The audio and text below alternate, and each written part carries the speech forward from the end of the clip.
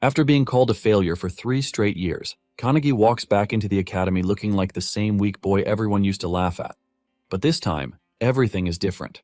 The moment the re-exam begins, he shocks the entire school. In the 100-meter sprint, he doesn't just win, he destroys the old record in an instant. Then in the long-distance run, he finishes so fast that no one can even believe what they're seeing. One by one, every test turns into the same nightmare for the other students. Push-ups, strength, endurance, Kanagi crushes every single record like they meant nothing. The same people who looked down on him can only stare in silence as the weakest student in the academy suddenly becomes a monster. But the biggest shock comes in the final test. When Kanagi finally releases his mana, the machine can't even handle it. It explodes on the spot, sending the entire school into chaos. But things used to be different. Kanagi was the only one who failed the passer exam. While the whole class celebrated passing, our MC Kanagi Minato felt an inexplicable emptiness. It was the third time he'd failed. He was the student who stayed behind to clean the classroom. That moment alone almost made him want to cry as he realized how useless he felt. One of his classmates told him that all the students had to go to the school entrance. The reason was a guy named Hizaki Kaiza, an A-rank hunter. He was a student at this school before becoming a famous hunter. He was there to film a documentary about how he was such a great student before becoming famous. But the truth the cameras didn't show was this. Hizaki Kaiza was a horrible dude and used to beat up Kanagi every day for no reason. Remembering that guy made our protagonist tremble. But what Hizaki Kaiza told the cameras was that Kanagi was a great friend and always helped him when they studied together, even with money, because Kanagi's family was poor. Those lies were only meant to make Hizaki Kaiza look even better on camera. And since Kanagi didn't have the guts, he simply agreed with Hizaki's words. As the reporters took photos, those memories burned in Kanagi's mind. He really didn't like this guy. After the filming wrapped up, our protagonist felt the emptiness of being weak, of not having the power to do anything. When he was younger, Kanagi loved reading books that told the stories of the legendary founders who saved the world. When the Tower of Malevolence appeared and almost destroyed humanity with the monsters that came out of it, incredible people emerged and saved the world. They were all amazing. One guy defeated 10,000 soldiers using a wooden stick. It could have easily been just a pencil. A mage so powerful she could cast spells without saying a single word. This was over a century ago, and now they are legends. When this mark appears on your body, you have the potential to be an awakened and become powerful and famous. But unfortunately, Kanagi failed the test 3 times. His dream was supposed to be over. However, before leaving, Hizaki Kaiza went back to his classmate and said he'd convinced the association to let Kanagi retake the test. He needed to go to the founder's sanctuary later to meet him. That left the protagonist confused. This guy was bad, but if he did this to improve his image even more, it didn't matter.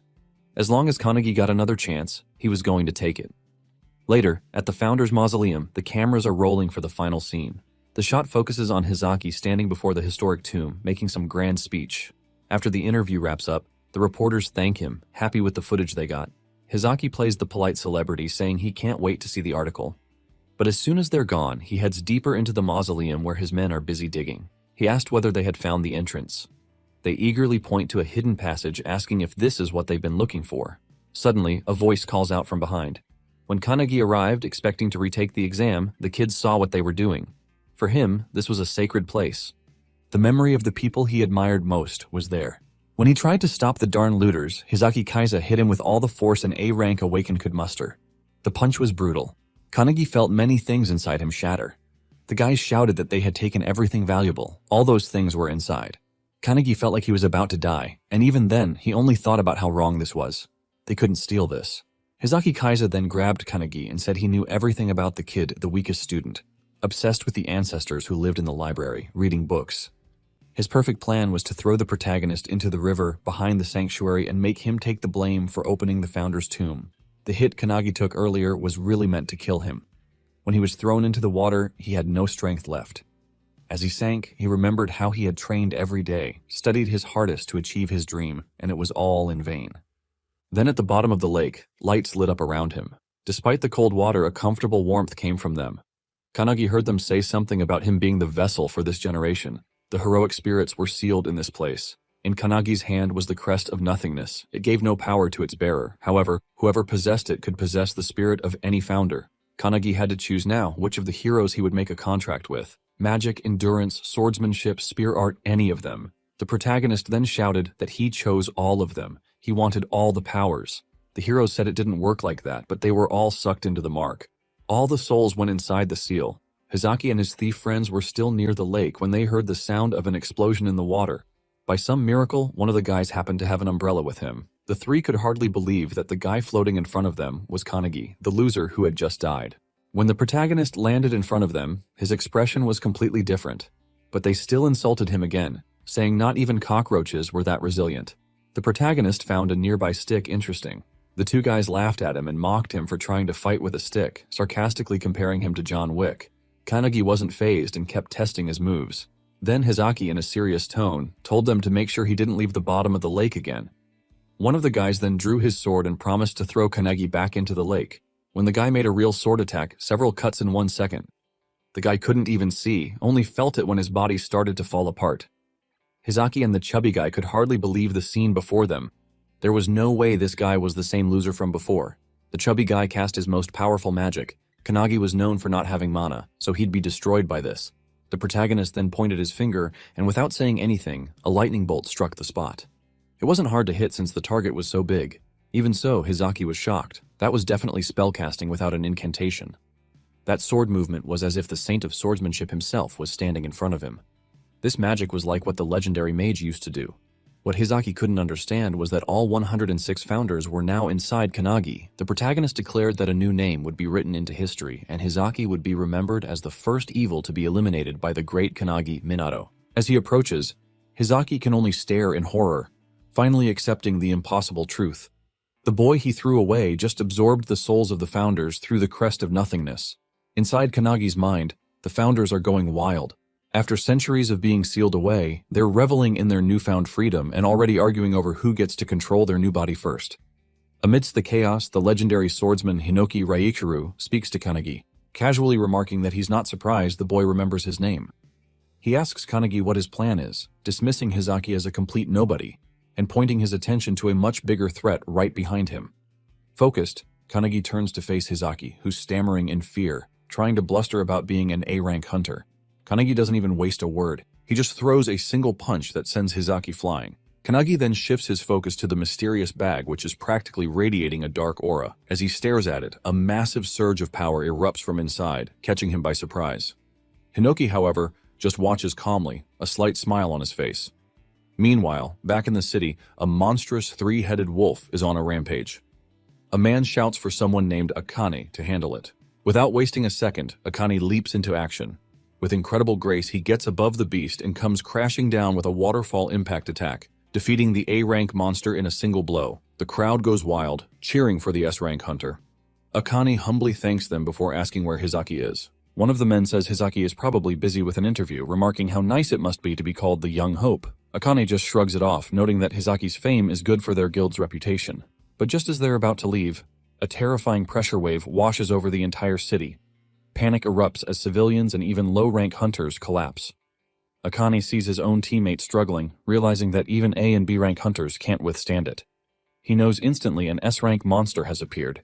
The immense pressure is coming from the Founder's Mausoleum.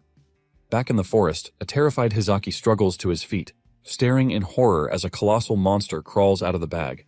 He stammers, asking if it was a demon or some sort of other creature. Kanagi explains that by stealing the relics, Hizaki broke the seal that was holding back one of the tower's original boss monsters. Inside Kanagi's mind, Hinoki analyzes the beast with an expert's eye. He recognizes it immediately as the embodiment of emptiness, a creature far beyond S-rank. According to him, its poisonous aura alone can kill thousands, and monsters like this were all too common back in his day. This is too much for Hizaki. He completely loses it and bolts. He is convinced that staying even one more second means certain death. But Kanagi understands a predator's instincts. He warns that running will only get him killed faster. But it's too late. The second Hizaki moves, the monster strikes with terrifying speed, shooting a massive tentacle right at him. He barely gets his sword up before the tentacle impales him, piercing straight through his chest. The same sword that once killed a dragon is completely useless against it now. The creature's tendrils spread across Hizaki's body, draining his life force as his screams echo through the forest. Kanagi, however, just watches, having known this was inevitable. As the former hero dies, Hinoki's spirit places a hand on Kanagi's shoulder. He proposed showing Kanagi his one-handed sword style, clearly making a bid for complete control of the body. Before Kanagi can even answer, the other founders intervene, grabbing Hinoki by the hair and accusing him of trying to hog their powerful new vessel. But it's Kanagi himself who stops the bickering. He lays down his own terms. No single founder gets control. His body is to be shared among all of them. He declares that one day he will surpass every single one of them and he'll prove his worth through strength. If they want to use his body, they'll have to show him what real power looks like. Stunned by his sheer audacity, Hinoki just grins and readies his blade. Seizing the moment, Hinoki takes the first step, merging his consciousness with Kanagi's and urging the others to follow. As Hinoki's spirit lifts his sword, Kanagi's body mirrors the movement, targeting the monster's limbs. Guided by one founder's expertise, the blade severs a massive arm in a single clean strike. The beast retaliates with a furious swing, but Kanagi's body, now infused with another founder's agility, dodges with inhuman speed. Power stacks on top of power as the spirits take turns, one granting him the strength to catch the creature's own tentacles and slam it violently into the ground. The monster is sent reeling as Kanagi snatches a bow, piercing its hide with arrows. He then unleashes a barrage of skills, whirlwinds, fire breath, ice attacks. As the beast tries a sneak attack from below, Kanagi's eyes flash yellow. The great wizard inside him takes over, zapping the creature with lightning. Then, with a final powerful leap, Kanagi soars above the monster. Hinoki takes control, grabs Hizaki's broken sword, and executes his signature one-handed technique, the Gyurutachi wave-cutting blade. The sword slices the demon clean in half, ending its rampage. As the two halves fall, a victorious smile finally spreads across Kanagi's face. Watching the entire battle from a nearby tree is a single raven. Elsewhere in the city, a man standing atop a skyscraper answers a call, shocked to hear the monster was defeated before he even got there. He asks if any strong hunters were on the scene, but the voice on the other end says their footage from the Raven shows it was an academy student who took it down. The man, Ichihara Midori, the world's strongest awakened, says he wants to meet this student. The next morning, Midori is sitting on a pile of monster corpses when he calls the academy's director. He tells him about the S-rank monster, clarifying that he wasn't the one who beat it. According to the Raven's footage, it was Kanagi Minato. Midori finds that hard to believe, especially since Kanagi is known for failing the hunter exam 3 years in a row. He then asks the director for a special favor. Back at the academy, the students are all talking about what happened. The terrifying aura from the day before left most of them paralyzed, and now they're all guessing who could have possibly defeated such a monster. Meanwhile, Kanagi stumbles through the campus, leaning on a stick, his whole body trembling. He overhears their chatter, amazed that the incident has already become the school's main topic of conversation. Suddenly, a guy bumps right into him, knocking him down and scoffing at the idea that a weakling like him could be the S-rank slayer. Kanagi knows the truth. He did beat the demon, but only by letting the founders use his body. Now he's paying the price. The recoil from their power is brutal. As he struggles to get up, a voice mocks him in his mind. It's Hinoki, reminding him of his bold promise to surpass them. With a challenging but encouraging tone, Hinoki pushes him to get it together. Kanagi remembers his vow and, ignoring the pain, forces himself back to his feet, quietly reaffirming his goal. Hinoki chuckles inside him, urging him to show some resolve. The spirit then scans the students nearby with a sigh of disappointment. The awakeners of this era seem no stronger than regular humans, a far cry from the warriors of his time. He muses that if the tower reappeared now, the world would be doomed. But his thoughts are cut short when he senses an incredibly powerful aura nearby. Kanagi feels Hinoki's sudden tension, but the spirit just brushes it off. Just then, a professor shouts for Kanagi to come over. Assuming it's about his expulsion letter, he approaches cautiously. After all, he's failed 3 times and there are no more chances. But to his utter shock, the professor tells him to head to the field for a re-examination. The news leaves Kanagi stunned. The other students crowd the windows, whispering excitedly. No one has ever been given a hunter re-examination before. On the field, Kanagi gets into a sprinter's stance. He's not fully recovered, but he's determined. The first test is a 100-meter sprint. The student who knocked him down earlier starts trash-talking again, calling him a failure. But as the test begins, everyone watches in stunned silence as Kanagi crosses the finish line in just 1.2 seconds, smashing the old record of 2.7. Next is the 30,000-meter run. He finishes in 1 minute and 17 seconds, obliterating the previous record. It's the same story for every other test. Push-ups, bench press, you name it. He doesn't just break the records, he more than doubles them. The students are left completely speechless. Kanagi himself wonders if the founders are secretly helping, but Hinoki assures him this is all him.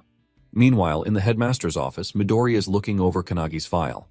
The headmaster admits that while Kanagi's new physical scores are unbelievable, the real issue has always been his magic. For 3 years, every single assessment has shown his mana levels to be 0, undetectable. It's the reason he was always considered a hopeless case.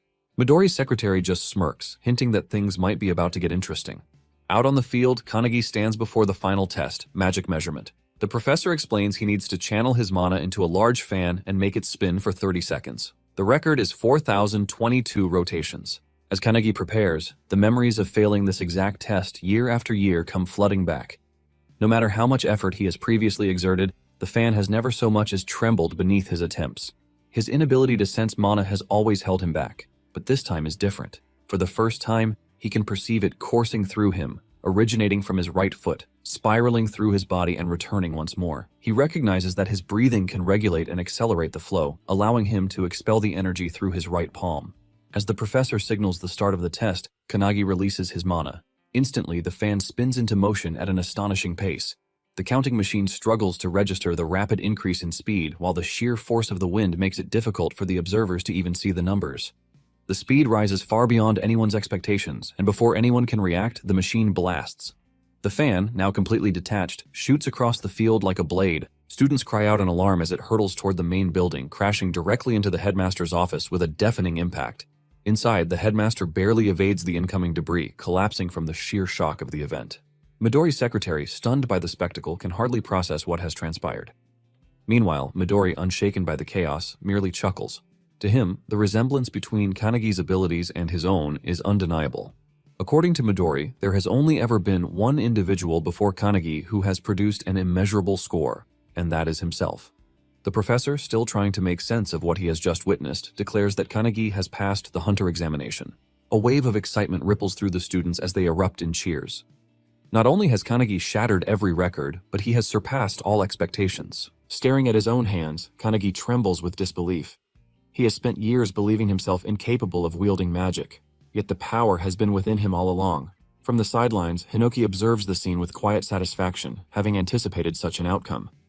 Meanwhile, Kanagi knows that everything has changed. By surrendering his body to the founders, he has unlocked the dormant potential that has been hidden within him all this time. Hinoki can't help but laugh, remarking internally that the one before him is far from ordinary. With the crest of nothingness marking his fate, it's as if he has been waiting for this very moment for over a century. Before he can dwell further on the thought, an overwhelming presence descends upon them, sending a shockwave through the air. Its sheer force leaves him momentarily speechless. His mind scrambles to make sense of the explosion, but Hinoki instantly recognizes the tremendous aura as it's the same one he had sensed earlier that morning. Standing before him, seemingly materializing from the very pressure itself, is the legendary Midori. Kanagi, seeing him, is shocked as he is the strongest hunter in existence. After landing, Midori addresses him directly. Midori acknowledges his achievements in the hunter examination, offering words of recognition, but Kanagi can barely utter a response. Midori then puts up a new challenge before him, which is an additional test. Midori wants Kanagi to land a single hit on him, the world's strongest hunter. Hearing that, Kanagi is left frozen in shock for a moment. Midori, 23 years old, a man who has earned the title of a full-fledged hunter at the mere age of 9, now stands before him. His feats are legendary, unmatched in all of history. He has turned thousands of demons to ashes in mere moments. His power is so overwhelming that even other hunters dare not stand against him. 10 years ago, he single-handedly eradicated the pandemonium outbreak, and 5 years prior, he subdued the outbreak of Kyushu. He is a living singularity. As Midori explains his challenge, Kanagi is left in disbelief. However, Hinoki is excited, urging Kanagi to surrender his body to him immediately. Midori then explains the conditions in the simplest terms. Kanagi had 1 minute to strike him. Whether he succeeded or failed, no consequences would follow. Midori himself would only attack once every 10 seconds, ensuring that the challenge remained fair. There was no need for hesitation, no need for doubt. Any skill, any weapon was at Kanagi's disposal. Meanwhile, Midori would refrain from using any of his own. To prove his sincerity, Midori summoned a vast arsenal of weapons, giving Kanagi the choice of anything he desired. The sight of so many legendary weapons appearing in an instant only added to the surreal nature of the challenge. Confusion clouded Kanagi's thoughts. Realizing that he was going to fight the famous Midori in a one-on-one fight, still unsure, he hesitated before finally asking if he was truly free to use any weapon. In response, Midori casually picked up a katana, his grip light but assured. With effortless ease, he sliced the blade clean in half, as if it were nothing more than a brittle twig. He states without the slightest hint of arrogance that his body surpassed the sharpness of any blade. Kanagi barely had time to process this display before Hinoki's impatience flared. Frustration seethed in his voice as he demanded to take over, unable to tolerate Midori's overwhelming confidence. His anger boiled over as he declared that such words from Midori were unforgivable. Kanagi could feel Hinoki's energy surging, his presence amplifying as though he was ready to unleash his full strength. It dawned on him in that moment that Midori's power was comparable to that of the founders themselves. Against that level of strength, he had no real chance of victory. Even so, once that realization settled in, there was no time to hesitate. Meanwhile, all the students gathered to watch the fight. Without warning, Midori initiated the countdown. A slight smile tugged at his lips as he signaled the start of the test. Kanagi grabs his sword and charges at Midori, determined to attack. Hinoki questions whether he intends to fight alone, insisting it isn't fair. But Kanagi ignores him and continues his assault. Despite knowing his efforts are futile, he believes that to become a legend, he must rely on his own strength rather than borrowing power from the founders. He swings his sword at Midori, but Midori effortlessly dodges with minimal movement. Even as Kanagi relentlessly attacks, he remains on his phone, casually asking which social media he uses and remarking that the incident will surely be recorded and go viral. The students watch in disbelief, astounded that Midori can dodge every strike without taking the fight seriously. Though Kanagi continues his relentless assault, one student notices something unusual about his movements. As they watch closely, Kanagi lifts his sword, feinting a vertical slash before instantly switching to a horizontal strike aimed at Midori's feet and throat. The execution is flawless, and Kanagi is amazed at how naturally his body moves. Realizing he isn't tiring, he wonders if this is the effect of lending himself to the founder's power.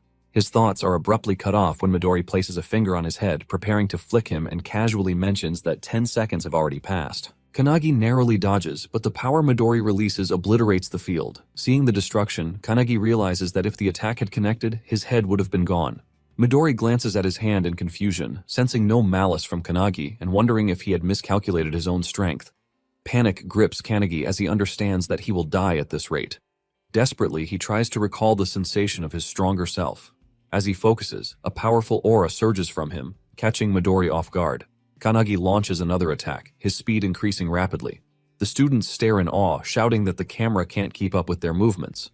Midori notices the shift in Kanagi's presence and wonders if there is a specific condition to activate this power or if Kanagi is deliberately keeping it a secret. Realizing another 10 seconds had passed, Midori decides to strike Kanagi lightly this time. He bends down, positioning his finger to flick again, but instead he hits Kanagi in the chest, sending him crashing hard into the wall.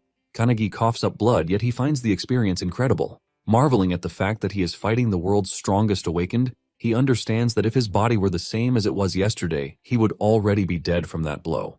This realization makes him smile, knowing it means he is growing stronger. However, he also acknowledges that his current skill is not enough to pass Midori's test. Determined, he chooses to push forward with brute force and charges at Midori once more. Suddenly, Midori appears beside him with unbelievable speed, causing Kanagi to stop in his tracks. Apologizing, Midori tells him he has seen enough. He then states that the 30 seconds are up before striking Kanagi at the nape, making him slowly lose consciousness. As Kanagi collapses, Midori observes that he is indeed a genius, but not on the same level as his comrades. In the end, Kanagi is unable to fully unleash the power Midori had sensed. Calling his secretary, he informs her that they should head back, expressing his disappointment in the outcome. Just then, Kanagi grabs his sword and Midori immediately senses an intense aura from behind him. Midori glances back and sees Kanagi's body radiating with power. Hinoki, now speaking through Kanagi, remarks that the stubborn brat is already asleep, allowing him to finally take over. Stepping forward, Hinoki suggests they extend their fight a little longer. Meanwhile, Kanagi's spirit, separated from his body, panics at the sight of Hinoki controlling it. Yet, Midori merely smiles, recognizing the presence he had sensed earlier. He wonders if this is an entirely different person or merely a skill at play. Regardless, he understands one thing. Kanagi is now a monster. Kanagi, under Hinoki's control, suddenly launches an attack, shouting at Midori not to space out. Midori notices immediately that his movements have changed. His speed and strength have reached another level. Suddenly, a sword nears Midori's face and he ducks just in time to avoid it. Kanagi swings again, forcing Midori to leap away to create distance. Still in shock, Midori watches as Kanagi swiftly positions his sword for another strike. He swings once more, but Midori bends down just in time, causing the attack to land on the building behind him instead. The students inside scramble in panic, realizing the danger. Midori notices that Kanagi's slashes have become unpredictable, yet he can still anticipate the flow of his movements. It reminds him of ancient swordsmanship, like a relentless torrent of water. Raising his palm, Midori laughs and remarks that such skill is necessary to defeat an S-rank like him. He then lifts his hand again, intending to put Kanagi to sleep once more, noting that only 40 seconds have passed. However, Kanagi suddenly moves forward at an incredible speed, swinging his sword and shouting that Midori won't be able to hit him. Midori swiftly jumps back to evade the attack, laughing as he acknowledges Kanagi's impressive skill. The students can hardly believe what they are witnessing as Midori is on the defensive. Kanagi shouts that Midori is boring and insists that he shouldn't hold back. He warns Midori that if he looks down on him, he will beat him up. Without hesitation, Kanagi leaps forward to attack, but Midori only laughs and responds with confirmation. With a swift kick, Midori sends a stone flying toward the weapons behind him. Instantly, the weapons float into the air. He jumps, catching Kanagi off guard and grabs one of the weapons hovering above them. Excitedly, Kanagi exclaims that Midori is finally going all out. They then engage in an intense mid-air battle, clashing foot against foot, stunning the students who watch in awe. They seize every weapon within reach, shattering them into pieces with their sheer strength. Meanwhile, inside Kanagi's body, the founders observe Hinoki unleashing his full power. They are impressed that Midori is able to keep up. Old Man Spirit suggests joining the fight, but another founder scolds him, calling him tactless. The Great Wizard, watching in silence, suddenly realizes that Kanagi has been studying Hinoki's movements, trying to learn from them. He notices Hinoki shifting his center of gravity as he pounces from below, but the sword in his hands shatters once again. Frustrated by the poor quality of the weapon, Hinoki feels a surge of anger. Midori, on the other hand, finds the battle exhilarating and fun. However, he soon realizes that there are no swords left and wonders if Kanagi will resort to firearms. With a taunting smirk, Midori shouts that only 10 seconds remain and teasingly asks what Hinoki plans to do now. Hinoki glances toward the building behind him before leaping toward it. He heads straight for the man who had pushed Kanagi earlier and snatches his sword. Just then, Midori jumps closer, launching his fist at Hinoki. The impact causes a loud explosion against the building. Fortunately, Hinoki dodges in time and reappears in front of Midori. They resume their mid-air clash, exchanging blows. Midori shouts that the fight is fun and suggests they continue a bit longer. Meanwhile, the students notice that the building is on the verge of collapsing. As the battle reaches the rooftop, Midori's secretary watches nonchalantly.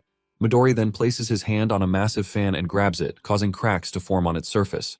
He retrieves the fan from the building and aims it at Hinoki. With a powerful throw, he sends it hurtling toward him. However, he is taken by surprise when Hinoki, wielding his one-handed sword, slashes through the fan-like dice with his dice-style sword art. The fan shatters into tiny fragments and Midori reacts with excitement, praising Hinoki's skill. However, Hinoki wastes no time and launches his sword at Midori. To his shock, the sword shatters upon impact. Midori raises his hand, aims at him, and calmly acknowledges that 60 seconds have passed before striking Hinoki with his palm, sending him crashing down. Hinoki curses under his breath, but before he can react, Kanagi suddenly leaps onto his back and pushes him back toward the other founders. As Midori's attack nears, Kanagi manages to deflect it aside with a gentle motion, successfully dodging the strike. The unexpected maneuver leaves both Hinoki and Midori stunned.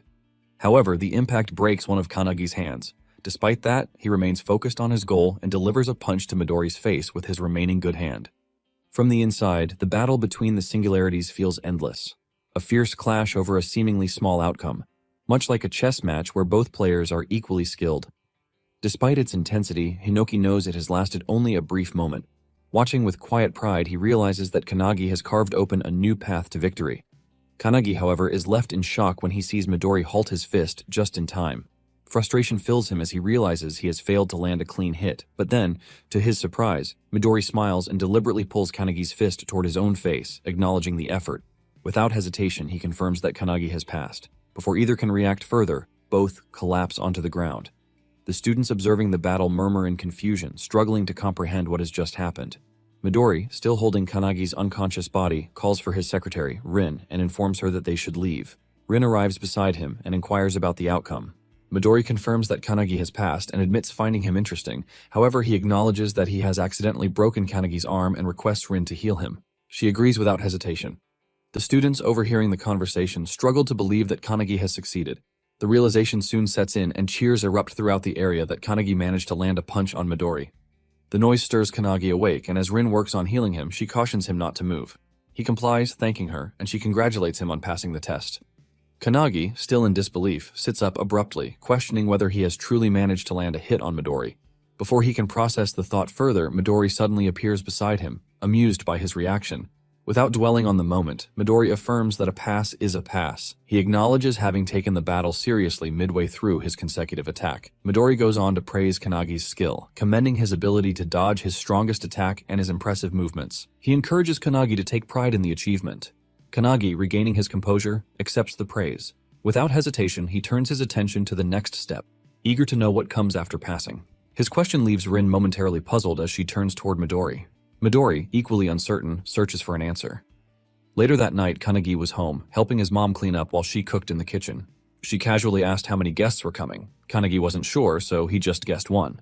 His mom then thought back on the day, saying it had been a really big deal. Not only had Kanagi passed the hunter's exam, but he'd also gotten Midori's attention. She told him she was confident in his abilities, believing he'd always been able to achieve anything just by trying hard. Kanagi listened quietly, appreciating what she said. But then his mom's face changed. She worried about such a famous person visiting their home, joking that people might mistake it for a doghouse. Kanagi, exasperated, quickly brushed off the idea. He insisted Midori wasn't the type to judge things like that. Once he finished his chores and helped his mom, he finally collapsed onto his bed. But his mind was still stuck on the day's events. His eyes went to the card Midori had given him, and he felt a wave of uncertainty. He wondered why Midori hadn't thought the situation through more carefully. His mind went back to the battlefield from earlier that day, remembering when Rin had taken Midori down and twisted his leg. He clearly remembered Midori's pained scream when Rin had confronted him. Right then, Midori had reminded Kanagi of something he'd said earlier, suggesting Kanagi had agreed to be one of his comrades if they won. Kanagi, confused, denied ever saying anything like that. Rin, getting more agitated, had tightened her grip on Midori's leg. Midori told Kanagi there were too many people watching and suggested he come to his home that night to talk about everything properly. He promised he'd explain the choices they had and reveal their real enemies. Kanagi wondered who these enemies could be. He knew the founders had already destroyed the tower and that current hunters were supposed to eliminate monsters that escaped the dimensional crack. He wondered if there was another reason, but soon drifted off to sleep. Suddenly, Hinoki's shouting jolted him awake. He saw Hinoki and the founders gathered in his room. Confused, he asked why they were there and what was wrong, but Hinoki just said they'd been discussing something and had just finished. Still puzzled, Kanagi instinctively covered himself and worriedly asked if they'd decided who would take his body. Before Hinoki could answer, the doorbell rang. Apologizing, Kanagi figured it was Midori and suggested they talk later. He walked to the door. It was dark and he felt uneasy. Then to his shock, he saw his mom collapsed on the floor. Panic hit him. He called out to her, rushing over, but stopped short when he noticed someone sitting in the kitchen. The stranger was just eating the food his mom had made, even complimenting it, all while ignoring the huge mess around him. With a mocking tone, the man told Kanagi he should discipline his mom. He even insisted that if Kanagi wanted to impress customers, they'd need to get better quality food. Kanagi immediately demanded to know who he was and what he'd done to his mom. The man didn't even flinch. He just yelled at Kanagi to watch his tone, then introduced himself as Haitani Goru, an S-rank hunter and a comrade of Midori. Haitani then ordered Kanagi to grab his luggage, saying they were moving to their base. Rage boiled in Kanagi. Without a second thought, he launched a punch at Haitani, but Haitani easily dodged and suddenly appeared behind him, asking if Kanagi was challenging him. Kanagi stayed silent, remembering his mom's words. She'd promised to raise him alone with pride after his dad passed away. He remembered the worn-out shoes she still insisted on wearing, always telling him to buy new sneakers instead. He also remembered her congratulating him earlier and promising to make his favorite tonkatsu for dinner. With new determination, Kanagi glared at Haitani and demanded to know what he'd done to his mom. Watching all this, Hinoki realized Haitani was an S-rank hunter from the previous era. Hinoki was annoyed by this guy, who he thought was just a ripoff of Midori, and decided it was time to act. The founders who'd seen Kanagi fight Midori now understood how they should treat him from now on. Haitani, amused, just taunted Kanagi, saying his angry expression was pretty cute. He raised his hand to slap Kanagi, but Kanagi stayed perfectly still, completely unfazed. As the strike came closer, Kanagi effortlessly caught Haitani's hand and with surprising ease just swung him around. The grandpa founder was stunned. He recognized that technique from their old battles against monsters. Suddenly, Haitani was hurled right out the window, crashing through the backyard wall, but Haitani landed on his feet before he even hit the ground. Haitani regained his stance and walked back, trying to figure out what just happened. He wondered if what he'd just seen was Aikido. He remembered Kanagi's fight with Midori that afternoon. He'd noticed Kanagi's huge aura and swordsmanship, but also a strange, peculiar power. Haitani acknowledges his resilience, saying he's tougher than Haitani. Kanagi's patience is running out, so he demands an answer. He pushes to tell him what he did to his mother, who's still inside, twisting in pain as poison spreads through her body. Haitani just laughs. He mockingly points out that Kanagi doesn't seem to know what's going on. Then with a grin, he finally tells him the truth. His mother was in the way, so he put her to sleep with poison. Haitani smirks, adding that if she is, she might only suffer minor side effects. He stays calm, saying he doesn't understand, which makes Haitani look at him confused. Then he asks why they'd hurt the family of someone who might become their comrade. Haitani only laughs at the word comrade. He suddenly appears behind him, ready to strike. He barely dodges Haitani's attack, but the relentless assault keeps coming. As he attacks, Haitani says he'll never be their comrade. He's just a puppet following their commands. Haitani taunts him, saying that once his loved ones become hostages, he'll have no choice but to give in. He calls him naive. Before he can even react, Haitani steps on his foot and slashes him, mockingly asking if he was right. He quickly backs away, feeling a burning sensation on his cheek. As he reaches up, he realizes the poison is already spreading. Haitani grins, lifting his fingers, which are now coated with sharp, poison-laced needles. He teases that it's already in his system. He then reveals that it lets him produce dozens of poisons from his body, which he calls phantom bugs poison, deadly vision. Haitani then complains about how inconvenient this mission is. He says that if he wanted to, he could release deadly toxic gas over a 5 kilometers radius, but doing that in the middle of the city isn't an option. He then states that the poison will kill him in a minute unless he agrees to join their organization. If he does, Haitani will give him the antidote, otherwise he'll die. He thinks about how deadly the toxin is, knowing it would be an inescapable death sentence for any normal person. Looking down at his hand, he calls out to Valentine, the god of medicine, asking if she's inside him. The founders look at Valentine, who seems both confused and surprised. He apologizes for calling her so suddenly, and asks if she can teach him how to neutralize the poison later. She stammers out an agreement. Irritated, Haitani throws another wave of poison at him, yelling and asking what kind of nonsense he's mumbling. He quickly dodges it, then explains that the Aikido move he'd used earlier came from Kuruhuma, the god of hands. The old man inside him is taken aback, realizing he's managed to copy his move just from seeing it once. Next, he calls on Hinoki, the 10,000 army slasher, Shimimur Calcus, the blue spear of destruction, and Margit, the heavenly bow. He says he studied and memorized all of them from the records. He tells Haitani that the founders Haitani used to look up to are now inside him. This leaves Haitani completely bewildered, but instead of being afraid, Haitani gets furious. He shouts that he'll show him what real pain is.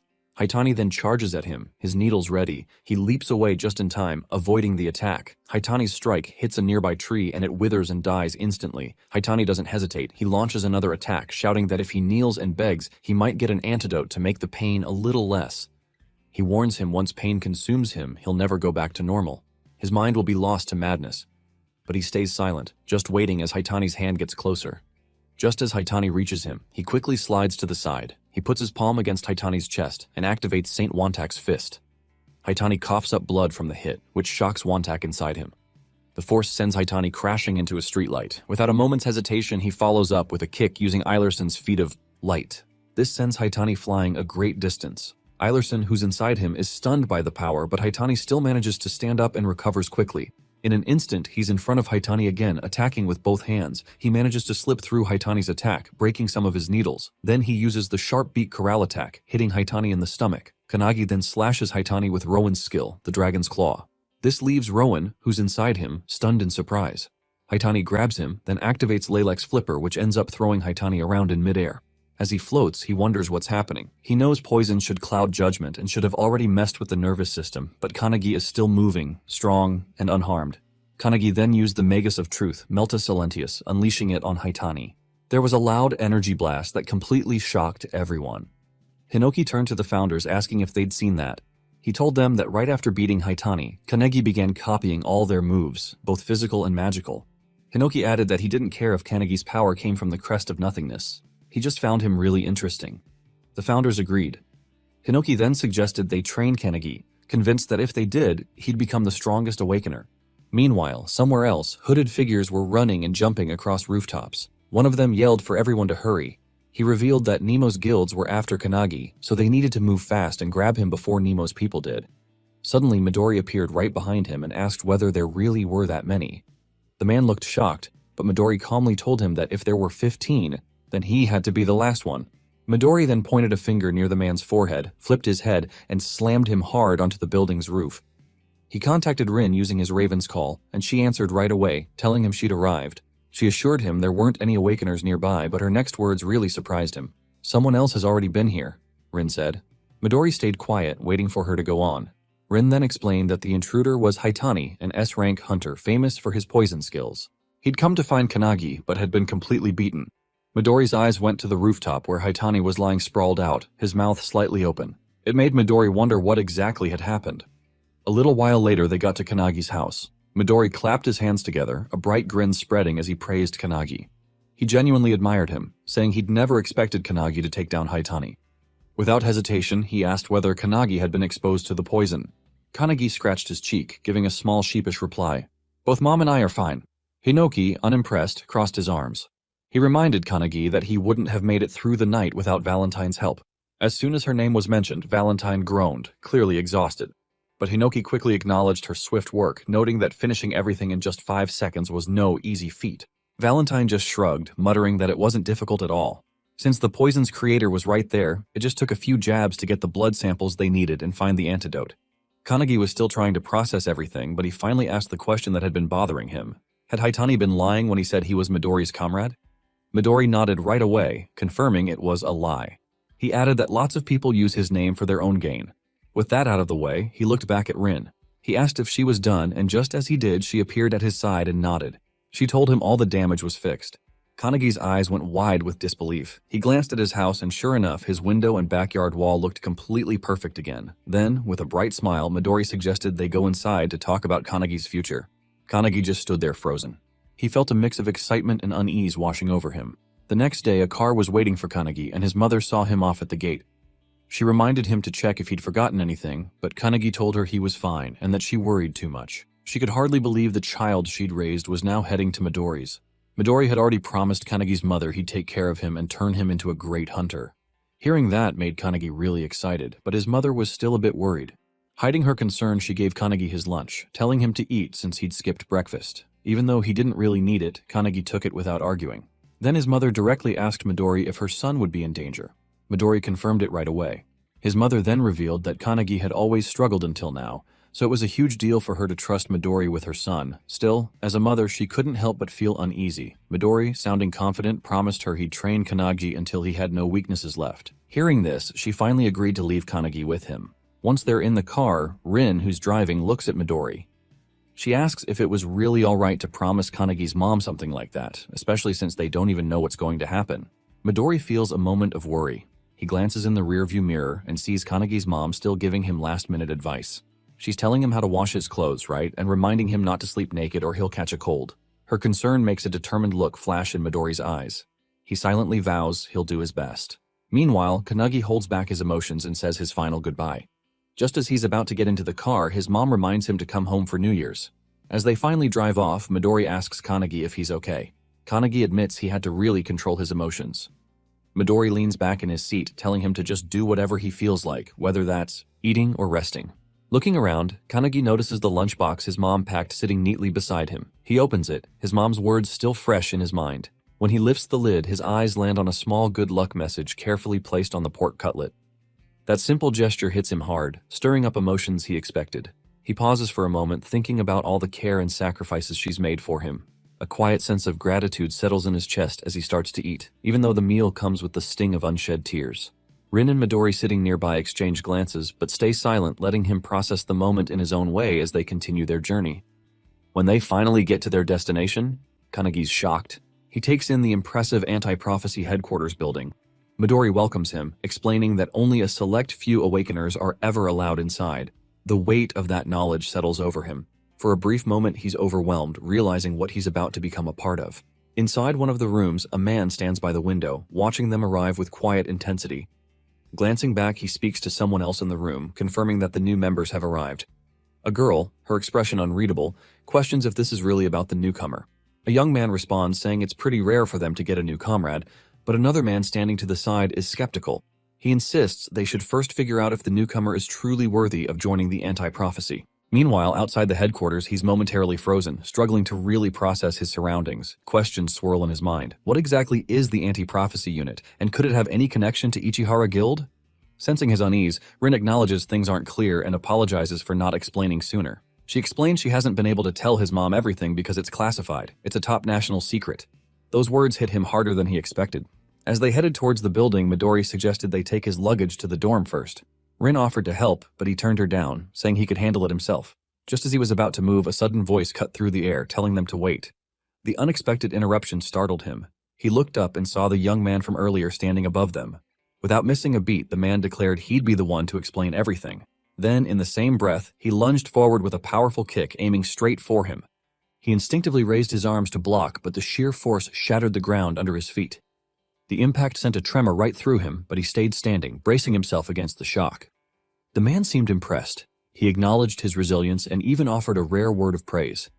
Intrigued, he paused for a moment before asking who he was. Without missing a beat, the man stepped back, landing effortlessly on the ground. He then proudly introduced himself as Hanada Hikotaru, a member of the anti-prophecy unit, and his comrade. The revelation caught him by surprise, but there wasn't much time to hesitate. Hanada had been assigned to explain everything, and ready or not, the truth was about to unfold. Meanwhile, Midori seemed completely unfazed. He just asked Rin for some tea. Rin nodded and poured him a cup while the other two kept sparring. Midori watched them calmly, his gaze steady. He asked Hanada why they were fighting if they were comrades. Hanada, still unfazed, explained it served two purposes, introducing Kanagi to the anti-prophecy unit and testing his skills. The explanation stuck in Kanagi's mind, leaving him unsure what kind of test this actually was. Without warning, Hanada moved with swift precision, launching another kick at him. Kanagi reacted instantly, blocking the strike with both arms, his stance unshaken. Even in the middle of the fight, Hanada started explaining where the anti-prophecy unit came from. Kanagi listened, but he was skeptical. He doubted Hanada would really give a full explanation while they were still fighting. As the exchange continued, Hanada paused for a moment to ask for Kanagi's name before going on. Without hesitation, he introduced himself as Kanagi Minato. Midori, still leisurely sipping his tea, thought about how Kanagi had been tested again and again. First by the academy, then by him, and even by an S rank. Now he's facing another challenge. He turned to Rin, wondering aloud if Kanagi would always face these constant tests. Rin, looking calm, said it couldn't be helped. After all, Kanagi's been personally scouted.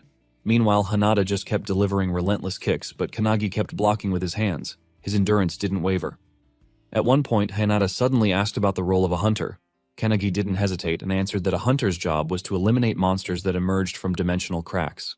Hanada gave him an approving thumbs up, confirming his answer was correct. He then compared a hunter's role to pest control, a simple but powerful analogy. Suddenly, Hanada dropped to the ground, changing the subject with a new question.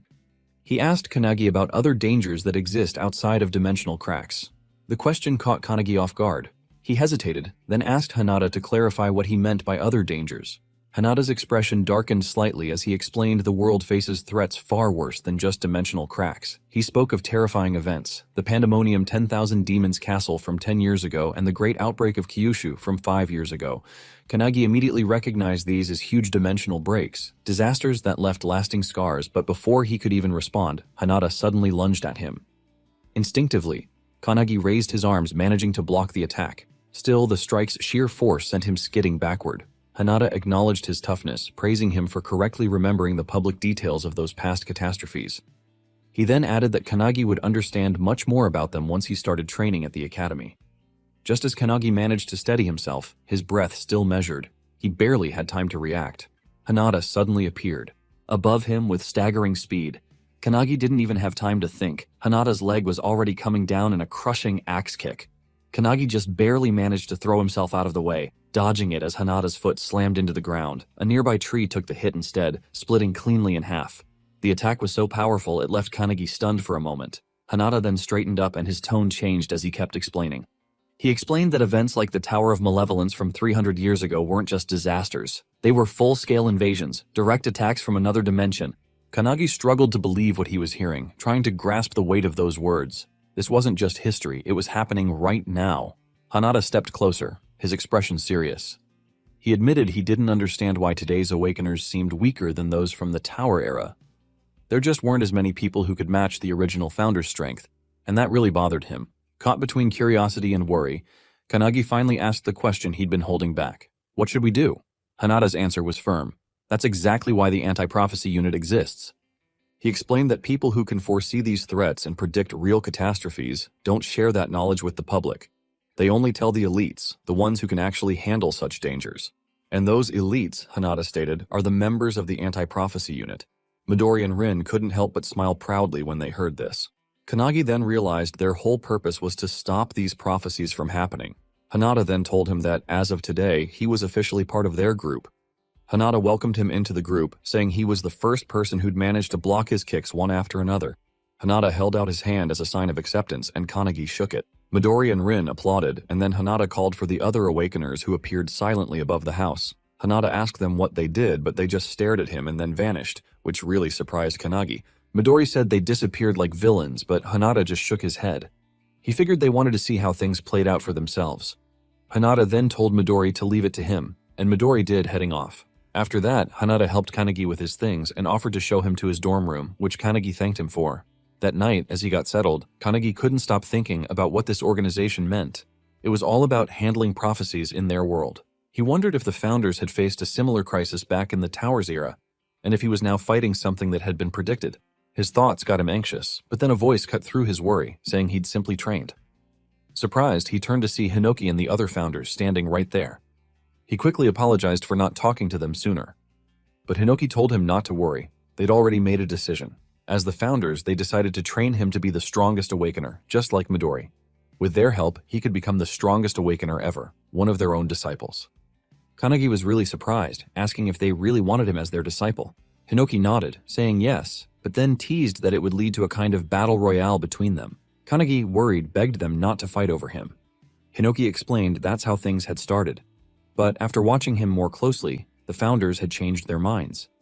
Instead of just using his body for their own benefit, they found training him much more interesting. Hinoki then told him that when Kanagi beat the poison user, he actually copied all their moves. He couldn't do them as well, of course, but he picked up the basics really fast. Hinoki asked if Kanagi understood how big of a deal this was, pointing out it was probably because of his crest of nothingness, but what really made him special was how fast he learned. Hinoki explained that this ability was actually stronger than any of the founders' own talents. As Hinoki spoke, Kanagi felt tears welling up in his eyes. He remembered his old trainers' disappointed faces, the ones who told him he seemed to have no talent. Until now, no one had ever expected anything from him. It all felt like a dream, especially since he'd been treated like trash and constantly bullied for failing the hunter's qualification test 3 times. He remembered his classmates' laughter, their mocking voices telling him to just give up. His name was often forgotten, lost in the crowd because no one cared enough to remember it. No one had faith in his future, and he was used to being overlooked. But now, 2 of the most renowned figures, Midori and Hinoki, were actually acknowledging him. He could hardly believe they were. It made him question if he even deserved this sudden happiness. He'd admired them from afar for ages, never once thinking they'd actually trust him. Hinoki noticed his reaction, came closer with a reassuring smile, and put a hand on his shoulder. He told him not to let his emotions take over. Then it was revealed their actual souls were inside him, especially when he slept. This presence meant he could access a space not limited by time or dimension. Knowing this, they laid out his rigorous training schedule. Every afternoon, he'd train with the anti-prophecy unit, and at night, in his dreams, he'd continue his lessons. Peaceful sleep was a thing of the past, but he'd already braced himself for the challenge. He accepted their guidance right away, determined to follow whatever they said. Night passed, and morning came. In the bathroom, Hanada was washing his face when he saw him walk in. They exchanged greetings, but he still looked really tired. He was clearly exhausted, and he admitted he hadn't adjusted to the grueling schedule yet. Hanada understood perfectly, remembering how he'd struggled himself when he first started at the dorm. But then, something unexpected caught Hanada's eye, a powerful aura coming from him. His curiosity was piqued. So, Hanada impulsively threw a swift kick. Yet, with an almost effortless move, he just lowered his head, spat out the water in his mouth, and walked away. He didn't even look back. He dismissed Hanada's silly stunt, saying he had no patience for that kind of thing so early in the morning and was going to the cafeteria first. Hanada was left in disbelief. He realized his attack was faster than yesterday, but it had been dodged so easily. Moments later in the cafeteria, Hanada spotted a good place to sit and walked over to a woman who was eating some fruit. He asked if she minded if they joined her, and she gave a short, curt approval. Hanada took the chance, sat across from her, and motioned for him to sit next to him. Then he recognized her. This was one of Hanada's comrades from yesterday, but she still seemed distant. She spoke to him formally, making it clear she didn't really want him there. Even so, he greeted her and introduced himself. Her indifference was immediate. She wasn't interested in learning his name, and she certainly didn't plan on remembering it. She even raised her fork, pointed it at him, and declared she'd only acknowledge his name when she deemed him worthy. Until then, training was the priority. He'd have to go with her on a mission to get rid of a prophecy. This prophecy went all the way back to 1945 when people found the first prophecy book buried deep in the Antarctic ice 3,000 m down. They called it the Book of Doom. Its writing was crude, almost like a child's scribbles, but it predicted a catastrophic future. It said that 80 years later, the world would face a devastating attack and a bunch of apocalyptic disasters. The words were so heavy that everyone took it seriously. Later, as they were driving, she asked him why he thought the world believed the book's grim predictions. He thought about it for a moment, then looked at her, still not sure what her name was. But before he could even ask, she told him there wasn't any need for introductions and just wanted his answer. He figured the prophecies had to be accurate, but she reacted right away. She scoffed at his answer, practically questioning his intelligence. She told him that if even one thing in the Book of Doom came true, the world would end. That revelation stunned him. As they kept talking, he turned to Hanada, wondering how many prophecies were actually recorded. Hanada guessed around 200, and that just left him speechless. He couldn't help but wonder if the world was already beyond saving. But Midori reassured him that they'd already prevented almost 180 of those prophecies, which totally amazed him. Still trying to wrap his head around it all, he went back to asking why the world believed in the book so much. The woman explained that an explorer named Bernard Russell found the Book of Doom. The moment Bernard opened it, the very first page greeted Bernard by name and displayed a precise timestamp. March 17, 1945, 11:35 a.m. on a sunny day. The exact moment he discovered it, that eerie accuracy left no room for doubt. Hours later, they got to their destination, Tokyo's Sumida Ward. An intermediate-level dimensional crack had opened up there. As they got closer, guards blocked their path, firmly saying the area was off-limits, but they just ignored the warnings, zipped past them with incredible speed, and left the guards momentarily stunned.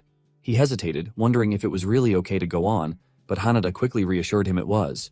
The woman then started explaining the big crisis they were dealing with. She explained that big problems like the Third World War, the dark side of the moon, an invasive pandemic, and the floating trees were all considered emergencies. Out of those, the pandemonium outbreak, which Midori managed to stop, was an especially bad one. Even though the Book of Doom is pretty well known, it's just one of many magic books scattered all over the world. The anti-prophecy unit's whole job is to gather information, analyze predictions, and act before things happen. She then went through the different threat levels they dealt with. A rank 3, for instance, meant one or more regions getting destroyed. A rank 2 was a national emergency, while a rank 1 affected the planet's environment as a whole. Then there was the special rank, reserved for when the world itself was going to be destroyed. He listened carefully, and as he realized how serious everything was, he grew alarmed. He urgently asked if these missions were now completely up to them. The woman didn't flinch. She confirmed that yes, those duties just came with being part of the anti-prophecy unit. Not long after, Akane and his team spotted them crossing the caution line and immediately confronted them. Akane, thinking they were just civilians, warned them to turn back, explaining how dangerous the area was. But she brushed off his concerns, stating that today's prophecy was a rank 3 event. The dimensional crack in front of them looked like an intermediate B rank, but it was actually a much bigger threat, A rank, level 3 disaster named the Yellow Journal. She was sure the crack would get bigger, and almost on cue, it started widening at an alarming rate. Akane turned, his eyes wide with horror as the fissure completely tore open. Then a wave of creatures started pouring out, each one more monstrous than the last. He sharply commanded his squad to get ready for battle, but the response was both immediate and brutal. The creatures overwhelmed his forces in moments, cutting them down with little resistance. Panic set in, and he cursed under his breath, realizing that even B and C rank hunters were struggling to hold their ground. Then his attention shifted to something even more dangerous. The immense pressure comes from a boss-level monster, watching the newcomers stride forward. Akane tried to intervene again, warning them to stay back, but before he could say anything more, the woman pressed her hand to the ground and cast a spell called Trismegistus. Instantly, spears shot up from below, impaling the creatures in a swift, merciless strike. Their bodies collapsed, lifeless as blood pulled around them. Hanada launched his own attack too. He burst forward with incredible speed, moving fluidly through the battlefield and knocking down every enemy in his path with precise, calculated moves. Akane watched the whole thing and was left speechless. He'd always thought he was pretty formidable as an S-rank hunter, but these people were clearly way beyond him. He just couldn't figure out who they were or where they'd come from. Then the woman turned to Akane and without a shred of doubt told him to fall back. As far as they were concerned, he was just a civilian in this situation. Akane's eyes dropped to her hand and he saw an emblem imprinted on her skin. Recognition flashed across his face. He realized they weren't here by chance. They were government operatives. Before he could even process what that meant, a massive hand shot out from the dimensional crack, ripping it open even wider. As the rift grew, a towering beast stepped through. It was Gilia Ulnir, a being way beyond S-rank, looming over them, its monstrous form giving off an overwhelming presence. Without a moment's hesitation, the woman lunged forward, getting ready to strike. Akane shouted, warning her not to be reckless, but she didn't listen. Together, they launched their attack, completely unfazed by the threat in front of them. Hanada quickly started hitting the beastman with a series of kicks, only to realize with shock that his attacks weren't doing anything. The creature's anti-physical armor made his strikes useless, forcing him to pull back just as it lunged toward the woman. Without hesitation, she started gathering energy in front of her, getting ready to counterattack. But before she could even react, Kanagi suddenly appeared between them. He stopped the Beastman's attack with just his bare hand. The impact made the Beastman explode in a burst of energy, stunning everyone for a moment. Once the dust settled, Hanada recognized the attack. It was a penetration shock. What really shocked him, though, was that Kanagi had taken down an S+ rank monster with one hit. It hit him that Kanagi's strength had grown a lot overnight. Even though the woman called out that such force wasn't necessary, he knew that when you're up against an enemy with high physical resistance, striking from within is the most effective way to go. He'd learned this from Wantak, the Fist Saint, who taught him the basics of penetration attacks just the night before.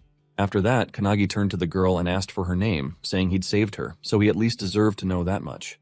She excitedly told him her name was Shinomiya Akane. There wasn't time to dwell on things. Hanada spun back to the battlefield, powering up to take on the new wave of monsters bursting from the crack. The woman wasn't fazed. She unleashed her own attack, drenching her enemies in liquid mercury, then igniting it into a powerful explosion with her Mercurius reject skill. Together, they pressed forward. Seeing how right Kanagi had been earlier, breaking their enemies from the inside was proving far more effective. She was determined to push on, so she signaled Hanada. Without hesitation, they both headed straight for the dimensional crack. Akane could only watch in disbelief from behind. He knew the world beyond that crack was entirely different, an unknown realm packed with unimaginable dangers. Going inside was pure madness. Before he could even react, they'd already rushed ahead, leaping through the crack without a second thought. Akane was left standing there, surrounded by the lifeless bodies of A-rank monsters. Then it hit him. These two weren't ordinary fighters at all. They had to be part of that rumored secret organization. The moment they stepped into the dimension, an overwhelming swarm of creatures was waiting for them. Akane quickly assessed the situation. She noted that the monsters were identical to the ones outside, then raised her hand. With perfect precision, she conjured a barrage of mercury spears, instantly impaling the creatures. Kanagi, still running, watched her technique and acknowledged her immense power. He finally understood why she was considered the strongest area of effect fighter within the anti-prophecy unit. After they defeated the other enemies, Akane now stood in front of a massive bear monster. Just as she was about to attack, though, Hanada leaped toward it first. The bear saw him and swung its claws, but Hanada dodged by, jumping onto the roof. He then followed up with a barrage of kicks all around the beast. Kanagi watched, amazed as Hanada moved so effortlessly, simply giggling. But then, to his shock, Kanagi suddenly rushed at the bear and unleashed a barrage of kicks just like Hanada had. He even asked Hanada if it looked similar to his own technique. Hanada was taken aback, but he couldn't help but smile in amazement. Once they defeated the monster, they ventured ahead. Akane noticed that the deeper they went, the fewer enemies they encountered. They finally reached a huge open space that looked just like an arena. Suddenly, they felt an aura all around them, and they knew something was coming. Suddenly, to their shock, a huge, enraged Minotaur warrior monster jumped right in front of them. It wasn't just any Minotaur, it was a boss-level one with a triple S-rank power level. Hanada and Kanagi were totally taken aback by how massive it was, but Akane just stood there nonchalantly, wondering if this was really the boss. Then, a bunch of spears shot out from the portal. Akane yelled at the others to hit it with their strongest attacks, saying she'd handle whatever came next. Hearing her, Hanada started channeling his energy while Kanagi just stood in the background, amazed by both of them. But deep down, he knew it probably wouldn't be enough to beat the beast. When Han heard him, he was surprised that Kanagi doubted their best attacks. Even though they were hitting it with a barrage of magic, the beast just swung its huge weapon. It created a crater in the ground and sent powerful shockwaves all over the arena. Once the dust settled, they were shocked. The beast was completely unharmed. Even after their powerful hits, the group got ready to fight again. As Kanagi got ready, he suddenly heard someone praising Akane's talent. He recognized the voice. It was Kilik, his founder's spirit. Kilik, who was an alchemist, worried that Akane, with all her purity, agility, and incredible strength, might just waste her talent by dying so young in this fight. Kilik said Akane had tried her best, but this Minotaur was just on a whole different level of power. She'd underestimated the monster's physical resistance, which was at a full 100%. Kanagi, getting more concerned, asked what he should do, but Kilik just laughed. Meanwhile, Hanada and Akane were really struggling against the beast. They realized they should have brought someone good at magic. As Akane glanced at Kanagi, she was taken aback by the strange energy coming off his body. Kanagi had given control of his body to Kilik, who then cast his powerful spell Mercurius right onto the beast's legs. The spell froze its lower body, completely stunning Akane. She was shocked, not just because Kanagi used the same kind of skill as her, but also because he used it in a way that totally immobilized the beast. Kilik, still, controlling Kanagi's body, looked at Akane seriously and called her a fool. He then scolded her for not being flexible enough with her expertise, telling her she still needed to learn how to control substances in 3 different forms to really become an alchemist. As Kilik spoke, he simultaneously filled the Minotaur's entire body with mercury.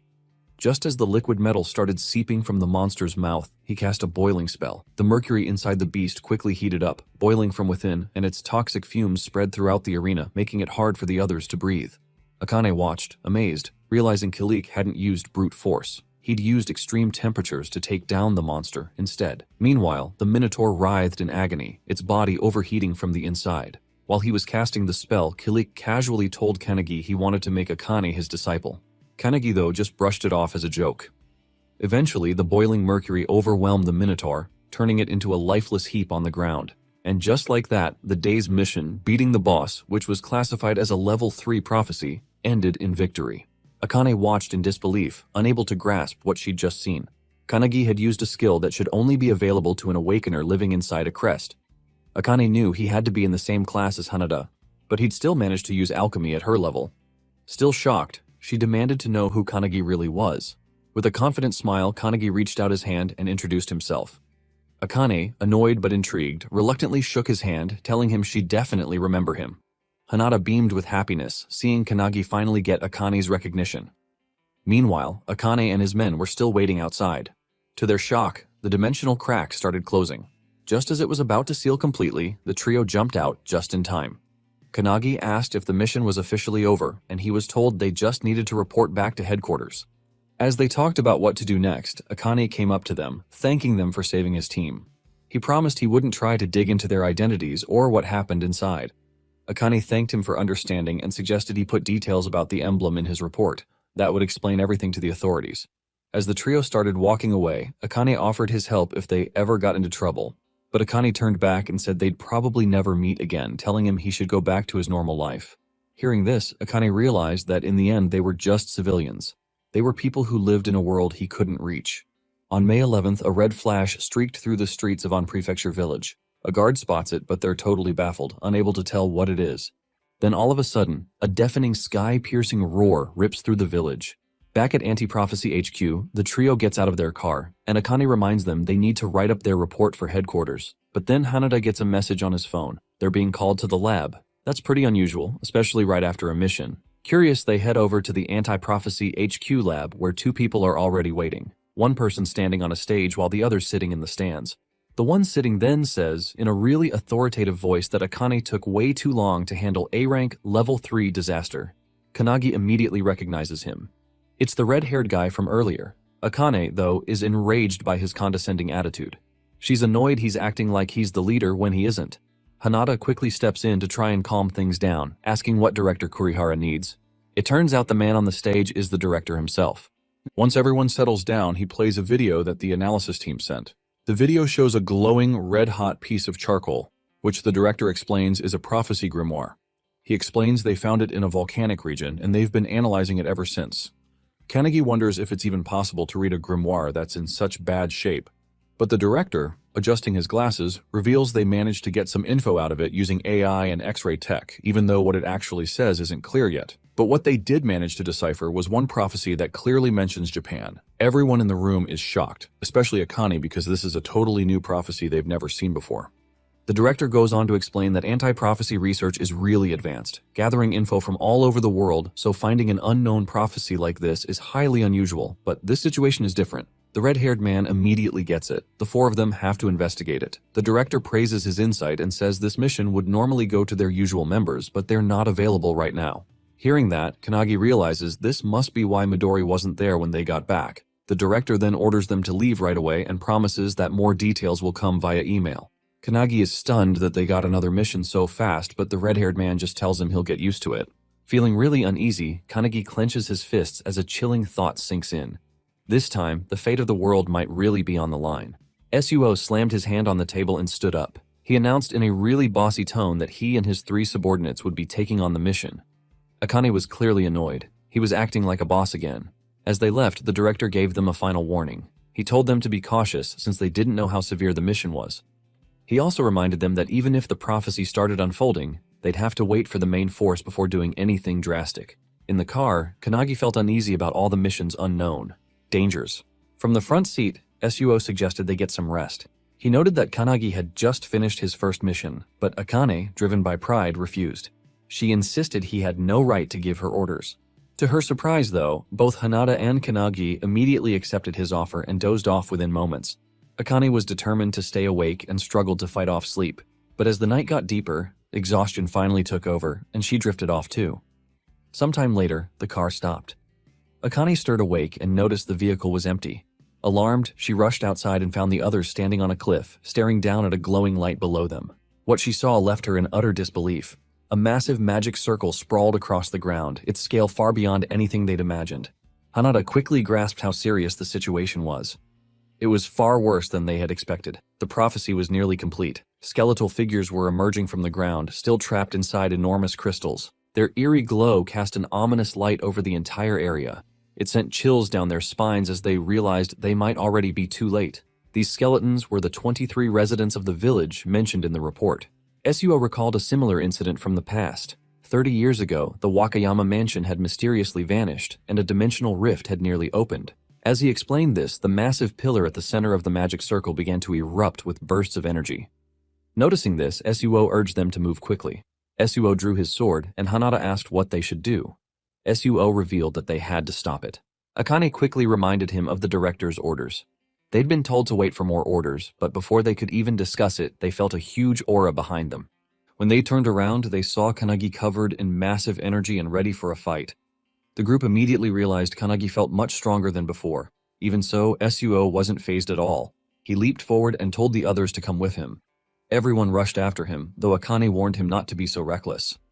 As they charged down toward the magic circle, Hinoki and the mage suddenly picked up a smell in the air. It felt eerily familiar, a scent they'd come across many times in their lives. Just then, the ground trembled violently, and with an explosive burst, a huge hand shot up from under the earth. Hinoki's eyes went wide in shock. He now knew exactly what they were smelling. It was the stench of a forbidden technique, the very prophecy written in the Book of Scorching Heat. Hinoki explained that long ago, during the peace period, an awakener named Bandu Shijima, who was the leader of the Dark Mangas, had committed genocide. The Onmyojis eventually killed him, but an entire village got caught up in the whole ordeal. Shijima had collected the blood of those fallen villagers and used it to draw a magic circle, making sure he'd be reincarnated 1,000 years later. His goal is to devour everyone and rule the world as a demon king. Before he died, he'd left behind a forbidden technique that showed how living beings would be sacrificed for his resurrection. Now, in the present, Shijima has been reincarnated as a boss whose rank no one knows. His mission is clear. His mission is to fulfill the prophecy of scorching heat. He looked down at his hands and scowled, realizing he'd been brought back with way less power than he'd expected. He wondered if there weren't enough sacrifices for the ritual. As he looked around, he noted with amusement that even after 1,000 years, the place hadn't changed at all. But his lips curved into a maniacal grin when he spotted the anti-prophecy unit coming closer. He just thought they were more sacrifices for him to take. Channeling his dark arts, he unleashed Plate of Yin, causing a huge explosion right under the charging anti-prophecy unit. Kanagi's alarmed when the blast hits Hinata and Akane, but they're fine once the dust clears. Then his expression darkens as he sees a dark magic circle appear under where they landed. It's the Death Realm, Dark Art. Hundreds of spirits come out of the circle, reaching with their ghostly hands to grab Hinata and Akane. They struggle, quickly realizing Shijima is much more skilled than they thought. As Shijima watches his spell work, he suddenly feels something behind him. It's Kanagi hitting him with a surprise attack. Shijima easily dodges, bending and sidestepping without any effort. He smirks, calling Kanagi an amateur, then casts Plate of Yin right under him. The blast goes off, but to Shijima's surprise, Kanagi is unharmed.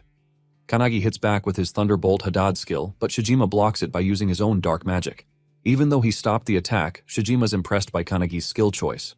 Out of the smoke, Suo walks up behind Shijima and uses the Chrysanthemum spell, sending a bunch of sharp knives flying at him. Shijima is surprised but easily dodges by jumping into the air. While he's up there, Suo uses another spell, showing he already knew Shijima wouldn't be taken down by such a weak skill. Suo slams his weapon down and uses the Autumn Thistle, making knives rain from the sky. But Shijima just smiles, calling it a rain of mere lights. He then morphs his hand into a spear hand, but Suo blocks it, and the recoil is significant. After that block, Shijima realizes Suo is probably the strongest one there. Kanagi, watching from the side, thinks Shijima's power is endless. He's totally different from any enemy they've fought before. Shijima himself feels even stronger than the founders. While Kanagi's thinking this over, he hears his friends calling him from behind. He turns and is shocked to see Akane and Hanada getting hit by black art skills. They manage to escape the attack and both start charging at Shijima, who's still fighting Suo. As he's fighting them, Shijima summons 3 skeleton demons to handle Akane and Hanada, who are still rushing him. Hanada sees a demon appear right in front of him and kicks it, but to his surprise it does absolutely nothing. These monsters' bodies are as tough as the minotaurs they fought before. While Shijima and Suo kept trading blow after blow, one of the skeleton demons stood right in front of Kanagi, blocking his way. Shijima even mocked Suo, telling him he wouldn't get any help from his friends. But right after Shijima said that, Suo slashed him straight on the shoulder and declared that he didn't need any help. Pointing at Shijima, he warned him to stay away because he relied only on his own ability. Shijima just wiped the blood from his wound and started yelling like a madman, screaming that he didn't need anyone either and would devour everyone. With that, he charged right at Suo, who barely managed to block the attack just inches from his body. As Suo struggled to hold off Shijima's relentless assault, he heard someone call his name from behind. It was Kanagi charging straight for Shijima. Shijima was stunned to see Kanagi, especially since he'd sent a demon to stop him. He quickly looked back and saw the others still fighting their demons, but the one he'd sent after Kanagi lay cut clean in half. While Shijima was trying to process all this, Kanagi landed a powerful punch right to his face, sending him skidding across the ground. Even Suo was impressed by the attack. Kanagi then suggested they fight together to beat Shijima. Suo was shocked for a second. Kanagi and Akane hadn't even beaten their own opponents yet, but this guy had, and now he was offering to help him. But Suo's pride got the best of him. He flat out rejected Kanagi's offer, declaring that he didn't need anyone's help and was more than enough to fight alone. Kanagi could hardly believe it. But before they could argue anymore, Shijima suddenly closed in. He unleashed his Magatsu's breath technique, and a powerful beam blasted straight at both of them. Suo managed to block it, but Kanagi was sent flying, his body hit hard by the devastating attack. He crashed into a tree and his vision started blurring as he began to black out. As he drifted into unconsciousness, he saw Hinoki and the mage's souls standing right in front of him. Hinoki told him he'd fainted, and that's why they'd summoned him into his own consciousness. Even though his body was bruised and battered and racked with pain, Kanagi tried to stand up, desperately asking them to send him back. He had to fight. But before they could even answer, a deep, authoritative voice echoed through the space, commanding him to step back from the battle. Meanwhile, outside, Suo was barely holding his own against Shijima's relentless attacks. Shijima smirked, even praising Suo for thinking just like him, believing they didn't need anyone else to fight their battles. With a sinister grin and that insatiable urge to devour everything, Shijima poured his power into his next attack. He struck down with such force that Suo's sword shattered in half. Even though Suo was stunned, he quickly summoned another blade and swung it at Shijima. But Shijima dodged it effortlessly, bending backward with an almost unnatural flexibility. Shijima clearly seemed to be enjoying himself more as Suo kept struggling. Meanwhile, back in the spiritual realm, Kanagi's spirit form watched the fight unfold. They knew Shijima was stronger than anyone else there. Hinoki told Kanagi this was way beyond what he could handle, and the mage added that Shijima's precision was terrifyingly high. If more humans had been living in that place, Shijima might have already become a demon king. She warned Kanagi that if Shijima took his life too, he'd get even stronger and wreak havoc on civilization. She even said their discovery of the grimoire was just a coincidence. Then, Hinoki stepped forward, asking Kanagi to lend them his body so they could deal with it. But to their complete shock, Kanagi flat out refused. He apologized, but firmly stated that this wasn't training but the real thing. He explained he had to overcome this obstacle himself, just like he'd have to in the future. Full of confidence and determination, he looked at them and asked if they agreed. The mage tried to argue, but Hinoki interrupted him with a laugh. He told Kanagi that he had already defeated them. Hinoki put a hand on Kanagi's shoulder, reminding him of his claim to surpass the founders. Then he urged Kanagi to go use everything he's learned and do things his way. This really boosted Kanagi's confidence. With a determined look, he faced the battlefield, asking the founders to watch over him. Without a moment's hesitation, he dashed toward the field where Shijima and Suo were still fighting hard.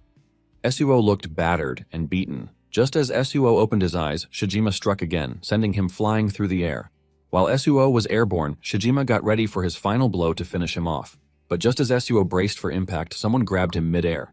Kanagi grabbed both Suo and his sword. While still mid-air with a swift move, he threw Suo toward the ground, safely out of the way of Shijima's incoming magic beam. Suo landed hard on the ground, and Shijima immediately turned his attention to Kanagi, who was still in the air. Shijima releases another Magatsu's breath right at him, but he's shocked. Kanagi is calmly using Hinoki's one-handed sword style. With sharp focus, Kanagi slashes right through Shijima's breath attack, cutting it cleanly in half. Then with precise control, he strikes Shijima's arm, cutting it clean off his body. Shijima is stunned, horrified, and speechless. He doesn't know what just happened. Shaking with fury, he yells about his identity. But Kanagi, looking completely determined, responds coldly that he's the one who will surpass the founders. The mage watching asks Hinoki if Kanagi will beat the Dark Magus. But Hinoki himself doesn't know yet. Still, Hinoki is certain Kanagi isn't foolish. He suspects Kanagi might have learned something new while sleeping in the car on their way here. A wide smile spreads across Hinoki's face, making him wonder if it's something even he doesn't understand. Suo is just as shocked, watching Kanagi move so efficiently and fluidly. Only moments ago, he'd refused Kanagi's help, but now, that very help is saving his life. Meanwhile, Kanagi keeps relentlessly slashing at Shijima, forcing Shijima to teleport backward. Shijima counters with his dark art skill, Pomegranate, sending a barrage of energy blasts toward Kanagi. Kanagi tries to dodge them, but he quickly realizes they're tracking him. Kanagi jumps around trying to get away, but the blasts just keep chasing him. Suddenly, he remembers one of the founder's skills. After shock, he slams his foot into the ground, raising a stone barrier in front of him to block the incoming attacks. Shijima is surprised by Kanagi's tactics, but quickly throws more blasts his way. Kanagi responds by using the shattered stone fragments to shield himself again. Then, seeing his chance, Kanagi combines two skills and flashes behind Shijima, but Shijima barely manages to dodge just in time. He counters immediately, unleashing his plate of Yin Blast and striking Kanagi. Kanagi takes the hit, but he absorbs most of the impact. Using an airborne rock as a springboard, he lunges at Shijima, remembering the lessons from the founders. Shijima dodges again, but the sheer variety of techniques Kanagi uses leaves him stunned. Even the founders watching from afar are just as shocked by Kanagi's quick growth and constant assault. But Shijima isn't done yet. With a dark glare, he activates his forbidden art, summoning a towering skeletal monstrosity by fusing skeletons together. This giant creature looms over everyone, giving off a powerful evil aura. Shijima smirks. "This is the end," he says. The giant skeleton swings its massive hand toward Kanagi, and the founders yell at him to run, but Kanagi just stands there motionless, staring at the attack coming his way. He's deep in thought, realizing he still doesn't have enough power to beat Shijima. Even if he gave it his all, he knows he needs something more, something beyond his current limits. Recalling the lessons from the mage and Hinoki, Kanagi remembers how to wield Shining Flame and Hinoki's one-handed sword technique. He recalls Hinoki teaching him the wave blade attack and various slashes. Drawing upon both teachings, Kanagi channels Shining Flame into his hand while infusing his sword with Hinoki's skill, transforming his weapon into a blazing blade. The mage and Hinoki watch in shock. Kanagi has just achieved the impossible. Holding his newly empowered weapon, Kanagi stands ready. The technique he has just executed is called Blazing Fire Cutting Blade. Without hesitation, he dashes at the skeletal beast, swinging his fiery sword as Shijima watches in utter disbelief. Remembering Hinoki's teachings about the blade and mage's magic arts, Kanagi desires more than just those two. With that determination, he manages to use the Blazing Fire Cutting Blade skill, engulfing his sword in flames. With a swift swing, he cleaves through the skeleton, splitting it from head to toe, while also slashing Shijima in half. Everyone is shocked by this feat, combining two magic skills in such a way. The alchemist founder is particularly amazed, calling Kanagi an irregular for his ability to switch and combine all kinds of skills.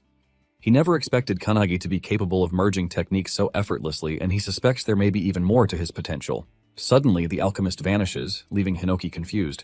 Mage, overhearing his words, agrees, realizing they may have underestimated Kanagi's abilities. She now feels a twinge of concern, wondering if it's wise to raise someone like him.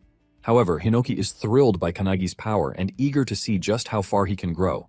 As Kanagi lands on the ground, exhausted, he is shocked to see Shijima, who had been cut in half, beginning to regenerate from his own blood.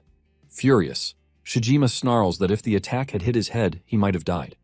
Channeling a dark energy, he forms a death ball, vowing to end things himself. But just as he speaks, Suo suddenly slashes his throat from behind. Shijima is decapitated, caught completely off guard. As his body collapses, Suo grabs Kanagi, who has fallen unconscious. As he watches Suo, Shijima recalls a distant memory. He carried his younger brother once in the same way. It had been a freezing night under a bridge with snow covering the ground. Shijima promised to get food for him in the morning. As he drifted off to sleep, they had heard the sounds of a grand parade above the bridge, others celebrating while they shivered in the cold, stomachs empty. This memory reminds Shijima why he chose solitude. Shijima had tried to manipulate him by preying on his loneliness, but now, looking at Kanagi, he realizes something. He is not truly alone, and even if he is, he can endure it. As he ponders this, the barrier around them begins to crack. Akane and Hanada rush in immediately, worried upon seeing Kanagi unconscious. Once they confirm he's only passed out, Hanada notices the barrier is collapsing from the inside. She warns that they need to act quickly. Hanada asks what would happen if the energy within the barrier explodes outward. Suo grips his sword tightly, revealing that if that happens, they will all be crushed to death. Their only option is to hit it with their strongest attack and try to deflect it. Though Suo says this with confidence, deep inside, he isn't sure if they are capable of it in their current state, but they have no choice. As they brace themselves, Kanagi, still unconscious, suddenly lifts his sword, channeling energy into it. Suo notices this in shock. Inside Kanagi's mind, Hinoki takes control, guiding his body. As the barrier explodes, everyone unleashes their full power while Hinoki executes his one-handed style, splitting cloud attack. Outside the barrier, a red-haired man rushes toward the scene, accompanied by two men. His subordinates warn him that the barrier is about to collapse. Suddenly, it bursts open.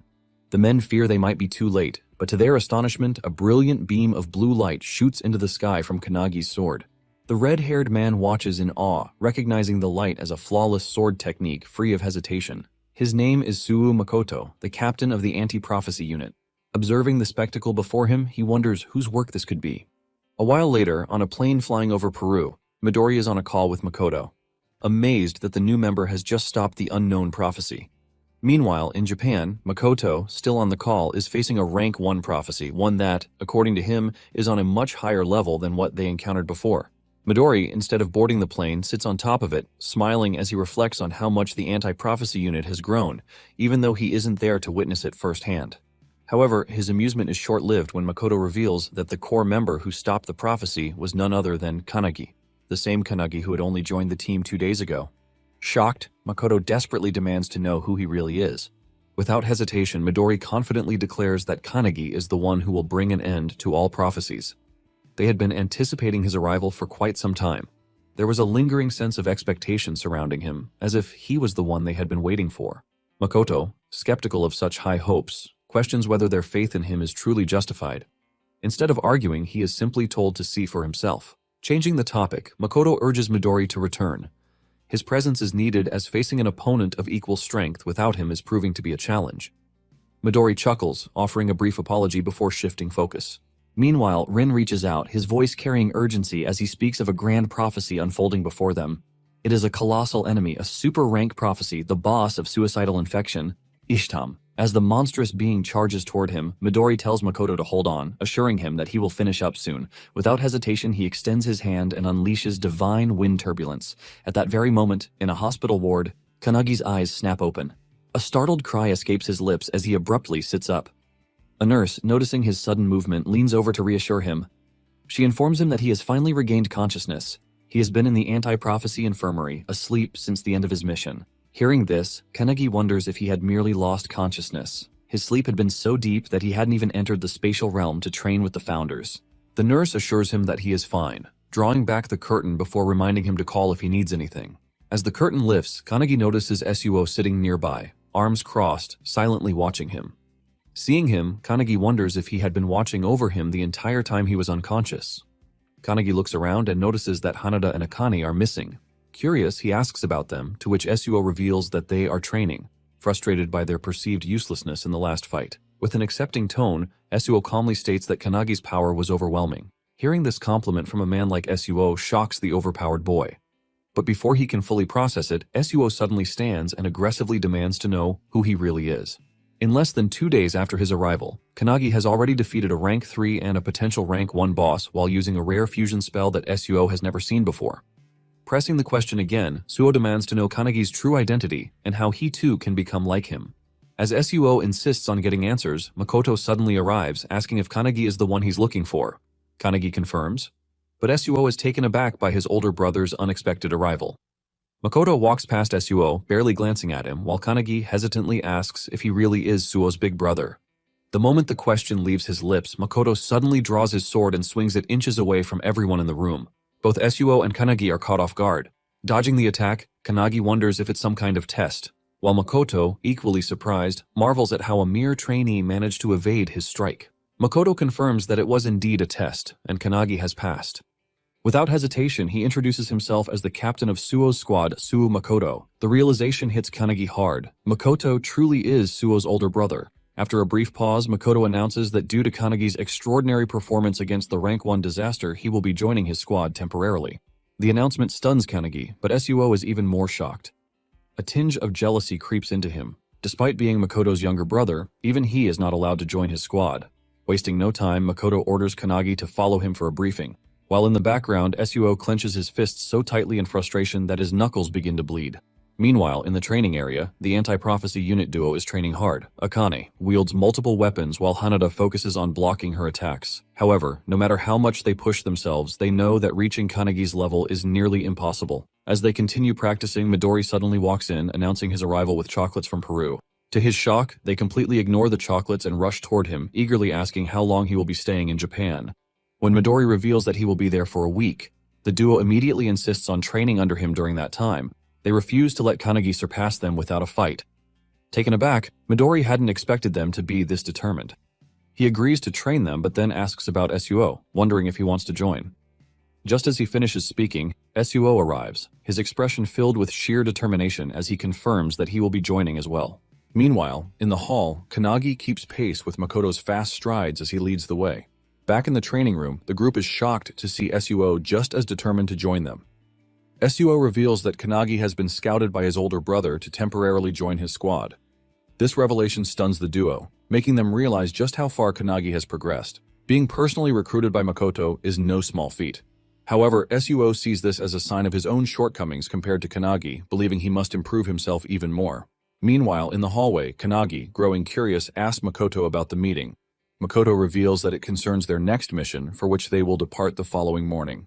As they walk, Makoto suddenly stops and asks if Kanagi is close to his younger brother. Recalling their last battle together, when Suo lent him his sword, Kanagi excitedly confirms that he is. Though Makoto acts indifferent, he secretly worries about his brother, but never shows it. This has led Suo to mistakenly believe that his brother hates him and doesn't care about him. The truth is, when Makoto visited them before, he didn't ignore Suo. He simply couldn't bear to look at his wounds. However, this misunderstanding made Suo believe his brother was disregarding him, fueling his determination to risk his life and grow stronger just to get Makoto's attention. On the other hand, Makoto doesn't want Suo to become stronger. He just wants him to be safe. This deep misunderstanding drives Suo's resolve to surpass Kanagi, believing that only then will his brother acknowledge him. One day, he hopes to defeat Makoto himself. Meanwhile, Kanagi, still curious, presses Makoto further, and Makoto finally admits that he truly does care about his little brother. Kanagi finds this heartwarming. Back in the training area, as Suo explains everything to the group, Akane finds it confusing. Even though Suo talks about surpassing his brother and proving himself, he still respects him deeply. Continuing her training with Hanada, Akane remarks that, in the end, Suo just wants his brother's attention. Hanada finds this touching, but Akane's words trigger something in Suo, making him enraged. Meanwhile, in the meeting, Kanagi learns about the 3 core rules of the squad. First, be swift. Second, maintain offensive pressure. Third, overcome weaknesses. Within the Counterforce division, Makoto's squad is considered the strongest in terms of combat ability. The squad operates with a minimum of 7 members, designed to be a small but elite force. Their primary targets are rank 1 and above level threats, aboard the helicopter. As Makoto's squad is escorted to their mission, a squad member named Koriyama Jakaru casually remarks that 90% of the team's power comes from their captain, while the rest are just extras. Since Kanagi is only a temporary member, he isn't expected to do much. However, while Jakaru is explaining this, Kanagi is distracted, busy on his phone. Jakaru points this out, prompting Kanagi to apologize, explaining that he needs to contact his friends. Jakaru, confused, asks what he means by contact. Kanagi is trying to contact the other members of the anti-prophecy group as the founders keep nagging him about it. While the group is training, they receive his message and reading it shocks everyone, especially Suo, who wonders what the hell Kanagi is thinking by sending it. They immediately show it to Midori, who discovers that the message contains 3 separate pieces of advice, each tailored for a different person. The detailed guidance on how to get stronger impresses Midori. With a smile, he extends his hand and asks if they will follow the advice or reject it. Seeing it as a challenge, everyone accepts, especially Suo, who is enraged that Kanagi has essentially salted their wounds. Back on the plane, Jakaru informs Kanagi that they have arrived at their destination. Wiping the window, Kanagi is amazed by the sight of a vast snowy mountain terrain with enormous crystal spikes jutting out of the ground. Their mission is to deal with a rank 1 prophecy, Frozen Earth. This disaster threatens to freeze the entire planet as the affected areas are expanding at an alarming rate. If left unchecked, the whole Earth could be consumed, ending all life. This phenomenon is occurring simultaneously in 17 different locations across multiple countries, many of them in urban areas, which only worsens the crisis. Vice Captain Kashi briefs the squad on the situation, stressing that they cannot afford any delays as reports indicate the freezing effect is spreading faster than anticipated. Leading the mission, Makoto orders the squad to jump from the helicopter's back hatch as it can no longer proceed safely. Before they jump, he reminds them that no human life should be harmed. To motivate everyone, he commands them to chant the 3 squad rules, and they all shout them in unison.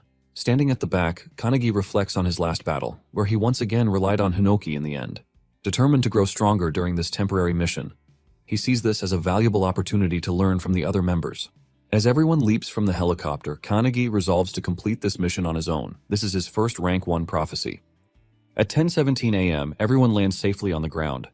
The air is freezing, and despite being an awakener, Jakaru catches a cold, questioning how the temperature is affecting him. Kashi explains that the cold is far worse than the reports indicated, which might be the reason. He also informs the squad that the area is vast and suggests setting up a camp midway. Hearing this, Makoto considers something, but keeps it to himself. Meanwhile, Kanagi asks Jakaru if the prophecy of frozen earth is recorded in any prophecy book. Jakaru denies it, revealing that the anti-prophecy unit predicted it using their unique skills. While many prophecies exist, this is the first time a member has successfully identified a rank 1 prophecy. This is why Makoto's squad was chosen for the mission, given its severity. Kanagi's question is answered, but Kashi notices that he seems slightly nervous.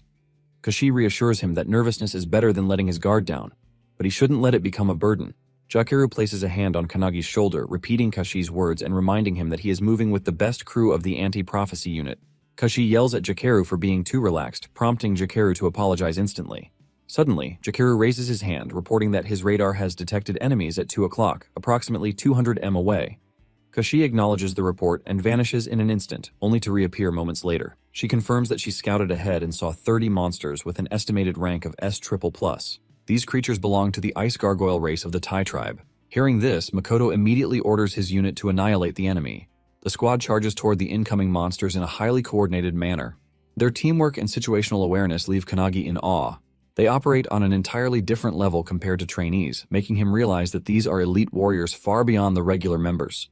Eager to join the fight, Kanagi asks for permission, which Makoto grants. Dismissing the enemies as nothing more than S++ rank. With permission secured, Kanagi launches forward and kicks a monster in the head. However, to his shock, the creature explodes, sending shards flying in all directions. Kashi, skillfully evading a flashy monster's attack, warns everyone that some extremely powerful monsters are mixed in with the rest. Meanwhile, Kanagi activates his fire-cutting blade and completely obliterates a monster with a fiery attack, sending it flying. Witnessing this, Jakaru is stunned that someone like Kanagi used a Fury Sword skill. Kashi is impressed, while Makoto, with just a few swings of his sword, effortlessly slices through the remaining monsters. He also takes note of Kanagi's fiery sword and realizes that the blue light beam he saw earlier must have come from it. With the monsters defeated, the squad sets up camp in the mountains and begins eating. During their meal, Kashi asks Jakaru what else he saw on his radar. Jakaru reports that there are no boss-level threats within a 10 kilometers range. Hearing this, Kashi sighs in relief, confirming that they can spend the night there. However, she soon wonders where Kanagi and the captain have gone. On the other side, Kanagi sits by his own campfire, attempting to fuse his spells together just as he did before. However, as he focuses on the process, the captain suddenly arrives from behind and calls him out for his enthusiasm about training. Caught off guard, Kanagi nearly jumps out of his skin as Makoto scared the hell out of him by approaching so silently.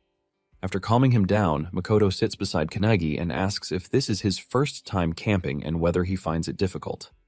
Kanagi enthusiastically claims that he's fine, but to his surprise, Makoto casually states that he just wants to go home and smoke. Kanagi is taken aback. He never expected someone like the captain to talk about smoking. However, to Kanagi's shock, Makoto then reveals that he's desperate to smoke his cat. Confused and alarmed, Kanagi misinterprets his words, thinking he's talking about drugs. He immediately questions the captain about his cat, to which Makoto, getting uncomfortably close, pulls out his phone and shows him a picture. Kanagi asks for the cat's name, and Makoto reveals it's Oribe. As Kanagi examines the picture, he notices the cat's ferocious gaze, but instead asks if Makoto really misses him. To his surprise, Makoto denies it, revealing that Oribe is a complete menace, always scratching his stuff, vomiting everywhere, and being an overall nightmare. Yet, despite all of that, Makoto admits that the cat is still adorable, just like his younger brother Suo. Kanagi finds it strange that Makoto is talking. this way, but he listens as the captain, in a hopeful voice, expresses his wish to one day talk with Suo the same way he's talking with Kanagi now. Kanagi, being an only child, admits he can't relate, but he offers a suggestion. Perhaps Makoto should treat Suo the same way he treats his cat. Hearing this, Makoto smiles and agrees. He then shows Kanagi some videos on his phone, shocking him with footage of the captain treating his cat like a baby. Amused, Makoto questions whether that kind of behavior is really okay. Then, with a soft expression, he looks at Kanagi and asks if they can practice together. In his mind, Kanagi doesn't really want to, but before he can answer, Kashi arrives searching for them. She requests that they return to camp, reminding them that they have to depart early the next morning. Makoto agrees without complaint. That night, however, Makoto and his crew remain unaware of a mysterious figure venturing into the snowy land. The person, casually dressed as if heading to the beach, moves deeper into the frozen terrain. When stopped, he claims to be on a mission to fulfill the prophecy of that place. Holding a small book in his hand, he declares it an important mission. He is a solo awakener heading toward the very same mountain as Makoto and his squad. At the camp, as Kanagi sleeps, he finds himself training in his dreams with the founders. Today's lesson is archery, meant to improve his concentration. He practices with a heavy bow under the guidance of Margit, who is instructing him. Noticing Kanagi sweating, Margit asks if it's painful to keep his focus steady. As they train, Hinoki loudly complains about why it isn't a sword training day, but the mage quickly silences him, reminding him that it was his turn the previous day. Despite the noise, Margit is impressed that Kanagi remains undisturbed, showing significant improvement in maintaining his concentration compared to their first session. Kanagi explains that he is currently on a mission with an amazing team, which motivates him to give his best. With his focus locked on the target, he releases the arrow, hitting the bullseye with perfect accuracy. Margit is amazed by the precision. While Kanagi drops to the ground, sighing in relief, Margit reminds him not to forget the feeling and calls it a day for training. Realizing that the session is over, Hinoki gets excited, immediately drawing his sword and ordering Kanagi to get up for sword training. However, just as they are about to start, Kanagi is suddenly awakened by his crew as it's time to continue their journey. Before setting off, Makoto briefs everyone, stating that today they will slay the boss tied to the prophecy. As they venture ahead, they encounter more monsters, this time a flock of bluebirds. As the squad charges toward them, the founders within Kanagi comment on how easy this mission should be, given the team's strength. However, the mage notices that one of the older founders appears uneasy, sensing that something is off about the fight. After a battle, the crew successfully clears the monsters, clearing their path forward. Makoto then orders Jakaru to scout ahead. Jakaru reports that approximately 2,000 m from their position, there is likely a major boss, and it is heading straight for them. He then delivers horrifying news that the monster will reach them in just 10 seconds. Within moments, a towering figure known as the unknown god Calmetus comes rushing toward them with a ferocious, maniacal expression. Her aura is completely different from any monster they have faced before. Makoto immediately orders his crew to engage, and they all flash toward the boss in perfect coordination. Jakaru uses his abilities to shackle the creature while Kashi slashes at it from all angles. However, to their shock, their attacks leave no visible damage. The boss remains completely unscathed despite their well-executed combo. Just as the boss is about to counterattack, it suddenly senses something approaching from above. It's Kanagi descending with a powerful sword strike. Remembering what Akane and Hinoki taught him about executing a vertical slash, he unleashes his strongest attack first, ready to strike with full force. Combining his power, Kanagi attacks with his blazing fire-cutting blade, sending a beam of fire toward the boss. However, to his shock, it has no effect. The boss immediately counters, swinging her own sword and sending Kanagi crashing into the ground. Hearing the powerful impact, Jakaru momentarily believes Kanagi has just died. However, Kanagi survives, having landed on an ice crystal that cushions his fall. Meanwhile, Kashi, still fighting, realizes why this boss is ranked number 1. She glances toward Makoto. It is now up to him to save them. Makoto draws his sword, and as he does, Jakaru instantly shackles Kanagi and lifts him out of the fight, claiming that if they interfere, they will only get in their captain's way. As they retreat, the boss swings at Makoto with all her might. The sheer force of the attack creates a powerful shockwave, making Kanagi worry for Makoto's safety. However, to his astonishment, Makoto stops the attack inches away from hitting him. The boss swings again, and once more Makoto blocks it effortlessly. Without hesitation, he counters with a devastating slash, severing one of the boss's arms. Watching this, Hinoki is beyond impressed, exclaiming that he wants to do the same. However, Kanagi, growing concerned, firmly refuses to let Hinoki take over his body. Meanwhile, standing before the wounded boss, Makoto calmly declares that he had wanted his crew to gain experience fighting a boss of this level, but now he will end it himself. Hearing this, his crew quickly deploys a barrier around them for protection. As soon as the barrier is up, Makoto channels his red dragon skill into his sword, unleashing blazing flames all around. He then combines it with crimson light, sending a massive inferno straight at the boss, which obliterates nearly half of her body. Kanagi, witnessing this, is utterly shocked. Makoto used a sword flame technique similar to his own, but it was far stronger. Without the protective barrier, they all might have been reduced to ashes. Kanagi quietly apologizes to the boss, saying it was his duty to protect the world. Then out of nowhere, he meows like a cat, causing an unbearable wave of second-hand embarrassment to wash over everyone. Observing the battle closely, Kanagi realizes that Makoto's technique is vastly different from Hinoki's. His skills are truly on another level. Amazed, Kanagi now deeply desires to learn from him. Meanwhile, Makoto delivers a final follow-up slash, cutting the boss completely in half. However, in an instant, a flash of light streaks through the battlefield. Makoto's arm is suddenly severed. In disbelief, he turns only to see a gaping hole in Jakuru's body. Kanagi frantically looks around, horror gripping him as he realizes what just happened. One by one, his comrades' bodies are being torn apart, blood spilling onto the ground. They are all dropping dead before his eyes. Kanagi, seeing Jakuru falling, rushes to help him, but with the last of his strength, Jakuru pushes him away. Stumbling backward, Kanagi watches in disbelief as the comrades he fought alongside just seconds ago are now collapsing before his eyes. Despite being on the brink of death, Jakuru is filled with regret. His radar failed to detect the incoming attack, leading to this devastating loss. As he falls, he apologizes to his captain and crashes onto the ground, hoping his team has at least seen where the attack came from.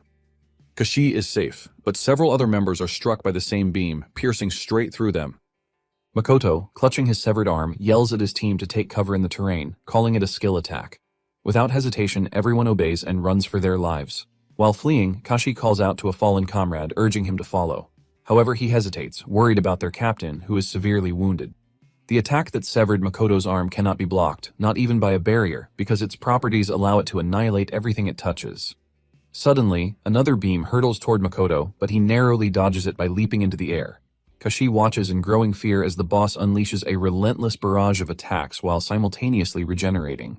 Realizing they must take down the boss in one decisive burst, she turns to Kanagi only to find him kneeling on the ground, frozen in shock. Kanagi stares at the remains of his fallen comrades, his voice barely above a whisper as he pleads with the founder, Valentine, asking if she can resurrect them. However, with an embarrassed expression, Valentine apologizes. She cannot bring back the dead. Kanagi falls silent for a moment, then takes a deep breath. He calls upon all the founders, admitting that while he wanted to handle everything himself this time, he now realizes he may need their help once again. Without hesitation, Hinoki steps forward and takes control of his body. Meanwhile, Makoto, analyzing the attack, realizes that it completely bypassed Jakuru's radar. Since Jakuru's radar can only detect threats within a 3 kilometers range, the attack must have originated from beyond that distance.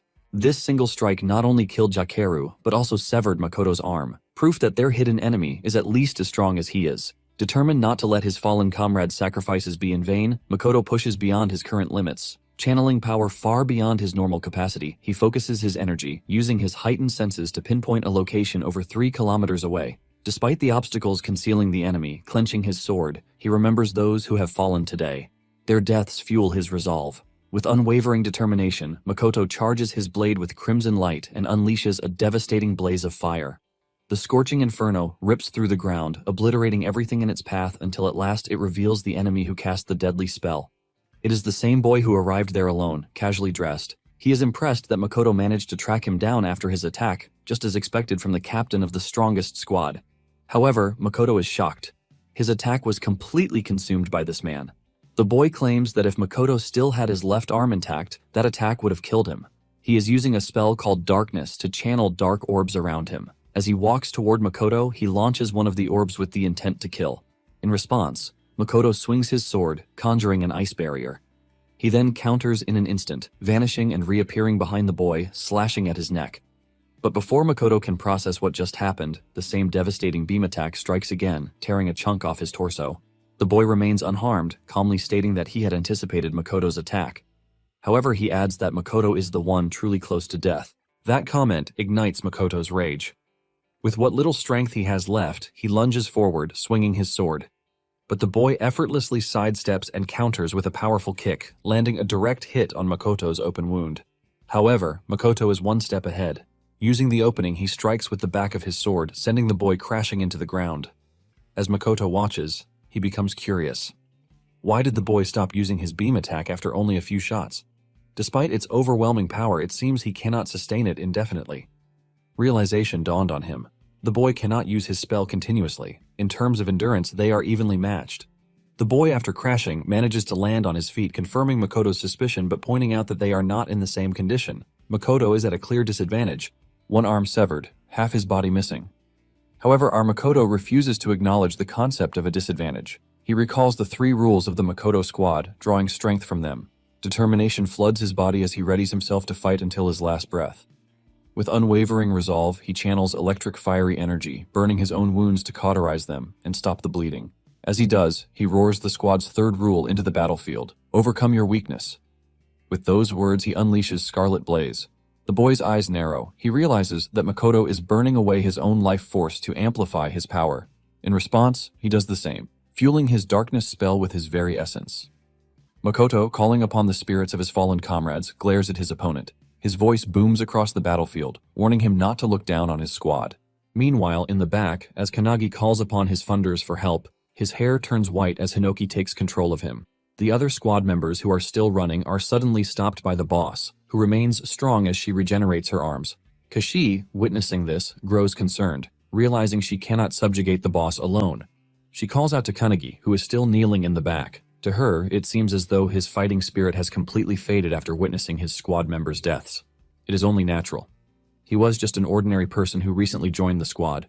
However, to her shock, Kanagi rises from the ground. In a blinding flash, he dashes forward and lands a devastating kick on the boss, sending her flying. On the other side of the battlefield, Makoto and his opponent continue their fierce exchange, trading blow after blow. Makoto, wielding only half of his sword, unleashes Scarlet Light. The opponent barely dodges by leaning to the side.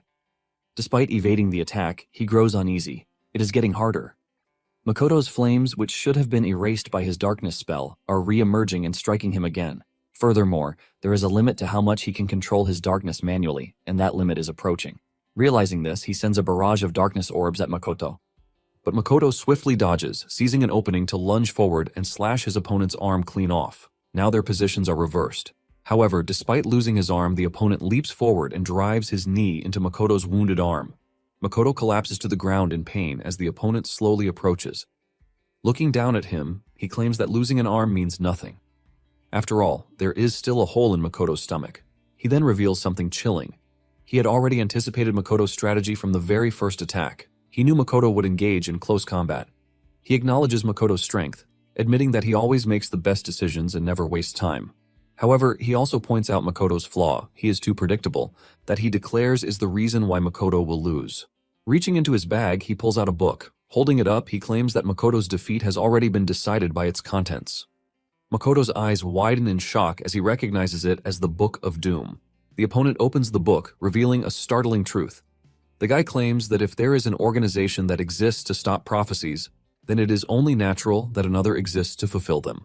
Makoto is stunned, as he never knew such an organization existed. The opponent then makes his final revelation that he is one of the 12 apostles of the apocalypse. He introduces himself as the 12th of darkness, the one destined to fulfill the prophecy.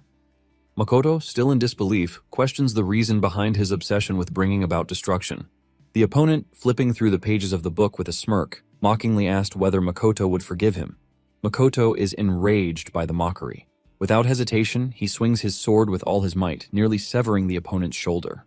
Makoto is confident that he can win this battle as his opponent appears to be out of mana and his body seems to be reaching its limit. Makoto channels the Red Dragon form, convinced that it will secure his victory. On the other hand, the guy with his shoulder nearly severed is still standing, declaring that this is Makoto's end. With that, he takes out a potion and drinks it, unleashing a flashy burst of light. The light blinds Makoto, and suddenly within that brilliance, a powerful fist strikes Makoto's face, sending him crashing to the ground. As the dust settles, Makoto is in disbelief, seeing that all the damage he inflicted on the guy has been healed, and his opponent is back to full strength. The guy claims that the potion he used is an artifact that allowed him to heal completely. With one arm, Makoto uses his Scarlet Light Blade again, sending a sword wave toward the guy. However, the guy disperses it with his darkness orbs and counters with a barrage of attacks. Makoto is left in shock as the artifact the guy used is supposed to be controlled by countries due to how overpowered it is, and no ordinary organization should be able to possess one. The guy kicks Makoto in his gut wound, sending him to the ground, where he takes his final breaths. Seeing Makoto beaten, the guy lets out a sigh of relief, believing he has finally defeated him. Meanwhile, Makoto, Remembering his childhood and his comrades, tries to reach for his sword. He also recalls Kanagi's words about treating his brother like his cat, which brings a smile to his bloodied face. With renewed determination, he picks up his sword, but as he is about to swing it, a dark beam hits him, completely severing the hand holding the sword. The guy with a confident tone bids Makoto his final goodbye. However, just as he's about to deliver the finishing blow, someone arrives, parting the crystal behind him. It's Kanagi, backed up by all the founders, ready to get their revenge on the guy who made their disciple cry. Makoto notices Kanagi's presence and is initially worried, but soon realizes that it's not just Kanagi. Something else is emanating from him. The guy also notices the abnormality in the aura radiating from Kanagi. The boy in front of him no longer appears as a vulnerable target, but as an existence that will fiercely defend itself. Growing worried, the guy warns Kanagi not to move, threatening to kill Makoto if he does. However, as he speaks, his arm is severed from his body in a flash. The guy is shocked, unable to comprehend how it happened so quickly. Meanwhile, Kanagi simply swings his sword from a distance, the force of the strike even dulling his blade. The founders notice this, surprised that the sword dulled after just one strike. The alchemist founder steps in, transmuting multiple weapons for Kanagi to use in the fight. With pure vengeance in his eyes, Kanagi orders every founder to unleash hell on the guy. Meanwhile, the guy completely regenerates his arm, which shocks Hinoki. The mage founder explains it as reversal, a skill she didn't expect a modern awakener to possess. She speculates that the artifact he used continuously heals his wounds until its effect wears off. As she speaks, Kanagi launches an arrow that strikes the guy directly in the head. The guy didn't see it coming, but he regenerates the wound instantly. Seeing this, one of the founders asks the mage how they can kill the guy. She reveals that they must kill him repeatedly until he eventually dies. The guy uses his darkness spell as Kanagi loads another arrow. When Kanagi releases the arrow, the darkness spell tries to intercept it, but the arrow pierces through, striking the guy in the chest and head. The archer founder mocks the guy, asking if he truly believed he could stop his arrows. The guy regenerates his wounds and counters with a darkness orb attack. Kanagi, using the founder's evasive powers, dodges the attack and flashes toward the guy, kicking him in the face. He then grabs the guy's hand and delivers a palm strike to his face. One of the founders notices that the guy can't use his annihilation beam attack if his vision is blocked by his own orbs, which works in their favor. Dodging the attack becomes easier because of this. Kanagi delivers a powerful blow to the guy's gut, sending him crashing to the ground. The founders wonder how many times they'll have to watch the same guy die and regenerate. Meanwhile, Kanagi walks over to Makoto, who, in his beaten state, asks if he is truly Kanagi.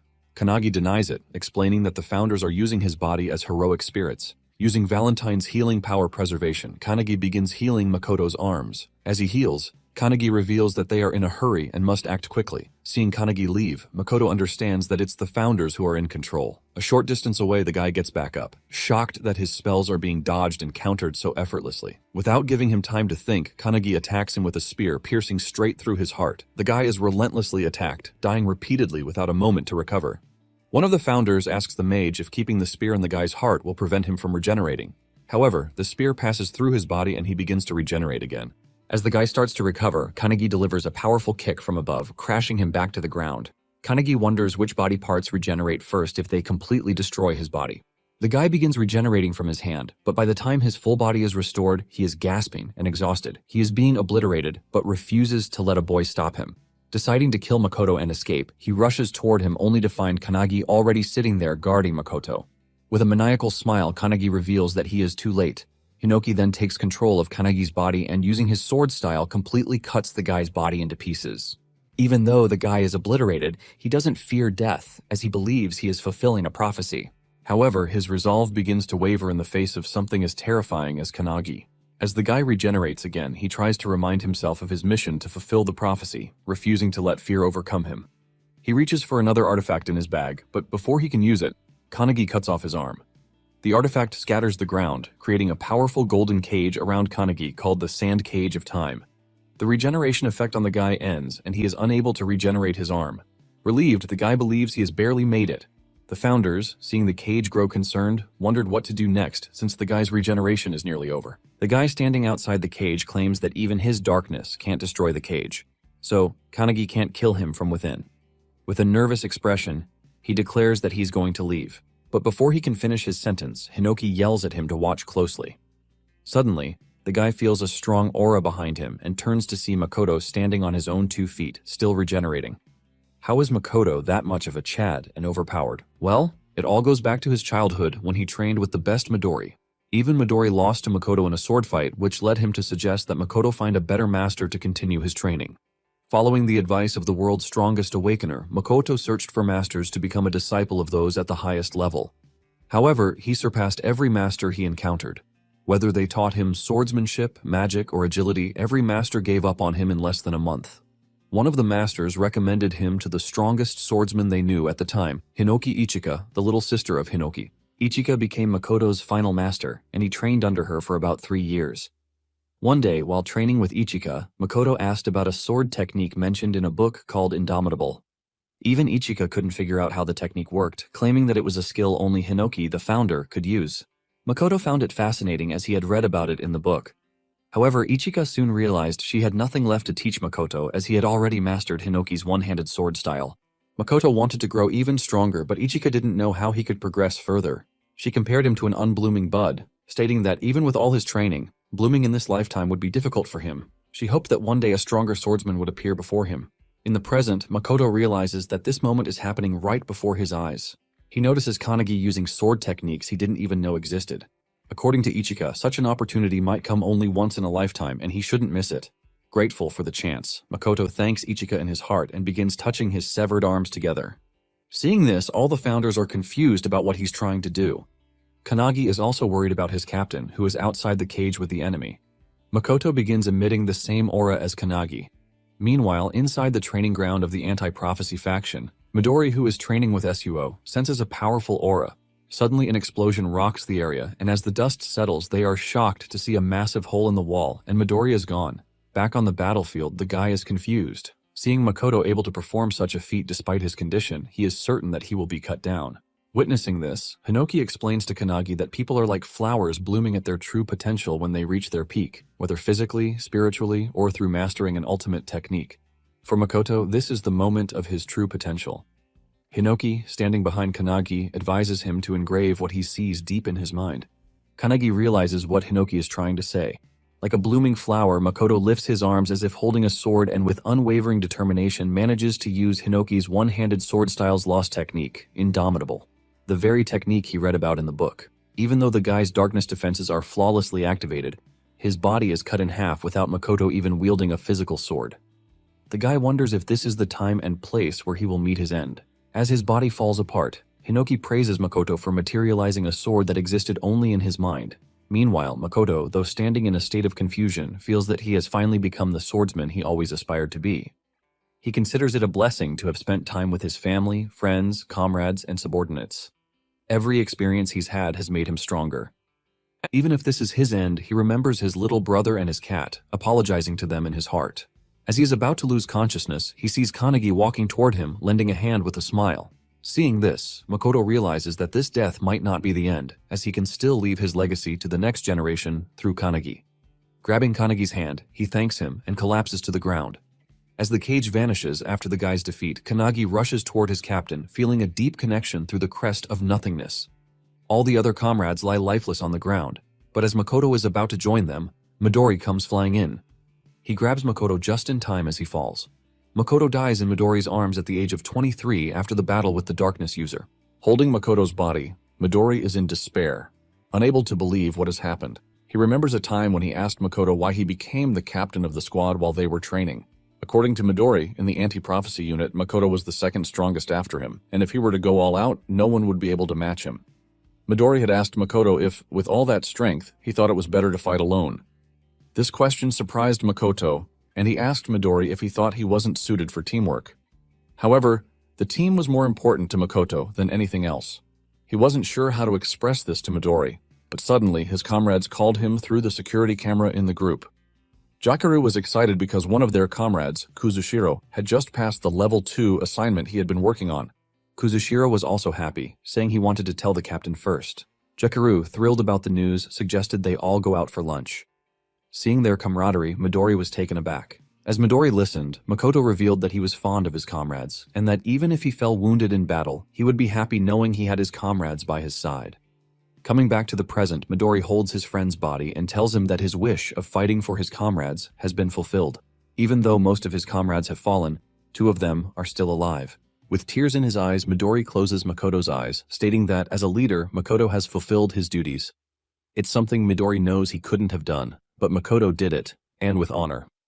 On the other hand, Kanagi is on the ground, while all the founders stand behind him. Darkness begins to cloud his consciousness, and the mage explains that it's likely due to Kanagi taking all the blame for the station's destruction and his perceived weakness. All of the founders have also experienced the loss of their comrades, friends, and families. Their hearts were broken as they watched their comrades depart. And in most cases, like Hinoki, they couldn't move on from their wounded hearts. Hinoki walks up to Kanagi, who is kneeling in despair. He calls out to him, but in a hopeless tone, Kanagi reveals that he doesn't want to fight anymore. His heart feels torn apart, and he believes that if he had let the founders fight from the beginning, no one would have died. He now understands that in his attempt to become strong for others, he ended up becoming merely a vessel for the founders. Hinoki, hearing Kanagi's words, tries to say something, but Kanagi is too overwhelmed by his thoughts. He feels the hand he shook with Makoto in his consciousness, burning like fire. Kanagi knows that Makoto entrusted him to carry forward his legacy. This brings tears to the founders' eyes. But what Kanagi says next shocks them. He declares that he now not only wants to surpass the founders, but to surpass them with every moment he has. Suddenly, a beam of bright light hits Kanagi as he declares his determination. From now on, he will not let anyone else die. 1 month later, in Nagono Prefecture at Mitake Mountain, Suo is practicing hand-to-hand combat with Kanagi. He sends blow after blow toward Kanagi, who dodges them all. Kanagi then counters with a penetration attack, which Suo blocks, but the attack creates a shockwave behind him. Kanagi is shocked that Suo redirected the force of his penetration spell so effortlessly. As he processes this, Suo counters, but Kanagi is ready and uses Aikido to swing Suo around. Suo tries to kick midair, but Kanagi blocks it and counters with a powerful kick of his own. Just as he's about to land the hit, a loud shout stops them both. It's Ichika. How did it all happen? Well, the annihilation of the squad has left a deep scar on the anti-prophecy unit. During the funeral of the fallen, everyone was in grief. But Suo stood frozen in front of his brother's picture the entire time. Later, as Kanagi was heading to his room, he saw Suo coming out of Makoto's room holding some books and a cat. Kanagi recognized the cat as an oribe, the one Makoto often talked about. Suo was shocked that Kanagi knew about his brother's cat, something even he hadn't been aware of. Before entering his brother's room, Suo didn't know about the cute cat, the books, the clothes, the food, or even the thoughts his brother had. He only discovered these things when he went through Makoto's belongings. Kanagi noticed that Suo had a bunch of diaries with him, which he planned to take. These diaries were left by Makoto so that his brother could read them in case he lost his life. All of Makoto's daily training and missions were recorded inside. However, Suo noticed something else. Every sentence in the diaries ended with Makoto worrying about Suo. He wrote about how Suo was doing, how the weather was cold, and even about Suo's achievements and life events. Reading this alone in his room, Suo broke down in tears, curling up on the floor as he realized that everything his brother wrote was about him. As Suo revealed all this to Kanagi, Kanagi also shared that Makoto always talked to him about Suo and his cat Oribe. Hearing this, Suo teared up, declaring that from now on, he wants to get stronger so his brother won't have to worry about him from heaven anymore. With that, they both went to Hinoki Ichika to train. At first, she was cautious of them until they revealed that Suo was Makoto's brother and that Makoto had fallen in battle. This shocked Ichika, but she kept her composure. In sync, both Suo and Kanagi requested her to train them to become stronger. Coming back to the present, Ichika is amazed at how much they've both improved, especially Suo, who has progressed remarkably. Kanagi asks about his own progress, to which Ichika responds with an annoyed sigh, claiming she has nothing left to teach Kanagi since he already knows everything. She jokes that it should be her asking him to teach her instead. She then kicks a stick toward both of them and with a maniac grin declares that she is the sword, challenging them to come at her. With that, they both charge at her. Suo strikes from the front while Kanagi attacks from above. As they fight, Kanagi is determined to get stronger and is confident that he will become the strongest awakener in the world. Meanwhile, in England, London, a man wearing a hat and coat walks down the night streets alone. As he turns a corner, someone recognizes him as one of the 12 apostles of the apocalypse, Quatre. Quatre also recognizes the person approaching him. It's Midori. Midori straight up demands that Quatre reveal the location of his base and comrades, warning him that if he says anything else, he will die. Hearing this, Quatre instantly summons his weapon, a strange heart-shaped pike, and challenges Midori to come at him. Suddenly, a burst of blood sprays from the alleyway, followed by Midori walking out unscathed. Outside, other members of the anti-prophecy group are waiting. Midori hands them the book, turns and leaves, stating that 7 people are left. They now have 5 books, meaning they've killed 5 members of the 12 apostles of the apocalypse, and Midori is now heading to the next target. Within the hunt for everlasting secrets, the anti-prophecy's top secret facility.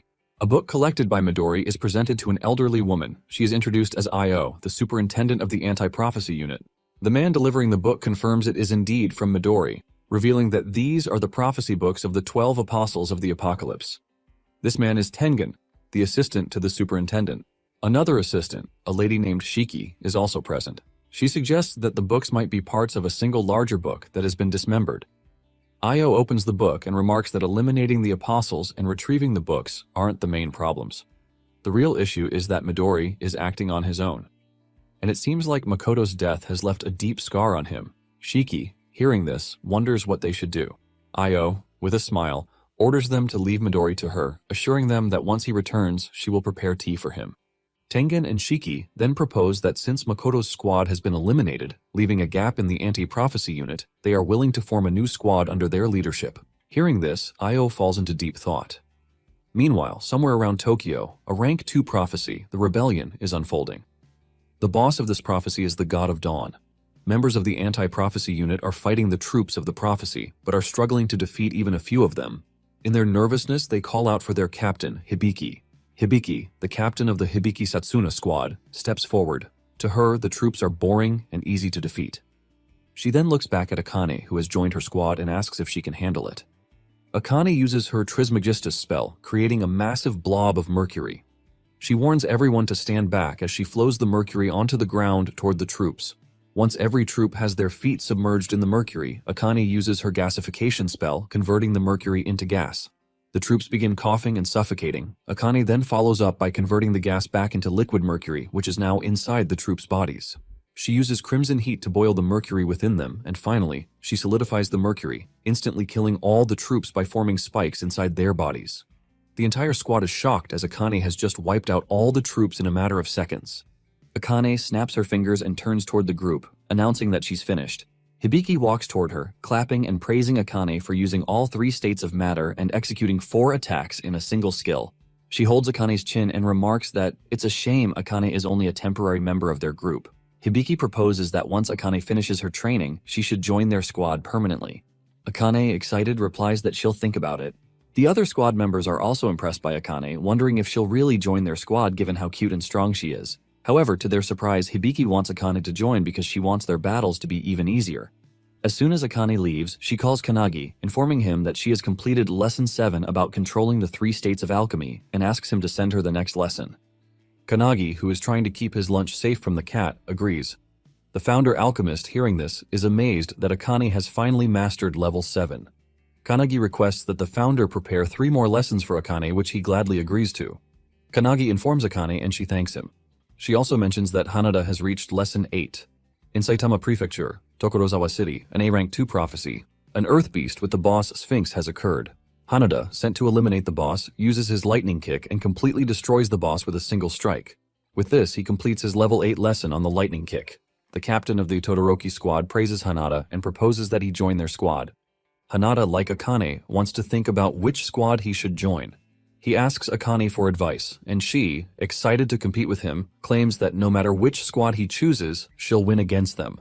Kanagi, who is on a joint call with them, is happy that they're both getting stronger and declares that he should get up and start training too. As Kanagi is talking, Suo gets annoyed that Oribi the cat always clings to Kanagi, and not him. He yaps about it, and as he tries to pull the cat away from Kanagi, Akane asks if they've heard the rumor about a new squad forming. Kanagi hasn't heard about it, so she explains that a new squad is being formed to fill the gap left by Makoto's squad. The captain of this new squad will be selected from the member with the highest achievements. Kanagi takes the news lightly, but Akane has something else on her mind. She reveals that the real question isn't who will become the captain, it's whether Kanagi wants to form his own squad. At first, Kanagi brushes it off as a joke, but then he freezes. Realizing the weight of what she's saying, Kanagi asks Akane why she said that. She reveals that there is a certain desire within the anti-prophecy, as there exists a force in the world capable of eliminating all prophecies. Kanagi is taken aback by this revelation, and Akane adds that she too desires such a force. She explains that everyone in the squad is searching for a strong-willed leader, and she believes Kanagi has the qualities to be a capable squad captain. Just then, Akane's squad captain calls for her, prompting her to excuse herself from Kanagi and say goodbye. This conversation leaves Kanagi deep in thought about the possibility of becoming a squad captain. Meanwhile, Ichika asks Suo about Kanagi, to which he reveals the discussion about him potentially becoming a captain. Ichika also believes that if Kanagi wants to, he could easily take on the role, and Suo agrees with her. Lost in thought, Kanagi seeks answers from the founders, who appear just as uncertain about what to advise him. Since they had all devoted their lives to following a master, they lack experience in leadership. The mage founder, realizing this, calls them useless teachers for being unable to guide Kanagi in this situation. Hinoki then turns to the founder of military strategy, Ryan, and asks for his opinion. Ryan, however, refuses to intervene, stating that it is not the right time as there is already someone qualified to guide Kanagi. Before Kanagi can process this, his thoughts are abruptly interrupted by a wooden spear striking the ground inches away from him. Looking up, he sees Ichika approaching, urging him not to waste his time overthinking and instead to continue his training. With a maniacal grin, she challenges him to use his flash step against her.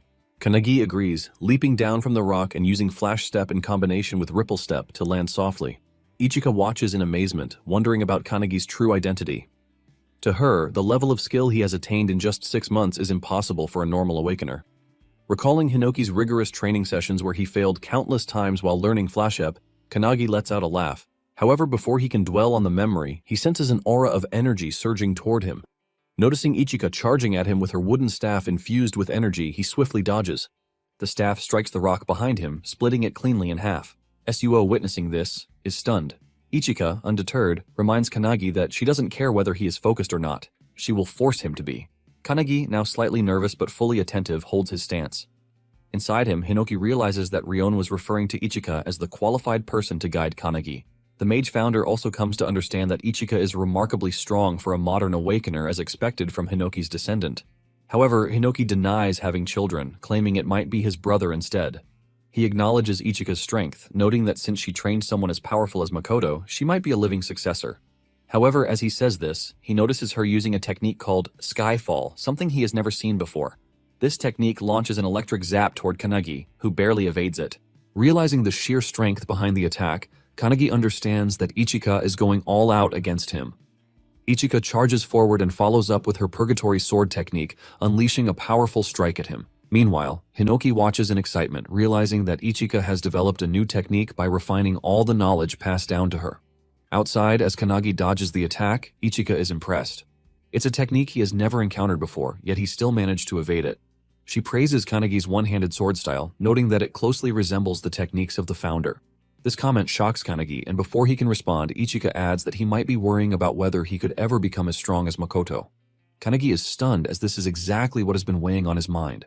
Suo, overhearing this, is also taken aback. Kanagi's grip on his sword tightens as he recalls witnessing Makoto's strength firsthand, how he was an extraordinary squad captain. This is the very reason Kanagi keeps questioning whether he can ever reach Makoto's level. To his surprise, Ichika tells him that he doesn't have to be like Makoto. She suddenly yells at him to pay attention, channeling her energy as she executes her sword technique, Tang Dance, creating a powerful water tornado. She explains that this technique was developed by past masters who built upon the founder's techniques. While these techniques may never match the founder's power due to the immense difference in strength, the masters never stop trying, gradually getting closer over time. Hearing this, Kanagi finally understands what she means.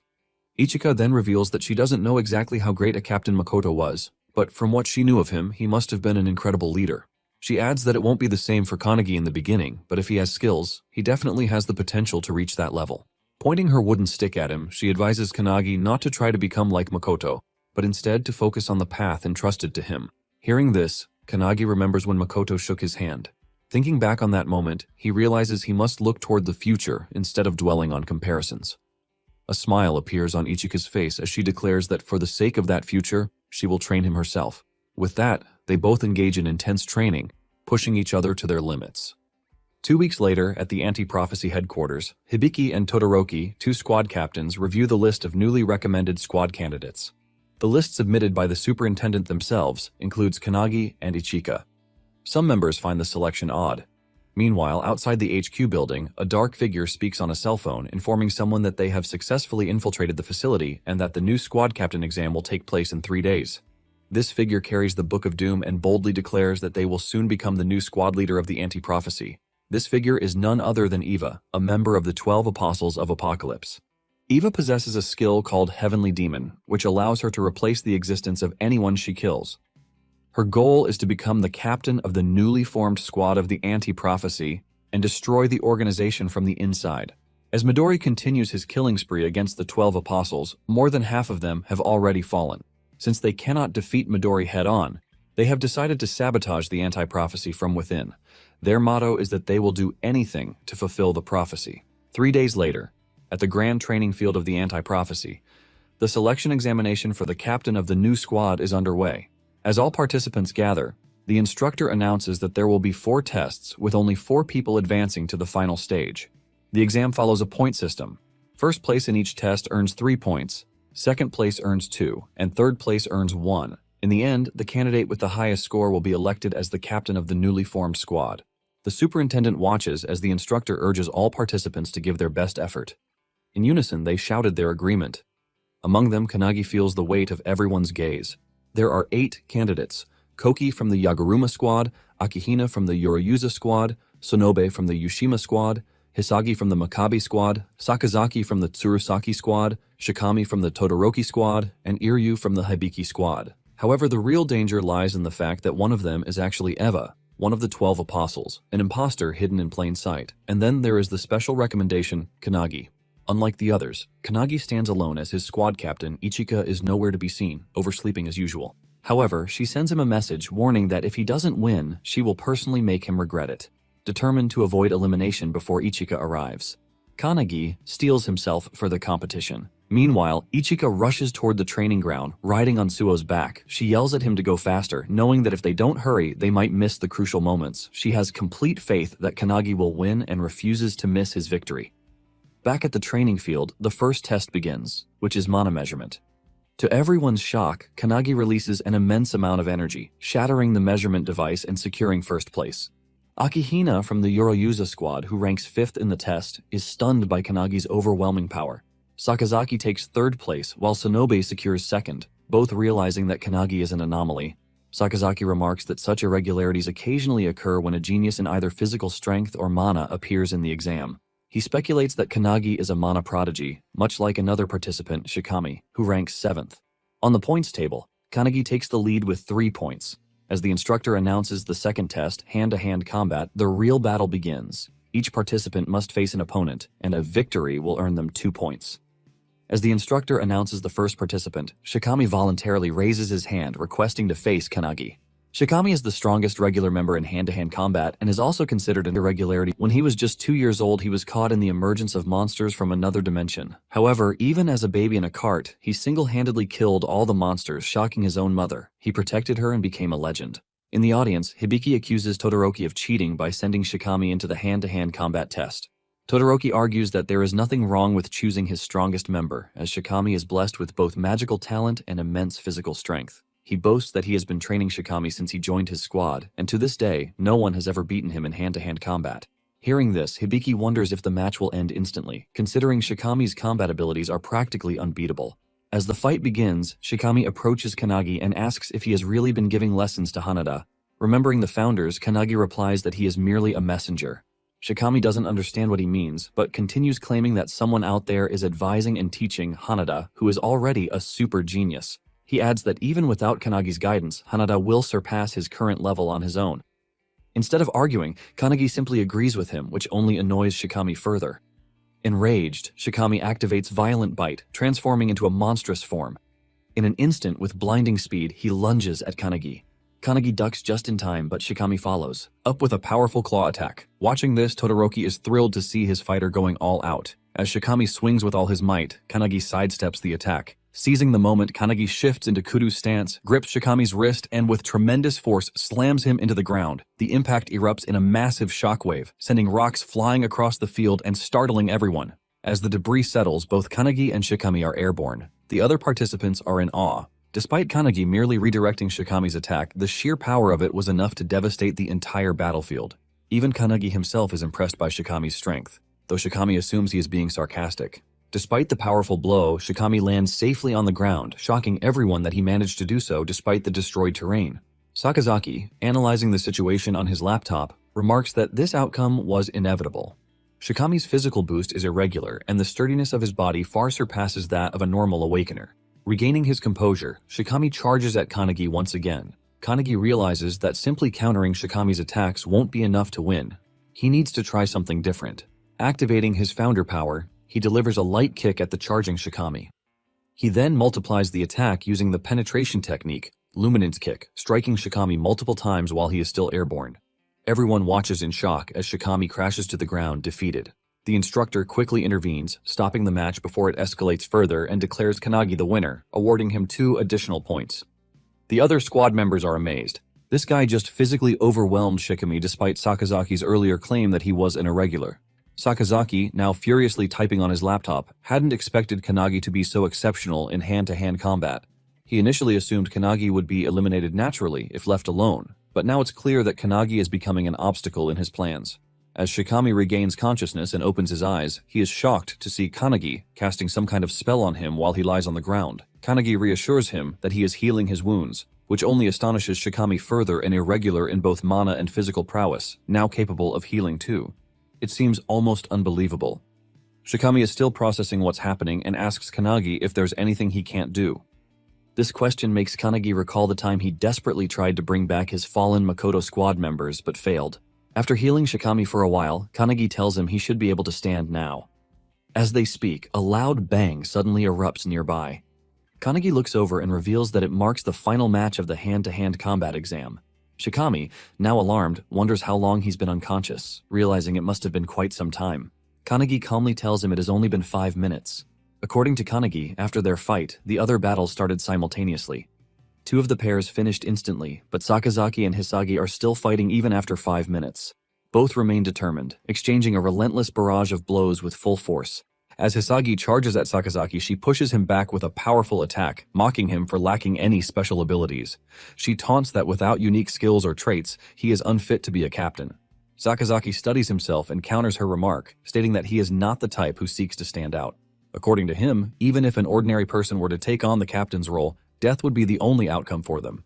He believes that a captain must have the ability to adapt to any situation in order to increase the survival chances of every squad member, even by just 1%.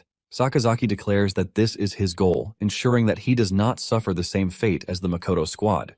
This statement strikes a chord with Kanagi as Sakazaki is speaking about his fallen comrades in such a manner. Shikami also takes offense and warns Sakazaki to watch his words. Back in the fight, Hisagi executes her disciplined chainsword technique, generating an energy whirlwind as she charges straight at Sakazaki. Even though Sakazaki blocks the attack, the sheer force sends him crashing to the ground. Hisagi quickly follows up with another strike, but just as she is about to land the hit, Sakazaki unexpectedly surrenders. The instructor immediately stops the match, declaring Hisagi the winner, leaving her in shock. Another squad member quickly restrains her as she fumes with rage, furious that Sakazaki gave up so easily instead of putting up a real fight. Sakazaki, on the other hand, claims that he expected the battle to last longer. So he chose to preserve his energy for the upcoming tests. As he walks away, he knows that he could have defeated Hisagi if he had tried, but he does not want to reveal his full strength just yet, especially with Kanagi closely observing the fight. The second stage of the exam, hand-to-hand combat, concludes with Kanagi leading the scoreboard with 5 points, followed by Tsunobu with 3. The instructor announces a 30-minute break before the start of the third examination. He also reveals that in the next round, the 4 participants with the lowest scores will be eliminated. As the lunch break begins, Kanagi wonders about Ichika and Suo, who should have been there, but are still missing. Meanwhile, outside the anti-prophecy headquarters building, Suo finally arrives, carrying Ichika. Exhausted from the effort, he is confused when she starts heading toward the courtyard instead of the training ground. When he questions her, Ichika reveals that she can smell traces of an aura, one that suggests someone has recently died there. According to her, it appears to be the residue of an awakener who was killed by an overwhelmingly powerful monster. Hearing this, Suo is stunned. If an awakener was truly killed here, it means someone may have infiltrated the anti-prophecy headquarters, despite this place being a well-kept secret. Ichika argues that the 12 apostles are strong enough to have figured out how to find this location, shocking Suo even further. When he asks about their possible motive, she ignores the question and instead suggests they head to the training venue. In her mind, however, she knows that whoever died was likely at the level of a squad captain, but with no official reports of such an incident, the situation is becoming more intriguing. Now, not only Midori, but also Ichika, Suo, and most notably, Kanagi are all working toward the same goal, avenging Captain Makoto's death. During the lunch break, as everyone patches up their wounds, eats their meals, and casually converses, Sakazaki sits alone, focused on his laptop. Meanwhile, Kanagi, who is sitting with Shikami, becomes excited when he notices his comrades, Ichika and Suo, arriving. The atmosphere shifts as others grow nervous upon recognizing Ichika, one of the 5 elite members of the Anti-Prophecy Special Task Force alongside Suo. Suo, observing the gathered captains, feels uneasy. Ichika had claimed that a captain had been killed, yet all 7 captains are present on the training ground. Hearing this, Ichika smirks and calls Kanagi over to share something important. She tells him everything, shocking him with the revelation that one of the captains might actually be a member of the 12 Apostles in disguise. According to Ichika, the probability is high based on the aura residue she sensed in the courtyard. The individual who died was undoubtedly at a captain's level. Yet all captains are accounted for, making the situation highly suspicious. Logically, it should be impossible. But if someone is disguising themselves as the victim, then there is an imposter among them. Realizing the potential danger, Kanagi grows tense, and Suo agrees. The person who just killed a captain-level individual is standing among them. Suo fears that if they don't solve this problem soon, there may be more victims. If they leave it as it is, there's a possibility that a prophecy at the level where human extinction is certain. Ichika, with an evil grin, suggests a far more ruthless approach, killing everyone there to eliminate the threat entirely. Suo and Kanagi immediately oppose the idea, arguing that they only need to find and eliminate the one member of the 12 Apostles lurking among them. Ichika, now excited, points out that if they are dealing with the 12 Apostles, this might be their chance to avenge Makoto. After all, they are the ones responsible for his death. She asks Kanagi if he feels the same, and as he recalls what happened to Makoto and their squad, he confirms. Suo, clenching his fists, also remembers everything that happened to his brother. Kanagi then turns to Azure, the founder of the detectives, for his opinion. Azure suggests that he should first examine the crime scene, but given that they are in the middle of an examination, he knows that isn't possible. Kanagi considers hurrying there since there's still some time left before the lunch break ends. However, Azure warns that this might alert the culprit. If the apostle they are dealing with is as strong as the one they faced at the Snowy Mountain, he could easily wipe out everyone here if he wished. They need to be prepared if that happens. Taking this into account, Kanagi decides to head to the training ground after today's test, but asks if there's a possibility that even the founders wouldn't be able to detect any aura residue at the crime scene. Hinoki then reveals that they have been near a volcano for the past month, where he trained and mastered his one-handed sword technique. He explains that the volcano might be interfering with the flow of their chi, potentially making it difficult to access any residual energy. Mage also reveals that if the aura can only be sensed at close range, it is almost certainly from a 12 Apostles class enemy. Azure, annoyed that they are taking over his detective work, is about to protest, but Hinoki shuts him down, suggesting they focus on catching the culprit so he can kill him. Returning to the interrogation, Azure tells Kanagi to ask Ichika a question. Kanagi then asks if there is a possibility that the apostle infiltrated as a candidate rather than as a captain. This catches Ichika off guard, but after a moment, she confirms that it's possible if they are talking about the captain candidates. However, she insists they cannot rule out suspicion on the squad captains either. Kanagi understands, but quickly forms an idea that he plans to use in the next test, assuming it involves combat abilities. However, just a few minutes later, the instructor announces the start of the third stage of the examination, revealing that it is a written test, completely shocking Kanagi. The candidates are seated in private chambers where no phones are allowed, making it impossible for Kanagi to gather any information about the infiltrator. The test focuses on the rules of the anti-prophecy, something Kanagi doesn't understand at all. However, he refuses to give up, determined to push through. When the test ends, the instructor announces the results. Kanagi fails to earn any points, while Sakazaki jumps to second place with 3 points. The last 4 candidates, including Shikami, are eliminated. Kanagi feels embarrassed about getting the lowest score in the writing exam. But as he stands there frustrated, Shikami walks up to him and encourages him, telling him that he did well. Both Kanagi and Shikami received 0 scores in the writing test. But Shikami is especially frustrated about Sakazaki earning full marks. Despite this, he praises Kanagi for maintaining first place and assures him that he will be cheering for him in the second half of the exam. He wonders who will be selected as the new captain and adds that after the captain is chosen, the superintendent will also evaluate whether the newly formed squad will function properly. Shikami explains that the minimum number of members in a squad is 7, meaning the captain must recruit at least 6 more members. He advises Kanagi to start considering which candidates he will recruit once he becomes a captain. Placing a hand on Kanagi's shoulder, Shikami offers himself as a squad member, emphasizing his strong physical abilities. Then, with a grin, he walks away, wishing Kanagi the best for the rest of the exam. As Shikami leaves, Azure approaches Kanagi and tells him to visit the crime scene. However, something in Azure's confident tone makes Kanagi realize that he has already identified the culprit. Azure confirms this, but states that he still needs solid evidence to make an official deduction. He then declares that they will now go on the offensive against the 12 Apostles. The mage explains everything that has happened so far and mentions that Detective Azure assists Kanagi with his deductions and methods. This annoys Hinoki as the mage speaks in a roundabout manner, but she does so intentionally to lighten the mood with her narration. They are at the crime scene where Azure takes over for Kanagi and begins examining the area. As expected, everything aligns with his suspicions. With the victim's identity confirmed, he now also knows who the culprit is. Hearing this, Hinoki realizes that their opponent is indeed one of the 12 apostles, which means he might have obtained the Book of Doom, the same one the last apostle possessed. The mage then asks what they should do next. Just as Kanagi is about to respond, he suddenly feels a surge of energy and is transported into a cloudy realm. There he encounters an old lady who, when asked, simply claims to be a random granny passing by. She inquires about his investigation, and Kanagi reveals that a murder has been committed. The culprit has taken on someone else's form and appears to be highly skilled. Upon hearing this, the granny asks if they should find the culprit now. However, Kanagi explains that they already know who it is, not by mere guesswork, but with solid proof. Despite this, he admits that he cannot expose the truth just yet. The granny is confused as she believes that revealing the culprit and eliminating them immediately would be the best course of action. However, Kanagi argues that while it may seem that way, there are actually 2 culprits instead of 1. He insists that it would be better to take them both down at once when they are in the same place. He decides to deal with it in the morning, but requests that the old lady, who is actually the superintendent, refrain from interfering and simply observe. She smiles, wishes him luck, and reiterates that she is just a passing granny who will not interfere. As she is about to leave, Kanagi reveals his name to her, prompting another smile from the old lady. Suddenly, a strong surge of energy rushes through him and he regains control of his body.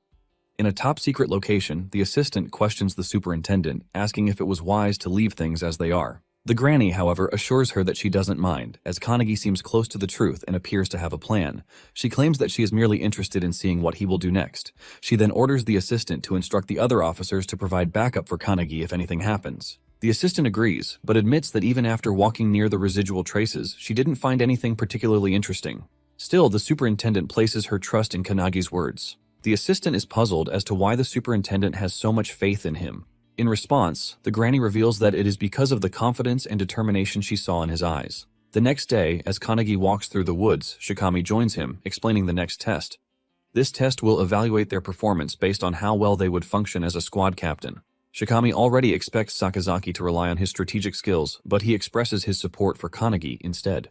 Kanagi thanks him, but suddenly, out of nowhere, asks why Shikami deliberately dropped out of the examination. After a brief yet sinister pause, Shikami turns to him and claims that he changed his strategy midway. Instead of becoming a captain himself, he now prefers to operate in his own way under the command of a strong captain. Kanagi narrows his eyes in suspicion and accuses Shikami of doing it so he could eliminate all the promising members of the squad. Ichika is also present, hiding in the trees just in case. Hearing Kanagi's suspicion, Shikami openly admits that he has no problem killing someone if it is necessary for a replacement. He explains that during the 3rd test, he struggled to write anything because his brain could only process and retrieve the information already stored in it, which is why he ended up with a score of 0. Calling himself a fool, he accepts that it would be better for him to simply eliminate Sakazaki's body instead. As they step into an open field, all the squad captains and members surround them. In the center, Todoroki is chained to the ground while Hibiki and another captain stand beside him.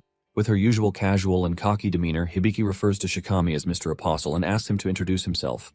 Realizing his disguise has been exposed, Shikami deepens his voice and reveals his true identity, Eva, the 9th Apostle. Eva then explains her ability, adding that she can also extract information directly from a host's brain. She claims that she killed Shikami because he possessed the strongest physique among the contenders. Hibiki smirks and asks if Eva's goal is to sabotage the anti-prophecy from the inside. Eva confirms this, but admits that since she has failed, she now has no choice but to kill everyone present. However, before doing so, she wants to know who first discovered her true identity. Hibiki points toward Kanagi, who is standing right beside Eva. With an evil grin, Eva glares at him and remarks that she never expected him to have the audacity to stand so close to her. Turning to face him, she radiates immense energy and demands to know who the hell is he. But how did all of this happen? Right before Shikami's body was taken over by Eva, Todoroki had told him that he would recommend him as a candidate for the new squad captain. This news excited Shikami greatly, though Todoroki cautioned him that the information was still a secret and would only be officially announced the next morning. Getting even more excited, Shikami joked that despite it being a secret, they were practically yelling it out loud, which would definitely inform others. Todoroki then reassured him, stating that Shikami was one of the strongest individuals there in terms of physical power and would undoubtedly make a great captain. Seeing this level of confidence in him, Shikami agreed, feeling determined to do his best. However, just as he was fist-bumping Todoroki, something slashed him into pieces. In an instant, Shikami was cut down right in front of Todoroki, leaving him utterly shocked and unable to process what had just happened. Suddenly, a deep voice echoed through the air, mocking Shikami's weakness and questioning if this was truly the standard for a squad captain candidate in the anti-prophecy unit. The figure then answered its own question, claiming that the squad had only grown strong thanks to artifacts and the one who had provided them. Stepping forward, the figure introduced herself as Eva, one of the 12 apostles, and declared that she was looking forward to their future. Walking up to Shikami's lifeless body, Eva activated his heavenly demon skill, taking complete control over it. As he is channeling her power, Todoroki with his mighty punch, Vajra smashes his entire body into a splatter of blood. Tearing up in rage, Todoroki breathes heavily. But to his shock, he suddenly hears applause from behind him. The same Shikami he had just seen die is now clapping, praising Todoroki for managing to kill a 12 apostle with a single hit, just as expected from his master. Stunned, Todoroki turns around to see Shikami standing there, seemingly alive. However, before he can even react, his body is instantly sliced in half by Eva, who had taken on Shikami's form. With a wicked grin, Eva then activates the necromantic artifact, resurrecting Todoroki as a corpse slave bound to his will. Now under Eva's control, Todoroki agrees to serve him, addressing her as Eva, but before he can say anything else, he slaps him so hard that his head does a 160-degree turn. Correcting him, he demands that he call her Shikami, ensuring that no one grows suspicious of her disguise. Todoroki nods, complying, and the two share a dark, twisted laugh. Meanwhile, at the crime scene, Kanagi and Azure investigate. Using his unique skill, Theatrical Detective, Azure rewinds time to witness everything that transpired there. This powerful ability allows him to replay past events at a crime scene, giving him a first-hand view of what truly happened. The only condition is that Azure himself must possess the evidence and personally deduce the culprit, not just by looking at the clues, but by reaching a conclusion on his own. Additionally, this ability allows him to predict future crimes before they happen. However, there is a significant drawback. If Azure ever fails to deduce a case correctly, the skill will be permanently lost. This means that for the rest of his life, he will never be able to use it again. As Azure explains this ability to the founders, they are disgusted by how underhanded Eva's technique is, killing someone and taking control of their body. However, the room falls into shocked silence as everyone turns their gaze toward Kanagi, who is overflowing with mana, his rage uncontainable.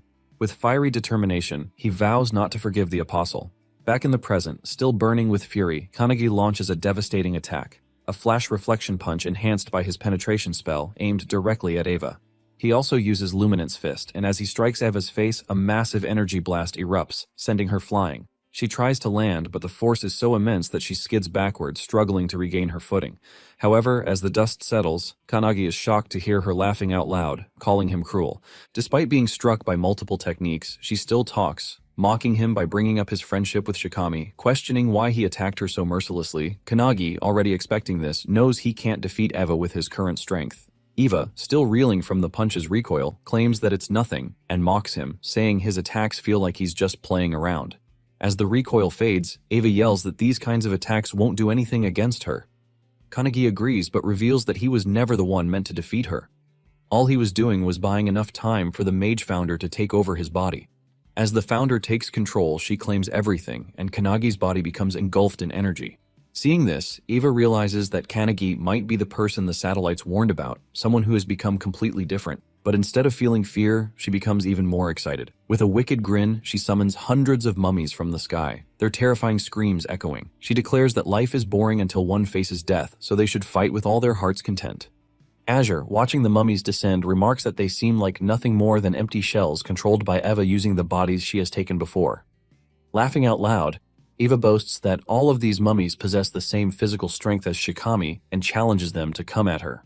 Looking around, Hibiki notices that there are roughly 100 bodies, all on the same level as Shikami, which shocks a candidate standing nearby. Kanagi, witnessing this from his consciousness, finds it disgusting that Eva is using the bodies of those she has trampled over. The mage, who is standing beside him, notes that he has changed, and maybe the founders too. As the mummies shoot toward the ground, the mage, controlling Kanagi's body, declares that Eva has underestimated him. With that, she unleashes multiple electric zaps, electrocuting all the mummies mid-air and shocking Eva. Mage takes it personally as Eva summons her minions and lets them free fall in front of her, forcing Mage to strike them before they land.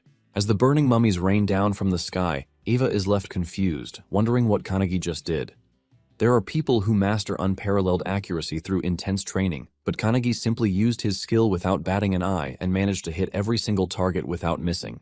The mage instructs Kanagi to stand beside her and study her actions. Our boy finds it amazing that even though she is using a weak body, she can still cast all of her spells efficiently. Calling him closer, Mage explains that while Kanagi was only seeking power for himself, the founders, on the other hand, were eager to use their power through his body. Kanagi is confused, unsure of what she is talking about. Mage continues, stating that even after everything, Kanagi, drunk on immense power, still felt closer to his goal, which was simply to become stronger. Meanwhile, all the founders are also drunk on Kanagi's unparalleled talent. However, after experiencing the tragedy of losing a friend, someone who trusted Kanagi with the future, Mage concludes that Kanagi is angry from the bottom of his heart. Pointing at the founders who are all excited, Mage claims that they all like the current version of Kanagi. Eva, hearing this, is confused. She charges at Kanagi, yelling that the rule of the world is simple: the weak get trampled by the strong. Just as she's about to strike, an electric spark erupts in front of her, stopping her mid-charge. Eva, bewildered, looks around and notices the sky raining down with thunder strikes. Mage reveals that many people think like Eva, but he remembers witnessing an existence powerful enough to destroy the tower, only to be toyed with and devoured by beasts from another dimension.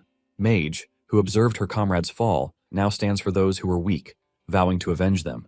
As she walks toward Eva, Mage, still in control of Kanagi's body, calls Eva frustrated, mocking her for lacking the strength to fight. Eva, on the other hand, can't get back on her feet as she is continuously blasted by the thunder strikes. Mage knows that even though Kanagi trained in the mountains, laughing on the outside, deep inside, he wanted revenge.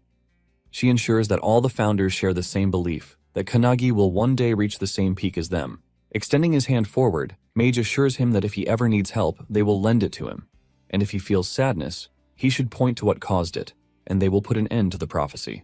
Without hesitation, Kanagi points at the airborne Eva, and suddenly she is struck by lightning bolts that tear her body into pieces. Everyone is left in shock, while the instructor realizes that Kanagi resembles Midori when he was a child, a monster in the making. As Eva lies in pieces on the ground, she can't comprehend how this young boy not only destroyed all her minions, but also obliterated her body. Kanagi, walking toward her, asks if she now understands their strength and states that he has a lot of questions to ask her. He adds that he knows many people skilled in interrogation and wants to talk to Eva about everything that happened. However, in a deep voice, Eva reveals that she can't fight Kanagi in her current form and admits that her boss was right about it. Suddenly, a coffin emerges from the ground and Eva calls it her trump card. Kanagi is shocked while Eva explains that hundreds of years ago, one of the founders, known as the 10,000-man army slasher, was responsible for destroying the tower. To Kanagi's horror, Eva unveils the body of Hinoki Rishu inside the coffin. All the founders, especially Hinoki's spirit, are stunned that she has possession of his corpse. Without a word, Mage casts a thunderbolt spell, striking down the coffin. This shocks Hinoki, but Mage states that this is now the real deal. As Eva has already taken control of Hinoki's body in front of them, Hinoki's corpse stands, gripping his blade. Eva, thrilled by her newfound power, declares that she can now fight them on equal footing. Kanagi, taken aback by the overwhelming pressure filling the air, realizes that this aura is even stronger than what he felt while training with Ichika. But that's not all. With a snap of her fingers, Eva summons hundreds of minions from the ground, calling it the second wave. Kanagi begins to worry, but Mage reassures him that it's nothing. As Eva continues summoning her minions, a sudden explosion erupts behind her. Turning around, she sees Kanagi's friends arriving. Ichika, Suo, and the others are standing ready for battle. He is not alone. Eva feels annoyed, believing Kanagi to be alone in this ordeal. As she observes him speaking, Kanagi realizes that the corpse's voice and speech pattern are identical to Hinoki's. Despite their friends joining the battle, they struggle to defeat the minions, as Eva remarks that these ones are far stronger. This time, the minions possess a physical hardening skill, and even when one of the members unleashes their full power, the attack leaves the minion unscathed. To their horror, each minion possesses a unique skill, making them formidable opponents. With their overwhelming numbers, the anti-prophecy members find it increasingly difficult to fight them head-on. Hibiki, who has been closely observing the battle, activates her sound visualization release skill, summoning a sound phoenix that obliterates a group of minions in an instant. However, despite her powerful attack, she remains wary, realizing that each minion's strength is enhanced by their individual skills.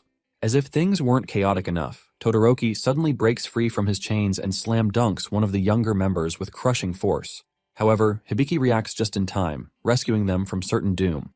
Amidst all that, Eva is reveling in the chaos, thoroughly enjoying herself. She smugly declares that in a battle like this, only the squad captains have a chance of survival. Hearing this, Kanagi turns to the other founders for their opinions, but they all remain silent. He then faces Mage and asks her to let him take control of the body for a moment. She is surprised by the request but ultimately agrees. Taking control, he confidently mocks Eva, accusing her of underestimating his friends, something she should not have done. Meanwhile, Hinata finds himself surrounded by minions, but he recalls Lesson 7 from Kanagi. Channeling his fist technique, he summons a dragon, using it as both a power source and a foundation for his attacks. With explosive force, he kicks the hell out of every minion charging at him. A while ago, founder Spirit Wantak had observed Han's muscular yet flexible build, noting his tendency to rely on single-point concentrated strikes paired with his agility. Another founder, Eilerson, had argued that while it was not a bad technique, it could be far more effective with their guidance. Now, in the present, Hinata flawlessly integrates all the techniques they have taught him, moving like a coiling snake, striking from every angle and obliterating the minions with precision. At the same time, Akane stands her ground, ready to face the horde of minions rushing toward her. She remembers Kanagi's advice about the transmute technique, which converts an imperfect substance into perfection. In the past, she could only produce cheap, low-quality weapons. But now, she uses her alchemical prowess to defy limitations, crafting stone golems from the earth itself. This is something she mastered in Lesson 8, and with it, she can even destroy the hardened physiques of the minions with ease. Kanagi asks Hinoki about SUO, but Hinoki assures him that SUO is holding his own.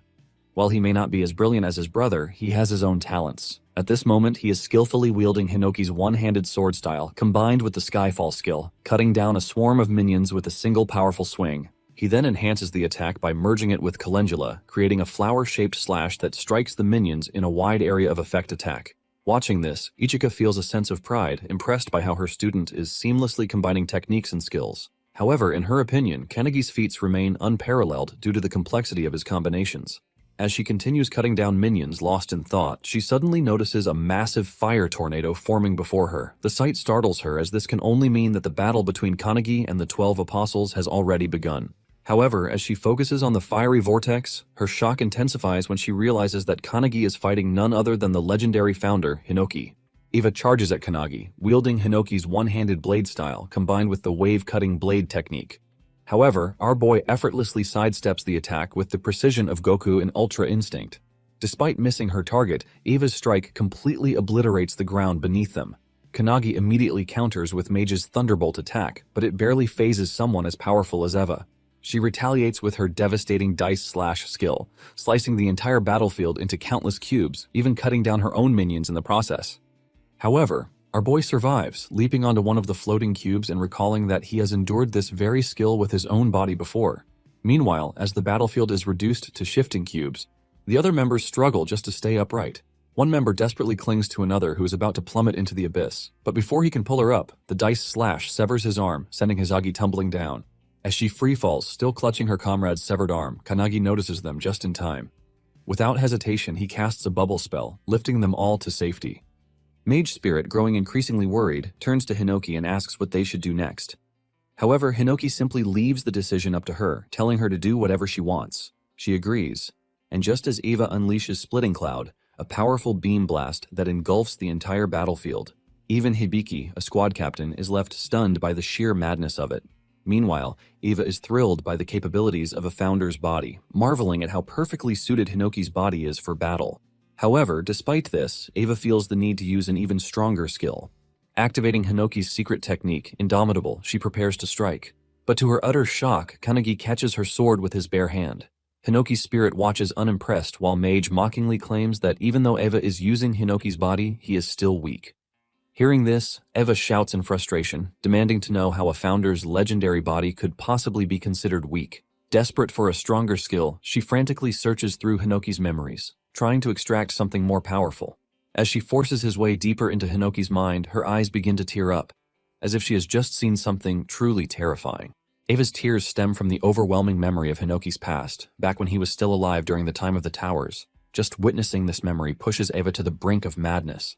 In the vision, Hinoki slices through an entire tower with a single swing of his blade. However, despite this awe-inspiring feat, he grows colder and more detached with each passing battle. Eva struggles to comprehend how a mere human's wisdom and skill could reach such an unfathomable level.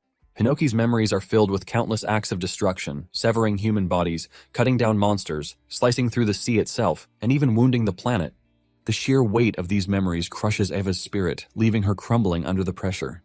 She desperately wonders where she should go, how she can possibly grow stronger, but the weight of it all is unbearable. Her very soul begins to fracture, feeling as though it's about to shatter into nothingness. Hinoki's spirit, unbothered and relaxed, simply remarks that Eva's spirit should just break apart. However, another founder quickly warns that if it does, it will go berserk, slaughtering everything around it, and to their horror, that is exactly what happens. Eva's spirit shatters. It lets out a piercing scream so powerful that it is felt even in the distant city of Takasaki. The force of the scream triggers an immediate evacuation as residents check their phones and discover that the source of the aura is coming from Nagano Prefecture, a staggering 100 kilometers away. Yet, despite the distance, the shockwaves still reach them. Panic spreads as people fear that the end of times has arrived or that a monstrous entity has emerged. Back on the battlefield, as Eva's scream echoes, the very rocks begin to levitate off the ground. The overwhelming aura crushes down on everyone present, weighing heavily on their shoulders. Weaker members begin coughing violently, their bodies pinned to the ground under the sheer force of it. Kanagi, witnessing this, shouts for Hinoki, but the spirit remains unbothered, still relaxing as if nothing is happening. He simply replies that he has left everything to the mage, and Mage agrees. Meanwhile, as Eva steps toward Kanagi, Mage raises her sleeve, revealing the seal of truth on her arm. With unwavering confidence, she declares that if she must use Kanagi's body, she will end this in just one strike. As she unleashes the seal of truth, Kanagi's body begins radiating with immense energy. Witnessing this, Akane is in complete disbelief. The alchemist spirit within Kanagi speaks, telling him that he and Akane must watch carefully. He explains that whether it is magic or alchemy, they are the pursuers of truth, and in this moment, Kanagi will reach one of those truths. As he continues speaking, Kanagi's arms become marked with the same seals that Mage once bore. The alchemist spirit wonders if Kanagi's body can withstand the fragments of truth or if it will crumble under the weight of such power. Meanwhile, Eva's soul is already shattered into pieces, and the only thing driving her body is the lingering residue of her spirit. Yet, the body moves instinctively, as if guided by primal urges, just like a wild animal. Hinoki, who was once mature and composed, abandoned his body to this state long ago. And to describe that phenomenon, they call it truth ignorance. As Eva grows more enraged, she unleashes a surge of dark energy. Her aura was twisting and distorting the air around her. Mage, witnessing this, foresees a future where the energy becomes so overwhelmingly powerful that it destroys everyone, including Kanagi, and even affects people far across the continent. Eva could very well be the end of the world in that moment. Kanagi, realizing the severity of the situation, recognizes the danger in the vision. Mage then activates one of her skills, Magus of Truth, a technique designed to counter the skills of its target. The technique is so powerful that the world itself can hardly bear its immense force. As Eva loads dark energy into her arm and swings it at Kanagi, he effortlessly stops the attack. To her shock, he grips her hand firmly. In that moment, Mage channels a burning light attack, creating a powerful burst of light between them, engulfing the entire area. As the dust settles, Eva is reduced to nothing more than a charred skeleton. While Kanagi still grips her hand, Mage, using Kanagi's body, calls out a final goodbye to Eva's dying soul as her ashes are swept away by the wind. The other founders watch this with determination, but Hinoki rises, clearly annoyed by the fact that his soul and body are now completely separate entities. Mage smiles and turns toward Kanagi, asking if what he has just witnessed will help him in his training. As Kanagi takes control of his body again, he is shocked to see that the field is clear with all of his comrades cheering for him, as if he had won against the monster. Ichika, however, is worried that he didn't use his sword at all, making her teaching seem to have had no impact. Hanada sighs in relief, while Suo praises Kanagi, saying that he burned that powerful enemy with just one attack. However, Akane has a deeper insight. She understands that Kanagi completely analyzed his opponent's skills and rendered them useless. This makes Akane's hands tremble as she wonders if it's even possible for a human to reach that peak. Despite the uncertainty, she gains confidence, motivating herself that she will do the same. The instructor is now worried about the massive hole in the field as it was only an examination. But things went south quickly and spectacularly. Even Todoroki is dead, which makes the instructor annoyed, knowing that he now has to conduct another exam like this. As the members are gathering themselves, one notices a strange bright circle and becomes terrified. The instructor is also shocked, but to everyone's surprise, it's the superintendent.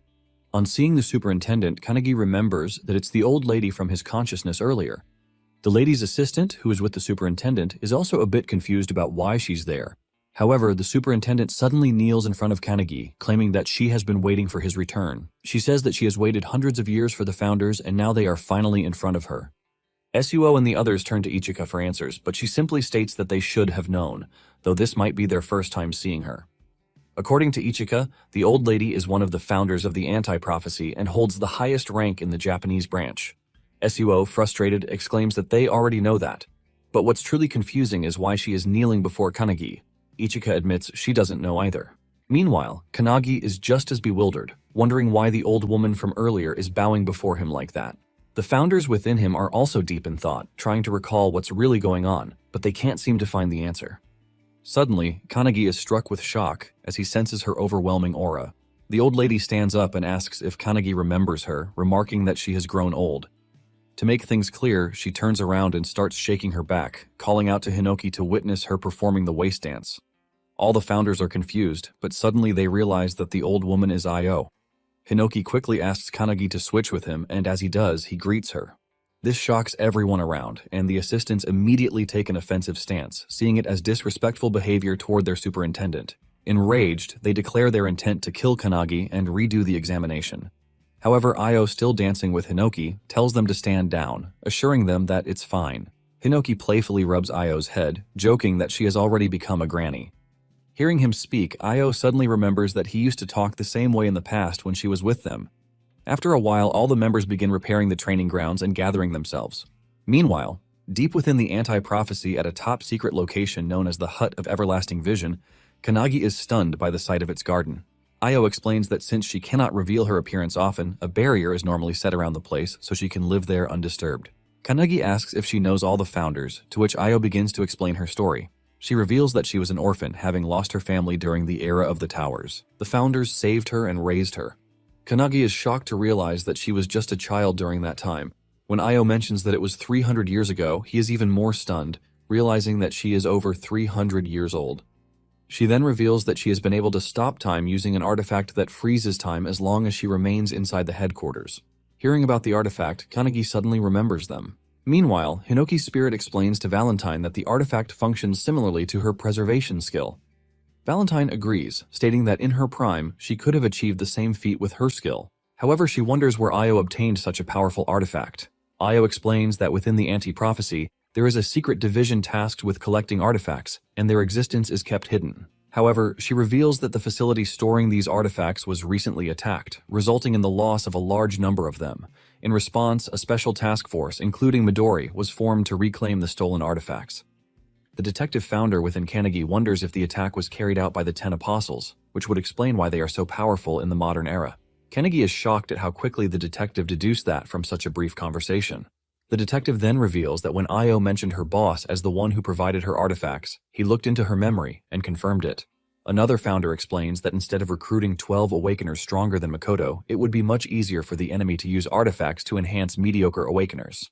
Hinoki agrees, noting that the two enemies they previously encountered were not as strong as Makoto. Io also agrees, stating that they were unaware of the 12 apostles' existence until they raided the facility. She explains that the apostles now possess the same power as the anti-prophecy's greatest enemy, making them too dangerous to ignore. She adds that they are doing their best to track down their leader, but it seems that Midori will reach them first. This shocks Kanagi. Meanwhile, in Detroit, Michigan, the streets are eerily empty. In an area that looks like a battleground, a turbulent spell suddenly creates a tornado, slamming into the ground with immense force. At the center of it all is Midori, who has just made a shocking discovery. They had assumed the 12 apostles consisted of 12 individuals, but there is also a 13th member. Watching him through an orb, a man lounging on his couch smirks, impressed that Midori has arrived earlier than expected. With a sinister tone, he casually asks whether Midori prefers a cup of coffee or black tea. Without hesitation, Midori chooses him to die, calling him by his true title, Number Zero. Midori launches another turbulence beam toward the floating Number Zero. The beam is so massive that, far away, another member of the task force, Nishina, notices it. Mikado, who is also with him, remarks that the city is already abandoned, so they should be fine. But he is puzzled as to why Midori is using such a powerful attack. As they discuss, they suddenly sense a strong attack coming their way. Just in time, they leap off the building, which is instantly sliced in half. The structure completely shatters into pieces. Landing on the ground, they decide to leave Number Zero to Midori while they focus on handling Kumaragi, one of the 12 apostles. Meanwhile, Midori grows frustrated, unable to pierce the bubble surrounding Number Zero. Even after using his strongest wind attacks, he wonders if it's the effect of a skill or perhaps an artifact. Finishing his tea, Number Zero steps out of the bubble himself, mocking Midori and asking if he's done. Without hesitation, Midori instantly casts Wall of Cutting Pearls, launching massive attacks toward Number Zero, triggering an explosion. However, to his shock, Number Zero emerges unscathed, casually comparing himself to a whale among fish in front of Midori. Midori quickly realizes that Number Zero has other means of defense, even without the protective bubble. Seeing Midori standing before him, Number Zero begins to taunt him. He claims that under normal circumstances, Midori would be so powerful and terrifying that he wouldn't even consider him an enemy. Yet now, Midori is grieving the death of his friend. To Number Zero, this makes him a pathetic creature. He goes on to say that from the moment Midori was born, he was nothing more than a monster designed for battle. And yet, despite being made for war, he still failed to protect his precious friends. These words ignite a deep fury within Midori.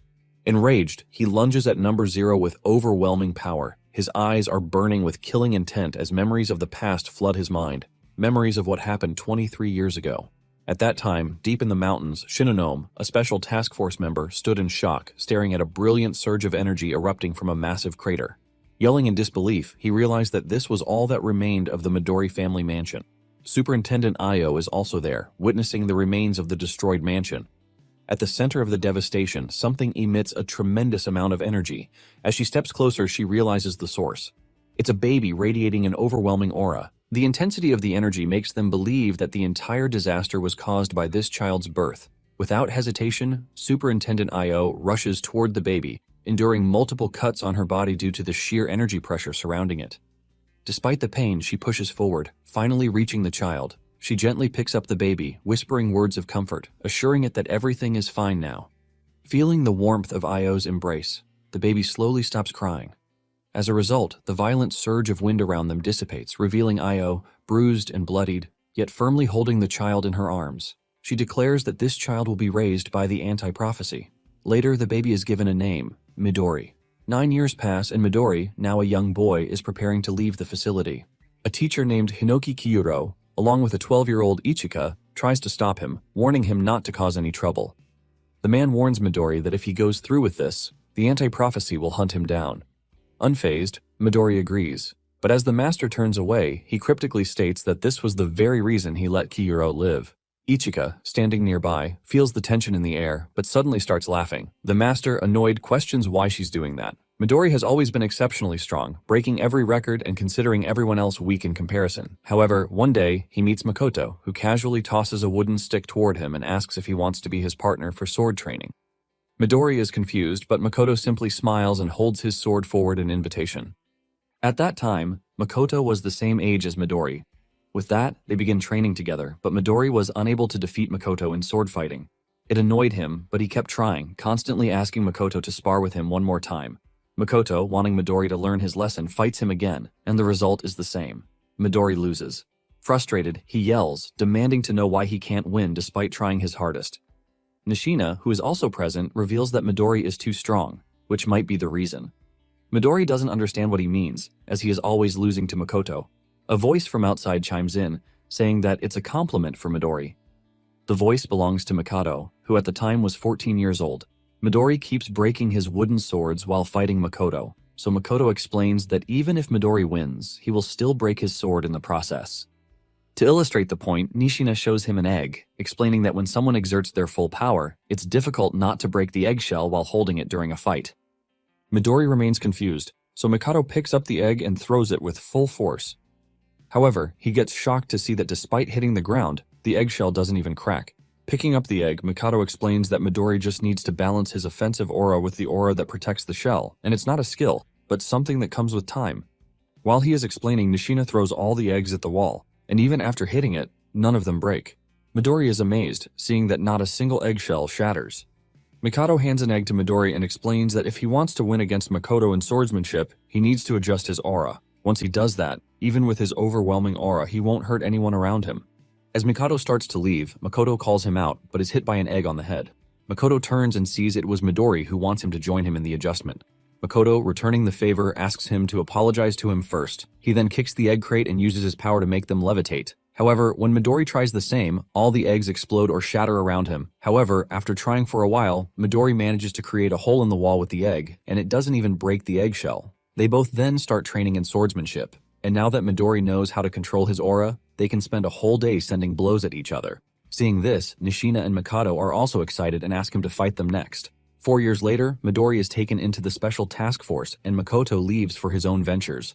Midori is heading towards a prophecy to support the European branch, as he heard there is a special rank prophecy called the Pandemonium. Midori then asks if Makoto is still looking for a swordmaster to teach him. Makoto confirms it, reminding Midori of his own words about finding a master by himself. Makoto puts his fist forward, claiming that he wants to stand equally with him.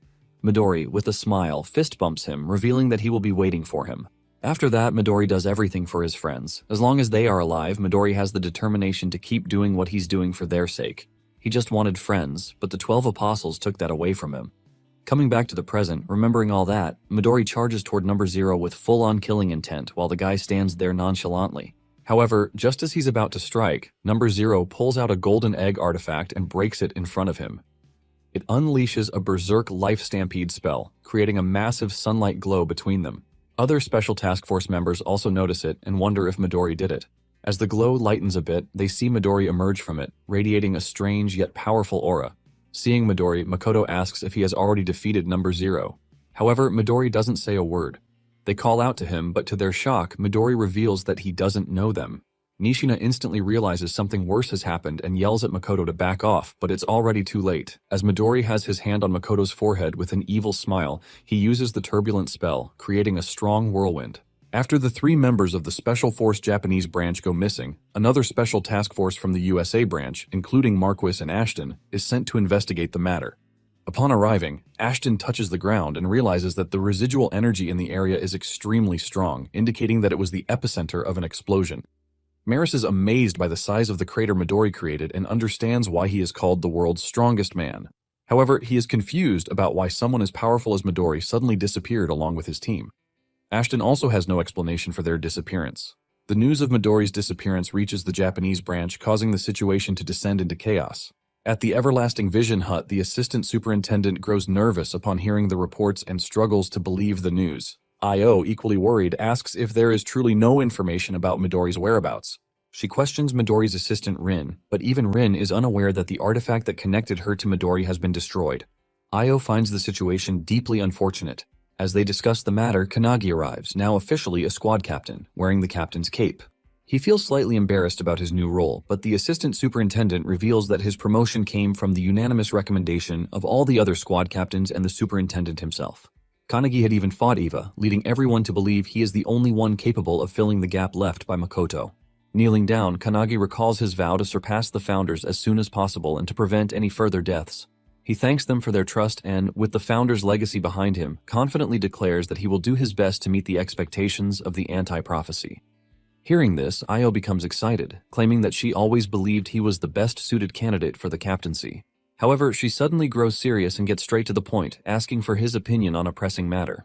A while back, Kanagi, who had been pursuing members of the anti-prophecy to offer them positions in his squad, now finds himself sitting in front of the superintendent being asked for his opinion. The situation feels like it has escalated quickly. As Io summons a door with a tiger drawing, the sudden appearance shocks Kanagi. And as the door opens, Io introduces 2 members of the Special Task Force, Nishina and Mikado, both in a severely beaten-up state. Io reveals that Nishina and Mikado were part of the same Special Task Force as Midori, and are the only ones who know what truly happened. Makoto begins to explain that while in Detroit, Midori's body was taken over by the leader of the 12 Apostles. This revelation leaves Kanagi utterly stunned. Makoto continues stating that the ability used to control Midori seems similar to the one Eva had previously employed. He speculates that it is likely caused by an artifact, though the specifics of the artifact are not important at the moment. The critical point Makoto emphasizes is that Midori, once a protector of his friends, has now been turned into an enemy of humanity. This horrifying reality shakes Kanagi to his core. Makoto adds that Midori resisted the control as much as he could, buying time for Nishina and Mikado to escape. Before fully succumbing, Midori apologized and made a final request. He asked Kanagi to defeat number 0 on his behalf. Hearing this, Kanagi is left speechless, overwhelmed by the weight of Midori's words. The assistant superintendent places a hand on Kanagi's shoulder, expressing his high hopes for him. However, he reminds Kanagi that he still hasn't met the minimum requirement of 7 members for his squad. Currently, Kanagi has Hanada, Akane, and Suo, but he needs to quickly recruit 3 more members. This, the assistant superintendent states, is Kanagi's immediate task. Hearing the urgent need to recruit more members for his squad, Kanagi rushes out to find suitable candidates. He spots a young boy from the Hibiki squad and immediately begins chasing him, pleading for him to join his team. The boy, however, is visibly nervous and runs around in a panic, shouting that he will never leave the Hibiki squad under any circumstances. Just as the boy thinks he's escaped, he comes face to face with Akane, who is standing calmly in his path, holding a permission letter signed by Hibiki himself. The boy is stunned, unable to believe that his captain, Hibiki, would allow him to leave. However, after reading the letter, his disbelief turns to shock as he realizes it's genuine. Reluctantly, he agrees to join Kanagi's squad. With this, Kanagi and Akane successfully secure their fourth member. Meanwhile, outside, Hanada is attempting to recruit Sakazaki for the squad. His approach, however, is anything but conventional. He performs a strange, exaggerated leg-stomping gesture as an invitation, which Sakazaki finds utterly bizarre. Hanada insists it's an order from the captain and declares that he wants Sakazaki on their team. Sakazaki, however, refuses outright, explaining that his goal is to participate in the next captain's exam as a position has opened up following Todoroki's death. Undeterred by the rejection, Hanada suddenly launches a powerful kick towards Sakazaki, testing his reflexes. To Hanada's surprise, Sakazaki effortlessly dodges the attack, showcasing his unique evasion skills. Impressed but not defeated, Han presses on. Sakazaki, now intrigued, proposes a challenge. He agrees to join the squad on one condition. Hanada must land a single touch on him within 60 seconds in the courtyard. If Hanada succeeds, Sakazaki will gladly join their team. Hanada confirms if he can use any means necessary to achieve this, and upon receiving Sakazaki's approval, he summons the glowing dragon around himself. Determined to win the challenge, Sakazaki starts the timer on his laptop. Somewhere inside the limestone cave of the anti-prophecy unit, Sakazaki meets Captain Tsurusaki, who appears to be fishing in a 17th-dimensional crack called the Underjaw. Tsurusaki reveals that sometimes he catches big fish there. Noticing Sakazaki, he asks if he is applying for the replacement exam for the Todoroki squad. Sakazaki confirms it, but states that he wants to be a captain who doesn't want to die. Tsurusaki responds by telling him that his goal is still achievable without even becoming a captain. This shocks Sakazaki, who asks if the captain thinks he's not suitable.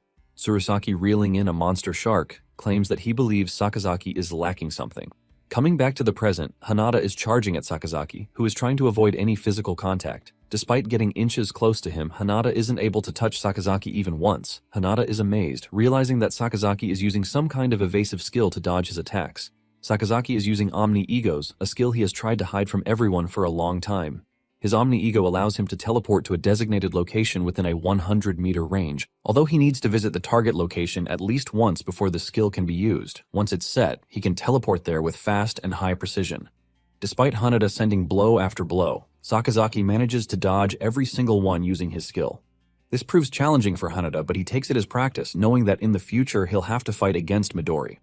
While teleporting around and evading blows, Sakazaki asks Hanada what kind of redeeming quality he sees in Kanagi. Hanada, continuing his attacks, reveals that he doesn't know anything specific. He flies into a kick towards Sakazaki and admits that he knows about Akahina's ideal squad captain image to increase his squad's survivability by 1%. Hanada finds this admirable, but claims that he wouldn't put his life in the hands of a captain who prioritizes the chance of survival over everything else. This comment annoys Sakazaki, but Hanada explains that if someone always thinks about themselves, they won't be able to achieve the goals they're meant to. As he says this, Hanada recalls his childhood when he saw his family's bodies lying around, killed by a prophecy. This event instilled in him the determination to shut down all prophecies. With that motive, he finally understood that Kanagi has the capability to do just that, which is why he decided to become his subordinate. Hearing this, Sakazaki realizes what he's lacking to be a captain, the ability to be relied on by others. As he focuses back on dodging, he knows he's winning the fight and hopes to use this conversation as a reference in the future. With the countdown at 5 seconds, Hanada starts messaging someone on his phone, claiming that someone is just on time. Sakazaki is confused when Suo suddenly uses his Chundula spell, combined with Skyfall strikes from above, destroying the entire courtyard where they were standing. This completely removes Sakazaki's ability to teleport, and Hanada seizes the opportunity. He leaps off the building and uses a flash kick to tear off a piece of Sakazaki's clothing.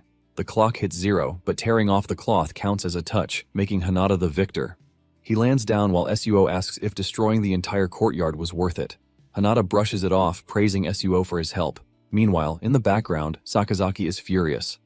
But after typing something on his laptop, he calms down and agrees to join Kanagi's squad. Hearing this, Hanada and Suo high-five while Kanagi and Akane bring in another member, Iryu, who is chained up.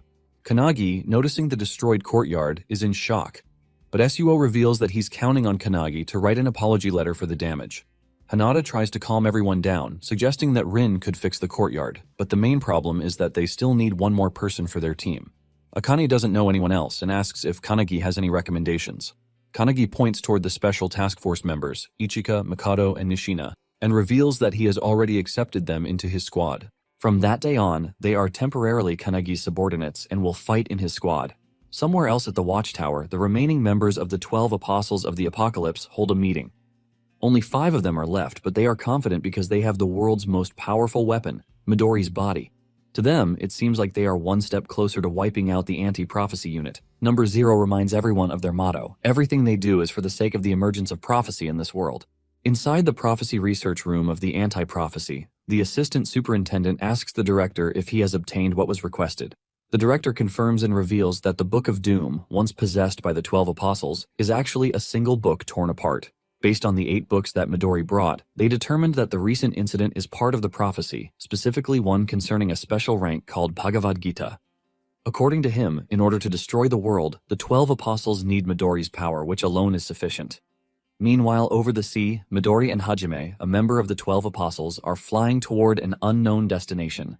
Out of nowhere, Midori asks Hajime if he has ever read the Gita, to which Hajime denies. Midori explains that it is one of the Hindu scriptures, emphasizing that humans should fulfill their duties with a selfless heart. According to Midori, whoever wrote a prophecy like the one currently unfolding likely harbored a deep hatred for humanity. As they fly over New York's Times Square, a family notices them, and a child excitedly recognizes Midori as the world's strongest awakener. The crowd quickly followed suit, cheering and clamoring for pictures. They also notice Hajime referring to him as a samurai. As the gathering swells with excitement at the sight of their heroes, Midori gives Hajime the order to begin their mission. Without hesitation, Midori starts channeling an energy ball in his hand while the crowd continues to cheer, unaware of what is about to unfold. As a father captures a picture of his child with Midori in the background, Midori suddenly unleashes the energy ball into the air, engulfing the sky completely. The ball transforms into a massive tornado, and from within it, the real Midori desperately yells at Number 0 to stop. However, it is already too late. Number 0 has already cast the spell of turbulence upon them. At the cafeteria of Anti-Prophecy, Kanagi is busy lecturing when Suo rushes toward him, urgently showing him something on his mobile. It is breaking news. New York is burning like hell due to Midori's attack. The report claims that an awakener has attacked and destroyed the city. Meanwhile, at the Everlasting Hut, the American branch superintendent, Vice, is screaming at Io to do something, furious that Midori has just erased an entire city. Io tries to calm him down, but the tragedy has taken countless lives in the heart of the world's economy, New York. She reveals that it is not Midori who caused the destruction, but rather the leader of the 12 Apostles who is controlling his body. She further explains that they have already identified him as Warren Hastings, an Englishman. Io theorizes that he might be collaborating with invaders from another dimension. Vice is shocked by this revelation, while Io discloses that the 12 Apostles are using artifacts beyond the supervision of anti-prophecy. According to her, someone or something is backing them. Despite her reasoning, Vice counters that the responsibility still lies with Io, since the man who leveled an entire city came from their special task force. He warns her that the White House is even considering using nuclear weapons against Midori. However, Vice knows that even nuclear weapons will have no effect on Midori and asks Io what she plans to do. Back at the cafeteria, Kanagi asks Suo if he has completed Lesson 15 along with the others. Suo confirms, and to his shock, Kanagi appoints him as the vice captain of the Kanagi squad. He then orders Suo to instruct everyone to continue their lessons until deployment orders are given. He notes that Iryu and Sakazaki always argue, so they must focus on teamwork to achieve perfection. Suo wonders what Kanagi himself will be doing with his free time, to which Kanagi reveals that he will be sleeping, and this time it will be a deep sleep. He commands Suo not to allow anyone to wake him, and since it is Kanagi's command, Suo accepts the order, placing his trust in him.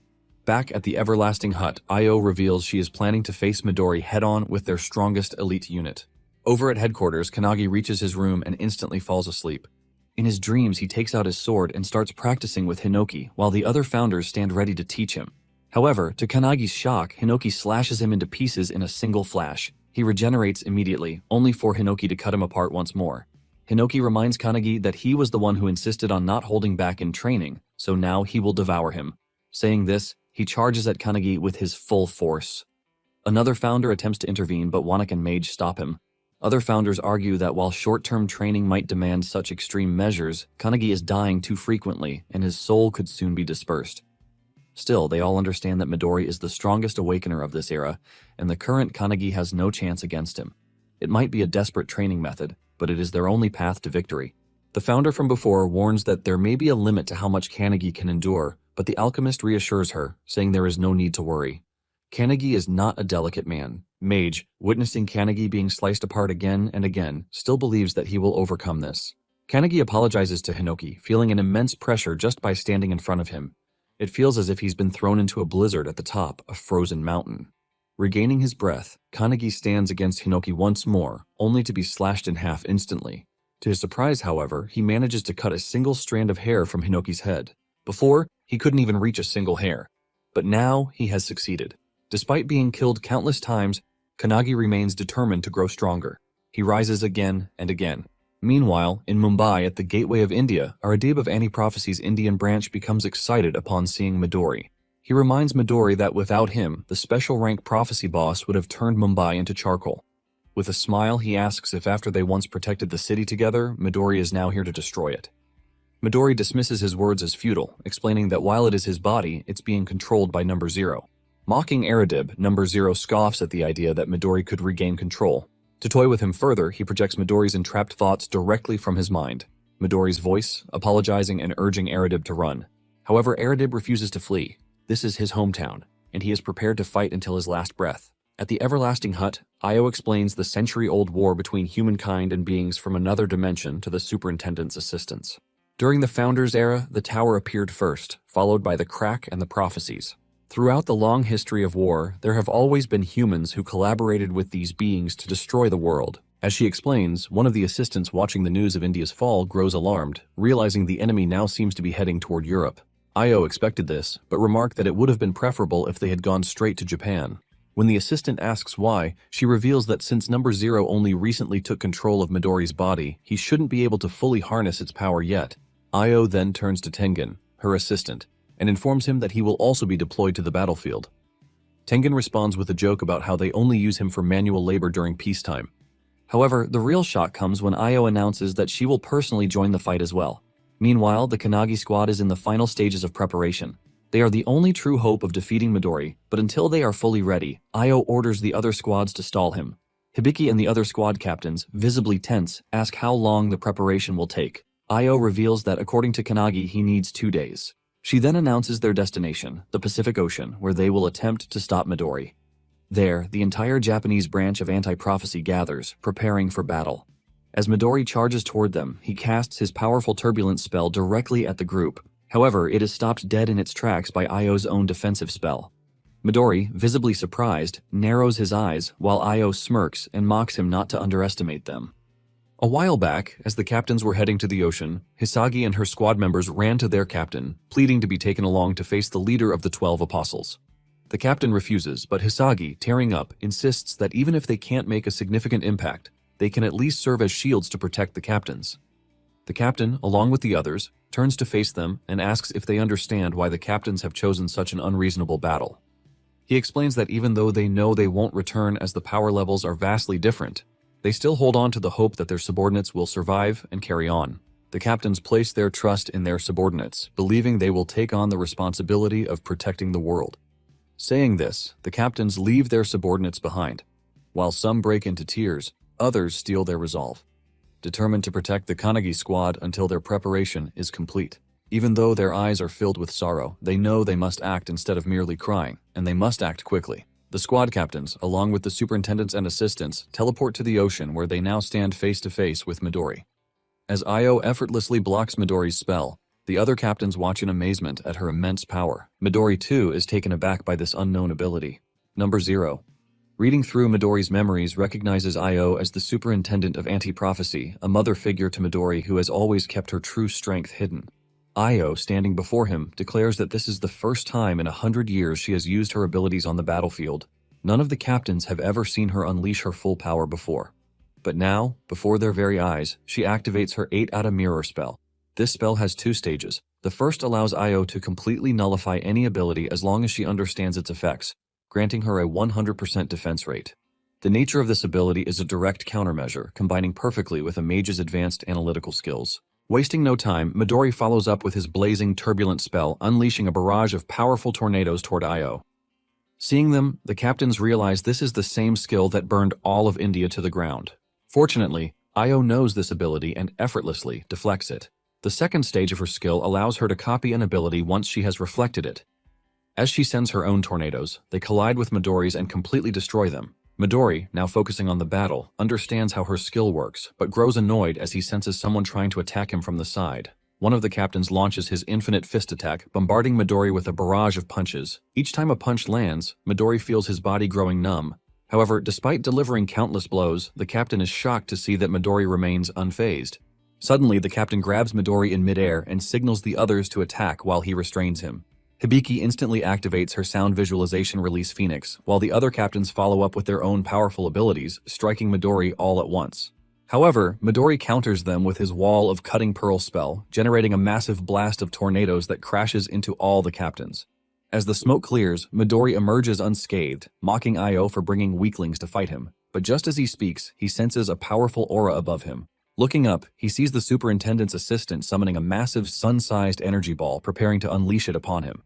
Midori immediately realizes this ability grows stronger the longer it is channeled. As he attempts to summon his own energy ball to counter it, the female assistant uses her artifact Slavemaker spell, shackling his hand. Midori is stunned. He hadn't expected them to have an awareness. He is unable to cast his spells. Meanwhile, the male assistant finishes channeling and hurls the massive fiery sphere toward the immobilized Midori. Seeing the attack closing in, Midori realizes he can't dodge it. However, if he unleashes his most powerful wind-based attack at the last moment, he might be able to lessen its impact. But just as he processes this plan, he notices another identical fireball coming from the opposite side, created by Io using her mirror spell. The lady raises her arms toward Midori, saying that for the sake of everyone's future, he must die. He is trapped in an energy chain and curses the old woman. Someone is watching from afar with the help of binoculars. Two flaming spheres collide and cause a sinister explosion. Like a huge atomic bomb, the mushroom cloud rises into the sky, and that explosion takes over the entire landscape. The soldier using the binoculars gets worried about the situation. He lowers his tool. An aircraft carrier and several military ships are approaching the target rapidly. In disbelief, one of the soldiers handling transport asks them to look at the situation. The white light must be at least a few thousand degrees, and he doubts anyone could survive that, whether they are an enemy or an ally. Pointing at the screen, he says he believes that should be enough to handle the situation. A very stern man with crossed arms observes the situation, and they call him Mr. Richard. With a grim face, he says that this isn't over yet. The light energy that formed in the sea begins to glow with a violet star at its core, and looking closely, a silhouette of a man can be seen in the middle of it. The long-haired blonde man is shocked to see that. No one can believe that someone was able to survive the gigantic explosion that just occurred. Midori puts his hand on his head and asks if they sacrificed their own people to try to kill him with that explosion. He knows he owes them praise for catching him by surprise with all their efforts and for making such an elaborate plan to manage a successful explosive blow against him, but he bets they didn't imagine what was coming next. He grits his teeth, trying to contain all the emotion in his chest.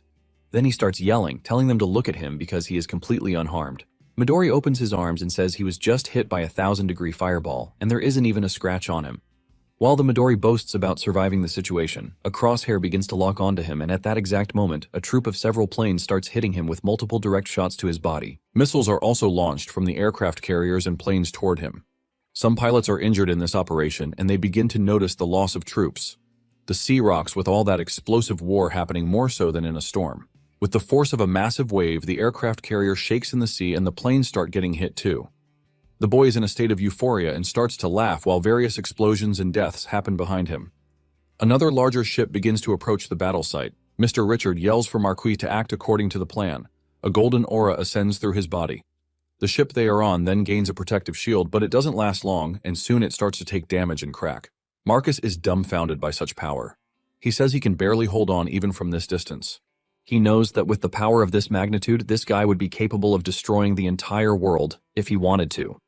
Mr. Richard clenches his fist, getting very nervous, and says no. He insists that this isn't over yet, and they cannot give up under any circumstances. Midori starts to feel an uncomfortable dizziness and puts his hand on his face. In his thoughts, he begins to hear voices saying they knew he would use too much energy at once. Now he is in the company of a white-haired lady who asks if he has finally ran out of energy. She holds an empty vial and calls the boy number 0.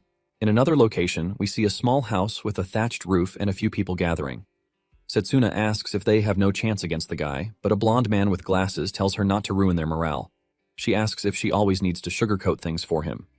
The boy gets annoyed, but the lady warns that they probably won't be able to defeat him anyway.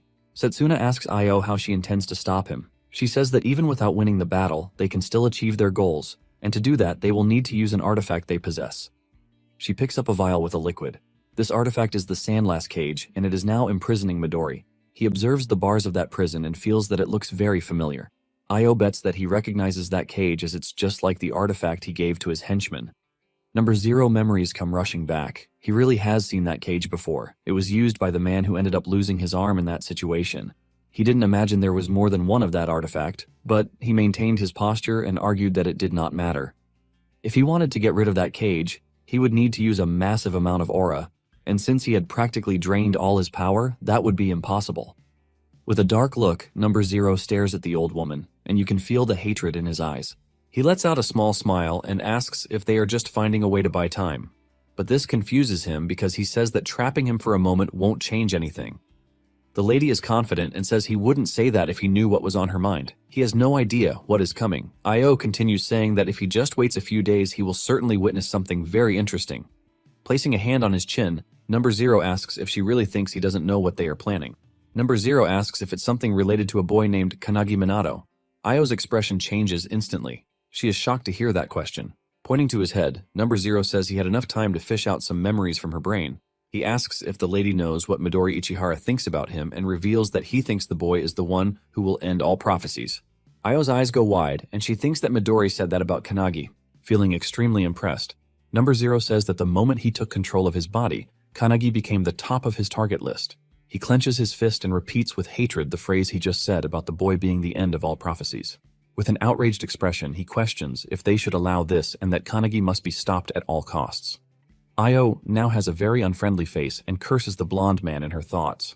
But he says he still has something else to say, and she is surprised again, accumulating a violet energy inside the cage.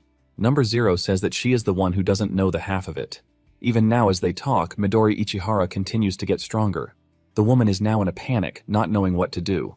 The amount of aura he has used so far is nothing compared to the total power in his body.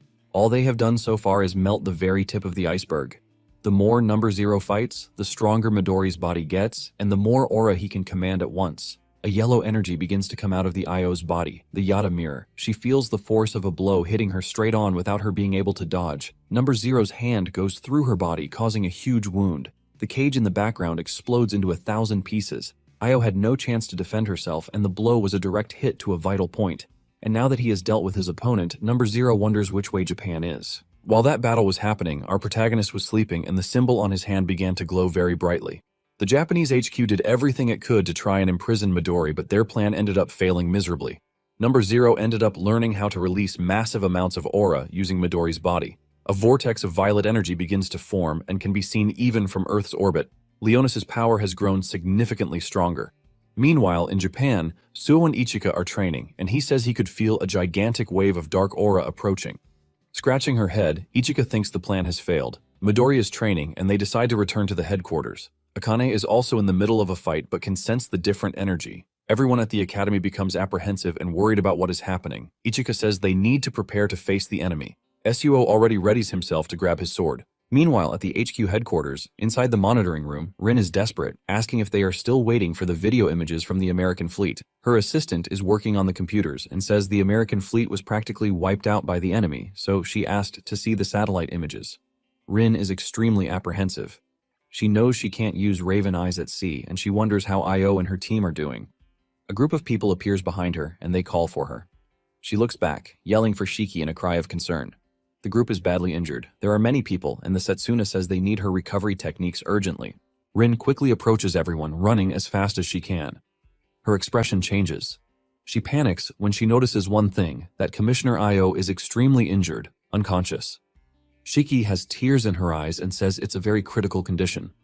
Observing Io, it's possible to see that life is unfortunately already draining from her body. In recent memories, Superintendent Io asked Shiki to listen carefully. She said that their survival on that mission would depend on the girl. After going over the entire plan again, she said she needed the girl's help to stun the enemy while she and Tengen used the heavenly descent. Shiki gave a respectful bow and said she would give her life to ensure it. But as she was about to complete the sentence, she received a slap on the head which startled her. Io got angry and said she was a fool and had misunderstood everything because she needs to stay alive no matter what to bring everyone home safely. She asked if Shiki understood that because it is very important that she survives no matter what happens to her. Not accepting this, the white-haired girl tried to argue, but Io made such a frightening face that it would silence even the bravest of stubborn people. With tears in her eyes, Shiki tries to express herself with a trembling voice. She remembers when she was just a child, and Io took such good care of her and the others. She said she doesn't want to lose her. The girl recalls the woman's reassuring smile at that moment and that afterward she put her hand on her head trying to calm her down, saying that everything would be okay and she wouldn't let anyone die. Smiling, Io said that this was the main point of the mission they were about to execute. But now that calming smile is gone and the lady is on an oxygen mask and extremely injured. The group mobilizes to try to heal her and save her life. Shiki yells for Superintendent Io not to leave them. She tries to pressure Rin, who is doing her best to help, but it's a complicated task. Her healing ability isn't working properly because of that artifact that stopped time for her. The woman with glasses and long hair tries everything to help, but says the most she can do is keep her alive for now. However, time only stays stopped for Io if she is inside the HQ, so the idea of taking her outside comes up, but she is in a very critical state. But a very loud noise interrupts everyone's conversation. Tengen, Shiki, and the others are surprised. Tengen looks up and realizes they have already arrived. Outside the HQ building, someone with their head covered by a turban can be seen observing everything. He is accompanied by 3 other people besides Number 0, who is wearing a frightening smile. Shiki has fire in her eyes and yells that she will end the life of every single one of those bastards. Rin warns her not to do it, but it's already too late and the girl is gone. She appears near all those beings that emerged outside the HQ. With hatred in her eyes, she joins her hands and uses her spatial division ability. Shiki Kitamori's ability instantly connects different parts of space, allowing her to teleport between different places with extreme precision. But in large open areas, this ability becomes very unpredictable and results in damage that can be catastrophic. Space and time begin to distort. The image of everything becomes confusing. Tengen is furious with the girl's recklessness and says that the commissioner lady is still there. Number 0 concentrates on observing the girl who has just arrived at the battle. Then he calls for Hajime, who has already prepares his next attack. Holding his sword, he uses the artifact Relic of the Abyss, firmly gripping his sword in its sheath. Drawing his blade, he cuts space and uses the Kulika strike ability, causing a beam of light with his slash. This catches Shiki by surprise and her eyes go wide. A part of the location is shattered like crystal, scattering various shards through the air. The girl's arm is severely injured by this blow. The girl in red lets out a little laugh and says that Hajime is truly relentless, making the villains almost feel sorry for the good guys. But while still holding his sword in a battle stance, Hajime tells them to stay alert. The swordsman looks out of the corner of his eye, suspicious. He realizes the good guys haven't been defeated yet, and he manages to locate Shiki. She is badly injured, but her friends have arrived to help her, and Suo holds her in his arms, asking if she is okay. The white-haired girl doesn't let the injury shake her, and asks about the Kanagi unit. Number 0 notices that more enemies have arrived for him, and he says he is getting really tired of swatting these little flies around him. Special Agent Ichika Hinoki holds her sword and already prepares to draw it from its sheath. All the enemies watch attentively at what she is preparing, and energy starts to come from the girl's body. She apologizes and says that her captain happens to be a sleepyhead and begins to approach. So until it's time for him to wake up, they will gladly be their opponents. Number 0 makes a disgusted face at Ichihara's statement. Number 0 Vault is looking down on all the movement of the determined good guys, finding it very strange. He can understand why Makoto's younger brother and Special Agent Ichika Hinoki are fighting him. His eyes scan over all his opponents, analyzing them one by one. He stares at Iryu and Sakazaki and wonders why they are willing to fight him. There's nothing recorded about them in Midori's memories, so he believes they aren't a threat. So he questions why they would be risking their lives to this extent to save someone who is so far from their level. Iryu meets his gaze and gives a very suspicious little smile. This causes a peculiar unease in Number 0. He then begins to notice the boy's aura shining strongly. Number 0 gets in front of all his fighting partners and stretches his hand toward the two. He uses his turbulence ability and in the blink of an eye they disappear. Shiki, who is injured on the ground, yells to everyone about what just happened, but the teammates also disappeared along with the disciples. She wonders if this is some kind of teleportation ability and who was responsible for it. Iryu is overjoyed and strikes a pose asking how he is, but suddenly Sakazaki reappears and says he sent them somewhere else. He is holding a first aid kit and says he did this teleportation with his ability. Shiki is surprised by the young man's technique and asks how he managed to do that. Sakazaki and Iryu start arguing because he says he helped too. It was a combo of abilities. Shiki just wants them to explain. Basically, it was a combination of the My Sweet Home and Extended Self abilities. Iryu's ability increases the range of the ability of someone he is touching. Normally, Sakazaki's ability only applies to himself, but with Konami's help, it was possible to teleport everyone who was near him at that moment. Sakazaki may not have the same range as Shiki, but he can teleport any object he chooses. Hajime was teleported near Ichika. He already prepares for the confrontation. Sakazaki managed to teleport everyone so that the fights would be fair. The only ones left were the three of them, but the rest of the team prepares for the next fights. The white-haired girl is surprised by this strategy. Sakazaki adds that he made a point of sending number 0 to a special place just for him. We see number 0 floating in a mysterious place surrounded by what looks like a red liquid. He is extremely confused and can't tell where he is or even which way is up or down. But something special catches his attention. A group of sea monsters appears in his field of vision. Shape-shifting sharks, octopuses, and even sinister fish are there. They begin to approach number 0 rapidly, forming an aquatic ambush. A man in a uniform holds his sword and looks at a kind of lake. He believes number 0 must be in the limestone cavern inside the HQ facilities now, specifically in the 17th rift known as Shimoahido. The rift is a passage to another dimension that grows approximately 4 in every year, and there is no way to stop this growth. Not even Midori figured out a way to stop this prophecy, so they'll see how number 0 fares while he's trapped there. Meanwhile, on Mount Nagano on Mitake, Hajime and Ichika are face to face. The white-haired swordsman looks up and wonders what this place is, questioning if someone teleported him there. Ichika can't hold back her laughter and starts to chuckle. As she approaches the young man, she says that apparently the divide and conquer operation worked. Hajime asks what they did to his boss, and she explains that they sent him to a place he will never be able to leave. While holding the sheath of his sword, the young man says that if that's the case, they should have sent everyone else to that place too. Ichika waves her hand and tells him not to be a fool, as one of them could have an escape artifact and ruin the whole plan. They needed to be sure there was no chance of him returning, since nothing can happen to the commissioner's lady.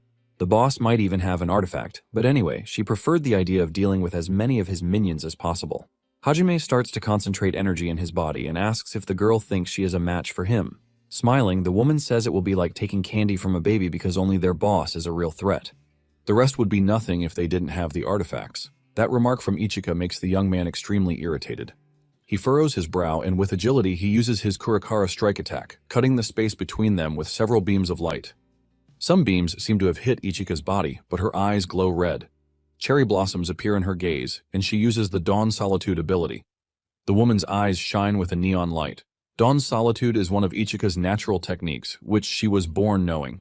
On the surface, this ability seems quite simple and was considered useless for many years, but there is much more to it than meets the eye. The ability can block all internal and external influences, allowing Ichika to maximize her mind and body potential.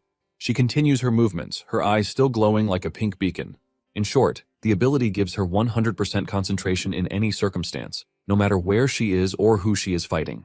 The girl can summon her full strength to deliver a lethal blow. She approaches her opponent and everything goes dark. Only the pink glow coming from Ichika's eyes can be seen. A single cut is made on Hajime toward his chest, but this single cut is enough to throw him back forcefully, unbalancing and destabilizing the young man. She finishes her attack. Transcendents specialized in martial arts spend countless hours honing their physical skills so they understand better than anyone the value of a perfectly trained body like hers. With a serious and superior look, the girl says he doesn't even compare to Makoto. Meanwhile, back at the HQ's large-scale practice area, a pair of good guys and a pair of villains face each other. With a mocking look, the girl in the red hat, Seta says it won't make any difference to change to a 2-on-2 battle. The pair of HQ warriors doesn't look frightened or anything like it. Seta turns to Asura and asks what their plan is now. It starts to rain at the location, getting all the warriors there wet. With his eyes closed and a sad expression, the man says he can fight them if she holds them, but a fist is already approaching his face. The punch hits him hard, and Asura flies far away from the force of the blow. Midori asks if he thinks they will just wait while they get trampled. Set watches the white-haired warrior advance on her teammate. While she is distracted, her opponent's long hair grabs her. He starts to recall memories of when he was a child. Makoto gently cutting his hair, and with hatred in his eyes, he asks if she is one of the bastards who killed Makoto. Already almost completely wrapped up by the boy's hair, she says she understands now. And with a smile on her face, she asks if he is still mad about that. Red lightning begins to appear in the sky, turning it dark red. The two good warriors have to dodge the lightning bolts that seem to be trying to hit them. With a maniacal look and surrounded by playing cards, Sai starts to laugh while her eyes widen. She uses her Queen of Hearts ability, and her cards start to grow legs and arms. The long-haired man notices that this ability seems to be some kind of telekinesis. She orders her loyal minions to disperse. A gigantic army of cards begins to appear and she asks them to find Kanagi Minato for her, but her opponent is not willing to let her go after Kanagi. He starts to charge energy, and again a Scarlet Thunderbolt tries to hit him, but he manages to dodge quickly. The pair of HQ combatants is reunited side by side again. Asura appears through the mist and smoke and says that his ability allows him to physically manifest emotions. He puts his hand in front of his face and uses the Mask of Thousand Faces ability. With a sinister voice and a frightening aura, he tells them to prepare to die. Now his eyes are black. His face is unrecognizable. That is the face of anger ability. Dozens of lightning bolts begin to fall on the battlefield, causing a deafening noise all around. Meanwhile, in Tokorozawa, Saitama Prefecture, loud noises can be heard. Akane is using her even menace ability in a challenging battle. Her partner is fleeing from the unrestrained blows of the man with the bandaged head. With one of his arms much larger than the other, he throws several punches toward the blonde man who tries to defend himself. The villain's punches end up hitting the rocks and mountains around, causing a loud noise and a lot of destruction, and the big-armed man doesn't give up, persistently going after his enemy. But a familiar voice interrupts that distressing chase scene. It's Suo who appears using the Soaring Tengu ability. A smokescreen forms, and the enemy starts to try to clear a path through it with his giant hand, and he quickly succeeds in getting rid of that sand whirlwind. There are 3 HQ warriors down below, and they observe the enemy. Akane looks worried. She imagined this battle would be difficult, but the enemy manages to be even stronger than she imagined. He stares at them with empty, dreadful eyes. That bandaged man is named Dre, one of the 12 disciples of the Apocalypse. He deduces that since they survived his attack, they must be very strong warriors. But to him, the 3 of them are just a minor annoyance at best, so he prefers to save energy and finish this quickly. Hanada gives a small smile and says he seems pretty confident for someone who's about to lose his life. Suo starts to prepare an attack and says he will teach this idiot a lesson he will never forget.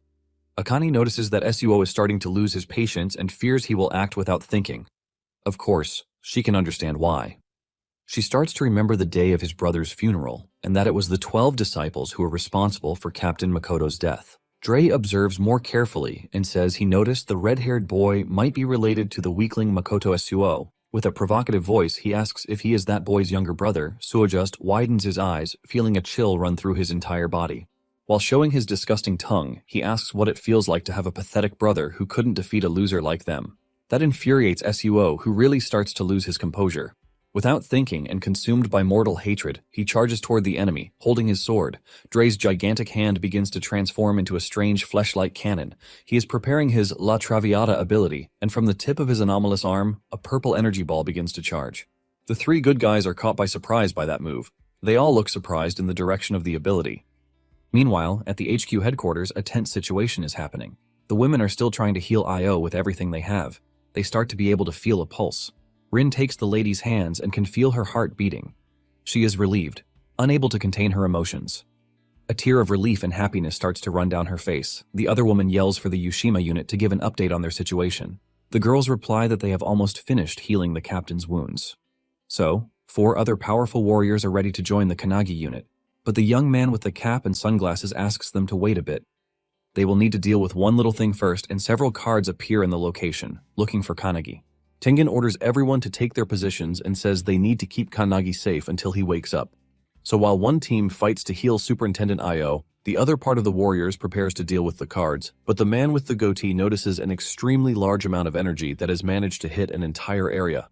Sakazaki and Iryu can also feel a tremor that closely resembles an earthquake, but Sakazaki knows this isn't just a mere earth tremor. A gigantic purple vortex appears in one location, messing with the energy of the entire environment. The man in the uniform who was watching Number Zero's prison realizes he has escaped and says that guy is a real monster. Iryu panics and starts yelling, saying that he was trapped in a rift forever. Sakazaki knows they don't have much time and asks the boy to help him send that bastard somewhere even farther away.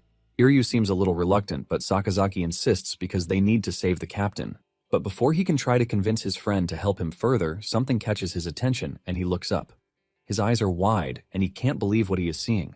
A beam of blue light is coming from inside the HQ building, and now helping the girls heal Io Kanagi Minato is there, passing energy to her. With tears in her eyes, still overcome with emotion, Rin watches the boy who just woke up. He is focused, his eyes fixed on Io, determined to heal her. While helping with Io's recovery, Kanagi asks how long he was out, and Rin replies that it was for a few hours. She fixes her gaze on the boy, curious to know how he managed to wake up so quickly.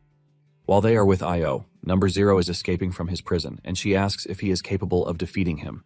The protagonist looked at the girl and assured her that he would defeat him for her, but first, there was one thing he needed to do, and his hair starts to change color. Now, with white hair, he continues to pass energy to Io. He asks her for forgiveness and says he didn't want to leave her waiting for so long. Believing that Kanegi must be strong enough to do it now, with the woman's help, he uses his sacred medical tome ability. An energy so strong it almost liquefies begins to flow from his body toward the lady. Sacred medical tome is an ability of Warren, the sovereign apothecary. It allows the user to instantly activate the supreme healing ability inside the imaginary medical tome in Warren's mind. The wound that was previously very severe on the woman's chest now begins to close little by little, and finally it closes completely, leaving her intact. The women who were trying to heal Io earlier are impressed with the demonstration of the technique. The girl with glasses is dumbfounded because she realizes the wound didn't just close completely, but it also healed entirely. Even the woman's organs are intact. She really wants to know what the mechanism of that ability is, and it doesn't take long for the woman to slowly begin to regain consciousness. Rin's eyes fill with tears again. She starts to call the lady by her name. Io moves her eyes toward the protagonist, showing she is well and conscious. Her vision is a bit blurry, but she can identify that it is Kanegi who is there, smiling at her. She smiles back, saying that he finally came. With the little strength she has, the lady raises her arm toward him, and suddenly she no longer sees Kanegi, but rather Warren, the woman who healed her. The protagonist holds the lady's hand with both of his hands very gently. Smiling calmly, the boy says she should be more careful. Io says she tried her best but wasn't much help and apologizes, but he says that on the contrary she was spectacular. Warren asks her to rest now that her wounds are healed, and as soon as she wakes up later, they can all have a meal together, like in the old days. Then the memories of the two of them when they were very young surface, having fun and eating together. That memory makes Io emotional and her eyes well up. She agrees with her old friend's plan. Warren observes the situation from a screen and addresses the other souls who are there. So everyone is ready to continue the protagonist's actions. Meanwhile, a shower of cards with legs and arms begins inside the HQ building. One of the young men there grabs his sword and uses the metal reinforcement and thousandth blow abilities. With this, he uses his body's momentum to use the sword like a baseball bat, knocking the cards away as well as cutting them. Some little cards are chopped into several pieces, being defeated. The blonde woman uses her martial arts skills and the lethal chain blast ability. The two join forces to defeat those minions. The girl is giving it her all but only managed to knock out one card. This is very similar to when they fought Eva. Each of these minions is as strong as En Shikami. In fact, they are much more powerful than that. She fixes her eyes in a direction behind her, trying to protect herself. A 3 of clubs card lands a direct kick to the girl's face, sending her flying from the force of the blow. But with perseverance, she manages to regain her balance and hold on. Determined, she thinks that she refuses to give up without a fight. A flood of cards approaches her, but the woman does not intend to be defeated. She remembers Captain Maccabi with a smile on his face, saying he is counting on her to save the world. Since he is counting on her, that is why she will battle until the end of her days. Then, while she is trying to attack the cards with her martial arts ability, she feels she is not alone. It's Captain Maccabi who is helping her using his stone punch ability and decimating some little cards over there. Not believing what her eyes are seeing, the girl starts to shout the captain's name to make sure it's really him there. He looks at her with a smile on his face and apologizes for coming back, since a true warrior should die in battle. Suddenly, someone using the golden bat ability manages to defeat a bunch of cards all at once.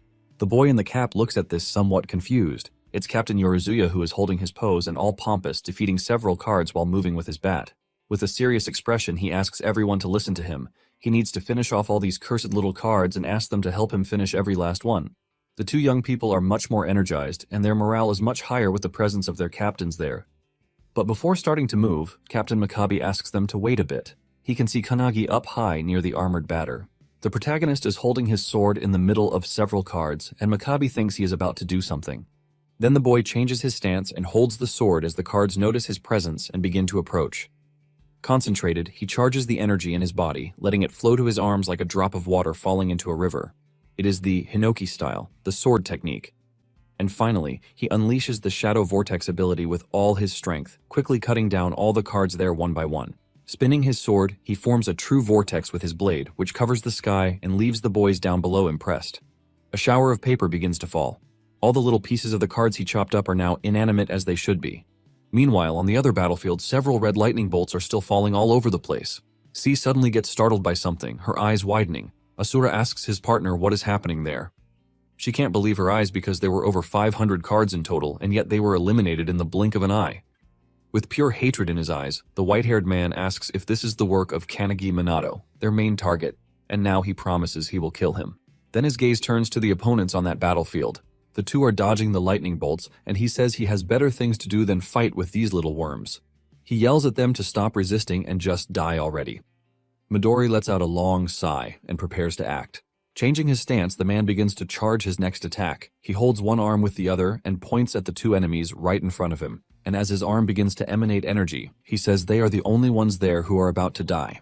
The veins on Asura's face begin to pop, such as his rage. While staring at him, he asks what Midori thinks he is doing. But before he can do anything, a mark on his arm appears and begins to glow. It is the powerful ability of the man in sunglasses, the holy seal of exorcism, unleashing a ton of projectiles at Asura and Seth. The two are worried about the attack coming toward them, but at the same time they take solace in the fact that the attack is pretty slow. This gives them time to dodge, and Asura wastes no time calling Mikado a fool for launching sloppy projectiles at them. But he hasn't finished saying this when he realizes that the projectiles are aimed at the divine seal on his body. He realizes too late that Mikado put the seal on him the first time he hits him, and the projectiles are now basically tracking the marked target. Nonetheless, Asura is not worried, since the projectiles are slow, but he hasn't finished this thought when Mikado appears behind him and punches him so hard that he is sent flying into the distance with a scream of pain following him. He angrily unleashes an energy blast to push Mikado back when it finally dawns on him that the projectiles are a trap to create a gap in his defense, so Mikado can get the chance to punch him to death. Mikado figures out that Asura has a lot going on in his head, and he lets him know that whatever he is thinking is wrong. Suddenly, other seals appear on his body, and Mikado tells him to turn around to check behind him. Asura does this, and he is shocked to see a bunch of projectiles coming his way fast. He manages to leap out of the way in time, but this only leaves him open for Mikado to land another hit on him. The dude is sent flying into the distance while the projectiles are still locked on him. Mikado mocks him, telling him that he should have realized the bitter truth at this point, and this is the fact that every attack allows him to put an engraved seal on him. In turn, every engraved seal increases the speed of the projectiles by double, and just as Mikado is explaining this with his mouth, Asura is feeling the effect. He tries his best to run, but before he knows it, the projectiles end up catching up to him. The projectiles hit him so hard that he screams in pain, and he also realizes that each of the projectiles carries just as much damage as Mikado's melee strike. In the end, Asura gets overwhelmed by the projectiles, and they totally crush him, leaving a bright, explosive light. When everything finally calms down, Asura is seen crawling on the ground, and Mikado walks up to him, asking him if he is finally done throwing tantrums. Seeing just how dangerous Mikado is, Asura figures out that he is going to be in more trouble if he touches him, and he frantically unleashes a corrosive skill, the Face of Fear, to release deadly gases to surround himself. On the other hand, Seth is already in Q's grasp, and he is screaming at him to let him go because he is not ready to die like a rotten dog. However, Q tells the dude to keep his mouth shut while tightening the grip he has on him. Before he knows it, he gets totally encompassed in Q's hair, and his mana also slowly dissipates as if Q is swallowing it with a straw. With his mana unreachable, his cards also start falling apart, and in no time, Q totally has Seth under his thumb. On the other hand, Mikado is still explaining how his skills work to Asura.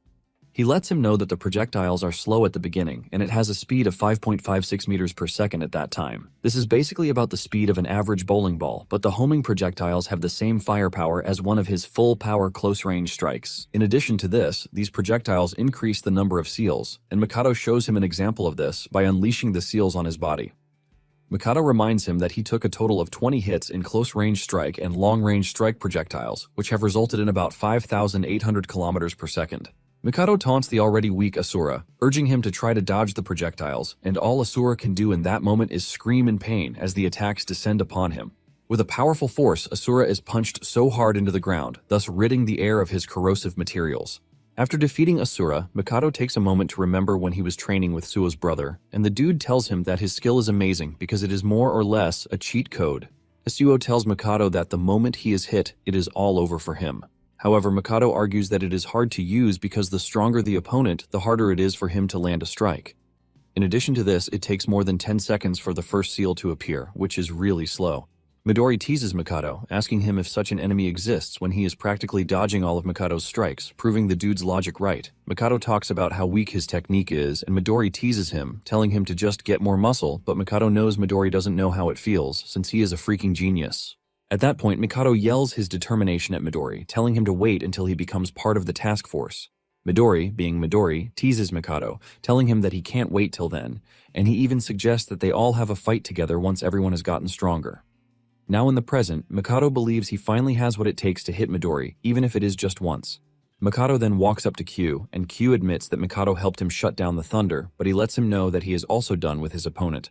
Lying beside him is the mana-dried-up body of Seth. Mikado then tells Q that it is time for them to go help Suo and the rest because it is hard enough to face an enemy at that level, even with 3 people. Q agrees with him, but lets him know that Akane said something strange. Meanwhile, Dre is still battling it out against Suo's squad, and it appears that Akane has something she is cooking, even though it is quite slow. It turns out that she has plans to destroy Dre's annoying cannon. Dre, on the other hand, is having fun with his cannon as he fires a massive attack on the squad. The attack is so fast and powerful that even Suo says it is hard to predict where the attack is going to hit. When the attack finally hits, Suo gets caught in it, and his colleague screams out his name to check if he is still alive. The attack clears off, and Suo assures his friends that he is fine because he was able to deflect the hit. However, Suo is worried that they don't have the capacity to continue blocking Dre's attack, which means Akane has to sort herself out really quickly. Dre notices that the squad is struggling, and he starts making fun of them, asking them just how much more they think they can take. Dre lets them know that he is going to show them what it feels like to be hopeless. It turns out that Dre has one more weapon in his arsenal, which his boss told him to keep as a last resort. But he believes it is finally time for him to unleash this weapon. Dre then whips out an ugly artifact with an ugly eyeball that several other eyeballs too. Dre assures them that this artifact is going to end them, and even the squad is terrified by the mere sight of the artifact since they have no idea what it is. Instead of explaining what it does, Dre decides to show them instead, and a ton of blasts emerge from the artifact. Dre lets them know that the artifact releases satellites, and they produce the same skill as the owner of the artifact. Suo and his squad look into the sky to realize that the satellite has the entire area covered, and Dre explains to them that his next attack will come from all of the satellites as well. Just then, Dre releases a massive firepower from the cannons, and he assures them that everything in the airspace is going to get fried by his cannon. As the attack descends on them, Suo realizes the bitter truth that he can't dodge all of the attacks. The yellow-headed guy also knows this, and he screams out Akane's name, and Akane comes in for the rescue, while telling them that she can finally see it. However, Dre lets her know that he can also see through her. In the end, all of Dre's attacks come together to form one giant ball of fire, and it lands on their location, ultimately frying whatever resides there. Dre confidently declares the squad is dead, and he boasts about how his boss gave him the coolest power. Dre remembers when his boss approached him to give him the artifact to replace his severed arm. The artifact merges with his arm and ultimately fuses with his body to imbue him with power, while destroying his body and making him ugly, which is why his sorry ass is forced to wrap his body like a mummy. Dre is raking in the joy of victory when he notices a green light in the distance where Suo and his squad are supposed to be lying dead. When the dust clears off, he gets to see Akane reflecting green light from her hand, and everyone on the squad is safe. Dre is pissed that he didn't get to kill them once, and he angrily unleashes a massive wave of cannon fire, but Akane nullifies this with her green skill. Dre is left in shock that his fire cannon didn't work, and Akane decides to explain the new reality of things to him. She lets him know that the skill she is currently using, which is known as Mephalazale, is a skill that allows her to change the nature of a skill that she has managed to analyze. Akane lets Dre know that she just changed the property of his attack into a healing skill. Suo and the Yellowhead confirm this because all of their injuries are fully healed. Akane tells them that she used the excess residue to strengthen them, which means their physical abilities would be enhanced for about a minute. Dre hears this and panics because Akane just rendered him ultimately useless. Akane smiles at him, telling him that he can't understand, but it is pretty obvious that it is over for him. Dre is wise enough to know that he is done for, and he tries doing the best thing he can do, which is to run away. But Yellowhead is not just going to let this happen. Before he can even make his move, he attacks him, delivering repetitive attacks to punish him. Dre gets hit all over his body at the same time without being able to reply to the attack, and by the time the Yellowhead is done, Dre is already bleeding all over. The Yellowhead admits that his body is lighter than it was, but since he is done playing around with Dre, he leaves the rest to Suo. Using Hinoki's one-handed sword style, the diced slash in combination with Autumn Thistle, Suo brings out a powerful matter annihilation skill. This unleashes a large area of lasers that sinks into Dre's body and ultimately turns him to dust. Suo mocks Dre for calling his brother trash, while telling him that he would have to face his dead brother again in the afterlife, if there is nothing left of him to go to the afterlife, that is. With this, Dre is defeated by Suo, Akane, and the Yellowhead, Hinata. After everything settles down, Akane is hit with a blowback of what she just did and she collapses to the ground. Suo and Hinata rush over, and while she is unconscious, all she can think of is her desire to apologize to Midori. 7 years earlier was when Midori and Akane first met. Akane's house was on fire back then, and when Midori finally showed up, she scrutinized him for not coming early. Apparently, there is a special rank prophecy, the Bud of Nightmare. On the other hand, Akane's father is connected with the anti-prophecy, but he accidentally stumbled upon the cursed painting, and when the painting was activated, it turned the whole world into another dimension that converges around his mansion, which resulted in a freaking nightmare. Midori rushed over to the scene and entered the painting to prevent the prophecy from beginning, but both Akane's parents, guests, servants, and everyone were killed, leaving Akane as the sole survivor. Akane criticized Midori for being the world's strongest awakener but failing to stop the prophecy that ruined her family from being fulfilled. With tears and frustration, she screams out, asking Midori why he had to come late, and Rin, who was with Midori back then, wanted to speak, but Midori stops her from saying anything. They just stood here, taking in every insult and blame Akane could project towards them. It was later that Akane found out that on that very day, Midori was on the other side of the world, dealing with a prophecy. He had saved hundreds of thousands of people, but Akane had no idea, and she ended up saying hurtful things to him. To make it worse, he was only 16 years old back then, and he already had a huge responsibility on his shoulders. Later on, Akane asks Midori during training if he doesn't hate the fact that he can't enjoy his personal time because he is always out there stopping prophecies from happening. Deep down, Akane is also surprised that Midori is willing to save people who are selfish like her. Midori replies that he is with his friends, and the special task force always goes into missions alone, so it is not like they always fight together in the same place, but their hearts are always united. Midori tells Akane that with this, he is not always alone, because he has everyone with him, and they are basically his support, which is why he has everyone on the team as his wallpaper. Back then, Midori tells Akane that he is going to understand the meaning of what he is saying in the future.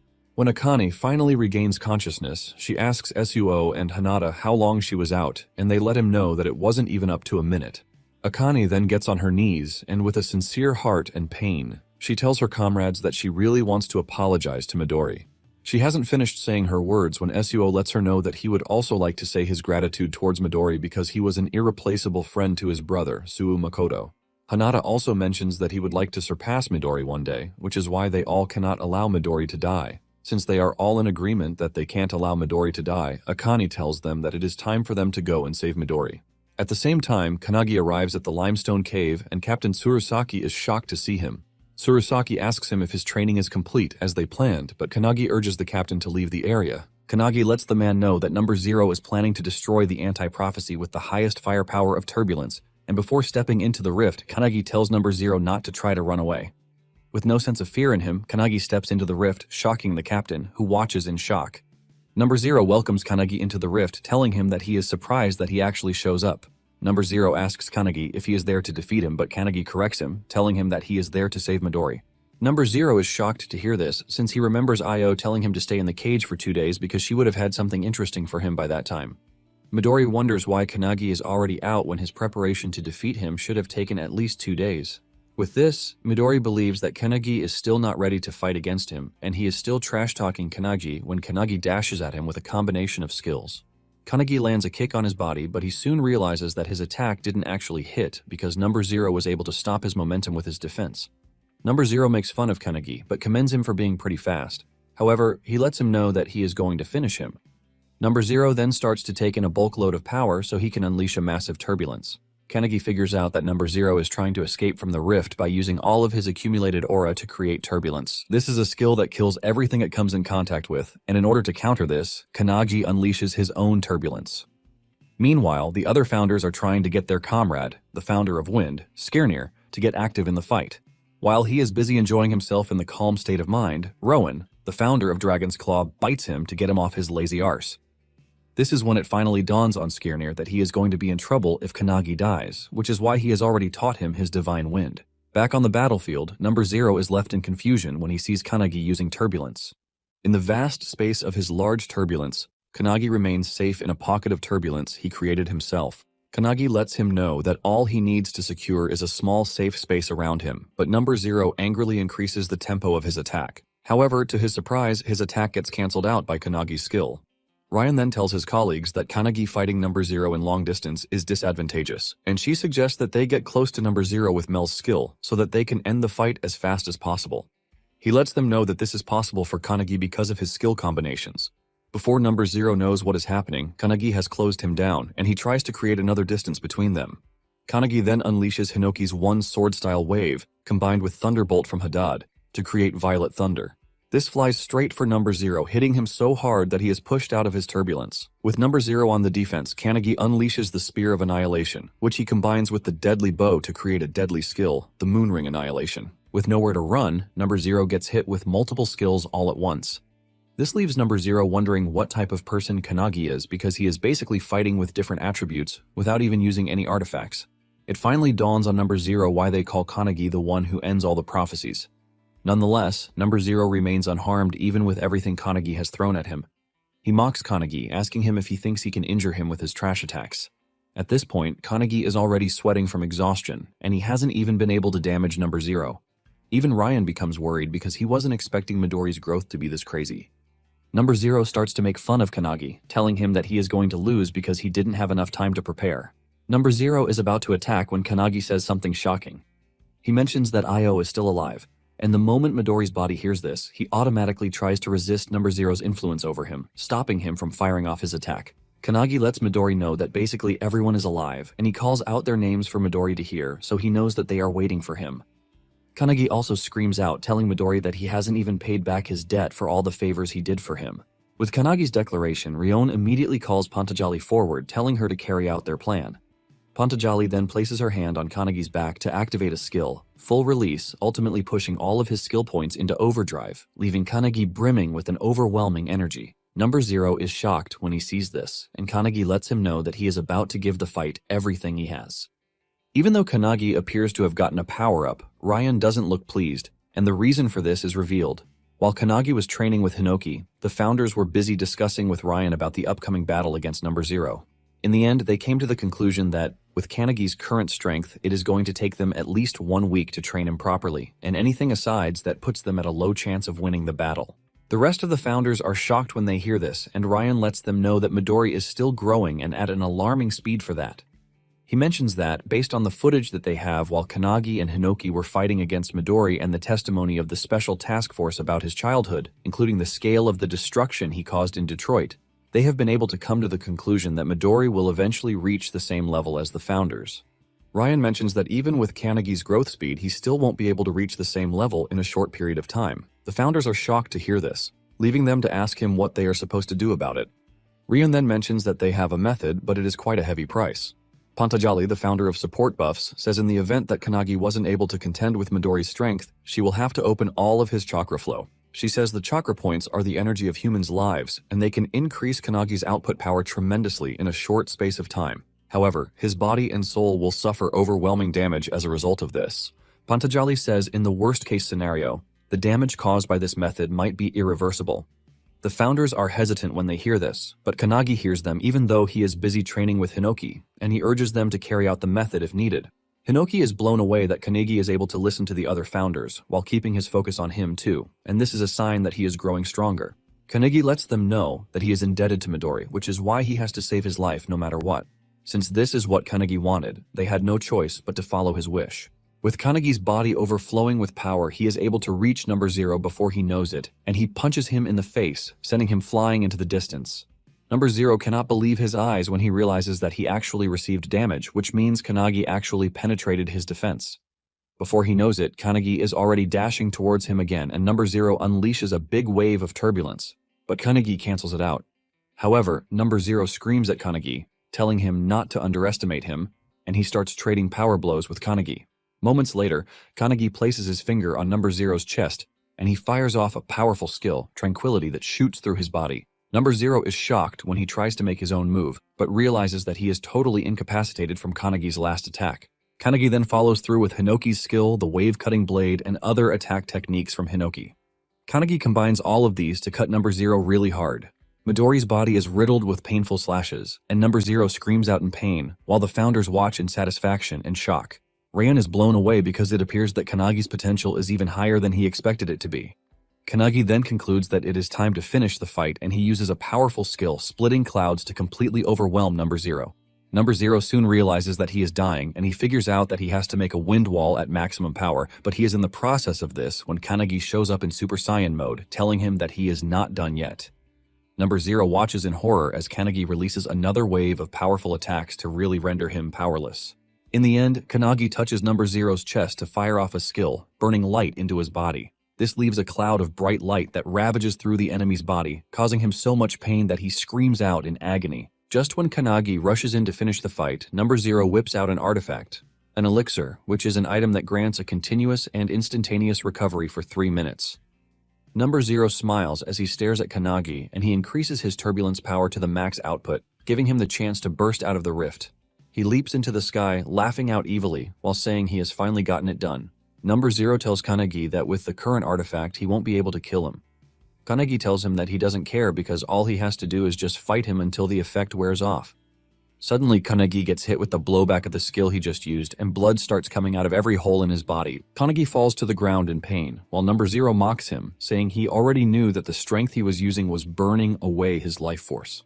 Number 0 believes that Kanagi won't have what it takes to hold out for long.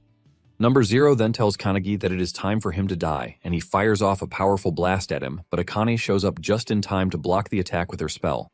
In a flashback scene, Kanagi had called Akane to discuss something with him. He showed her turbulence, shocking Akane, who asked him how he is able to use Midori's skill. Kanagi smiles and tells Akane that he is going to explain everything once the battle is over.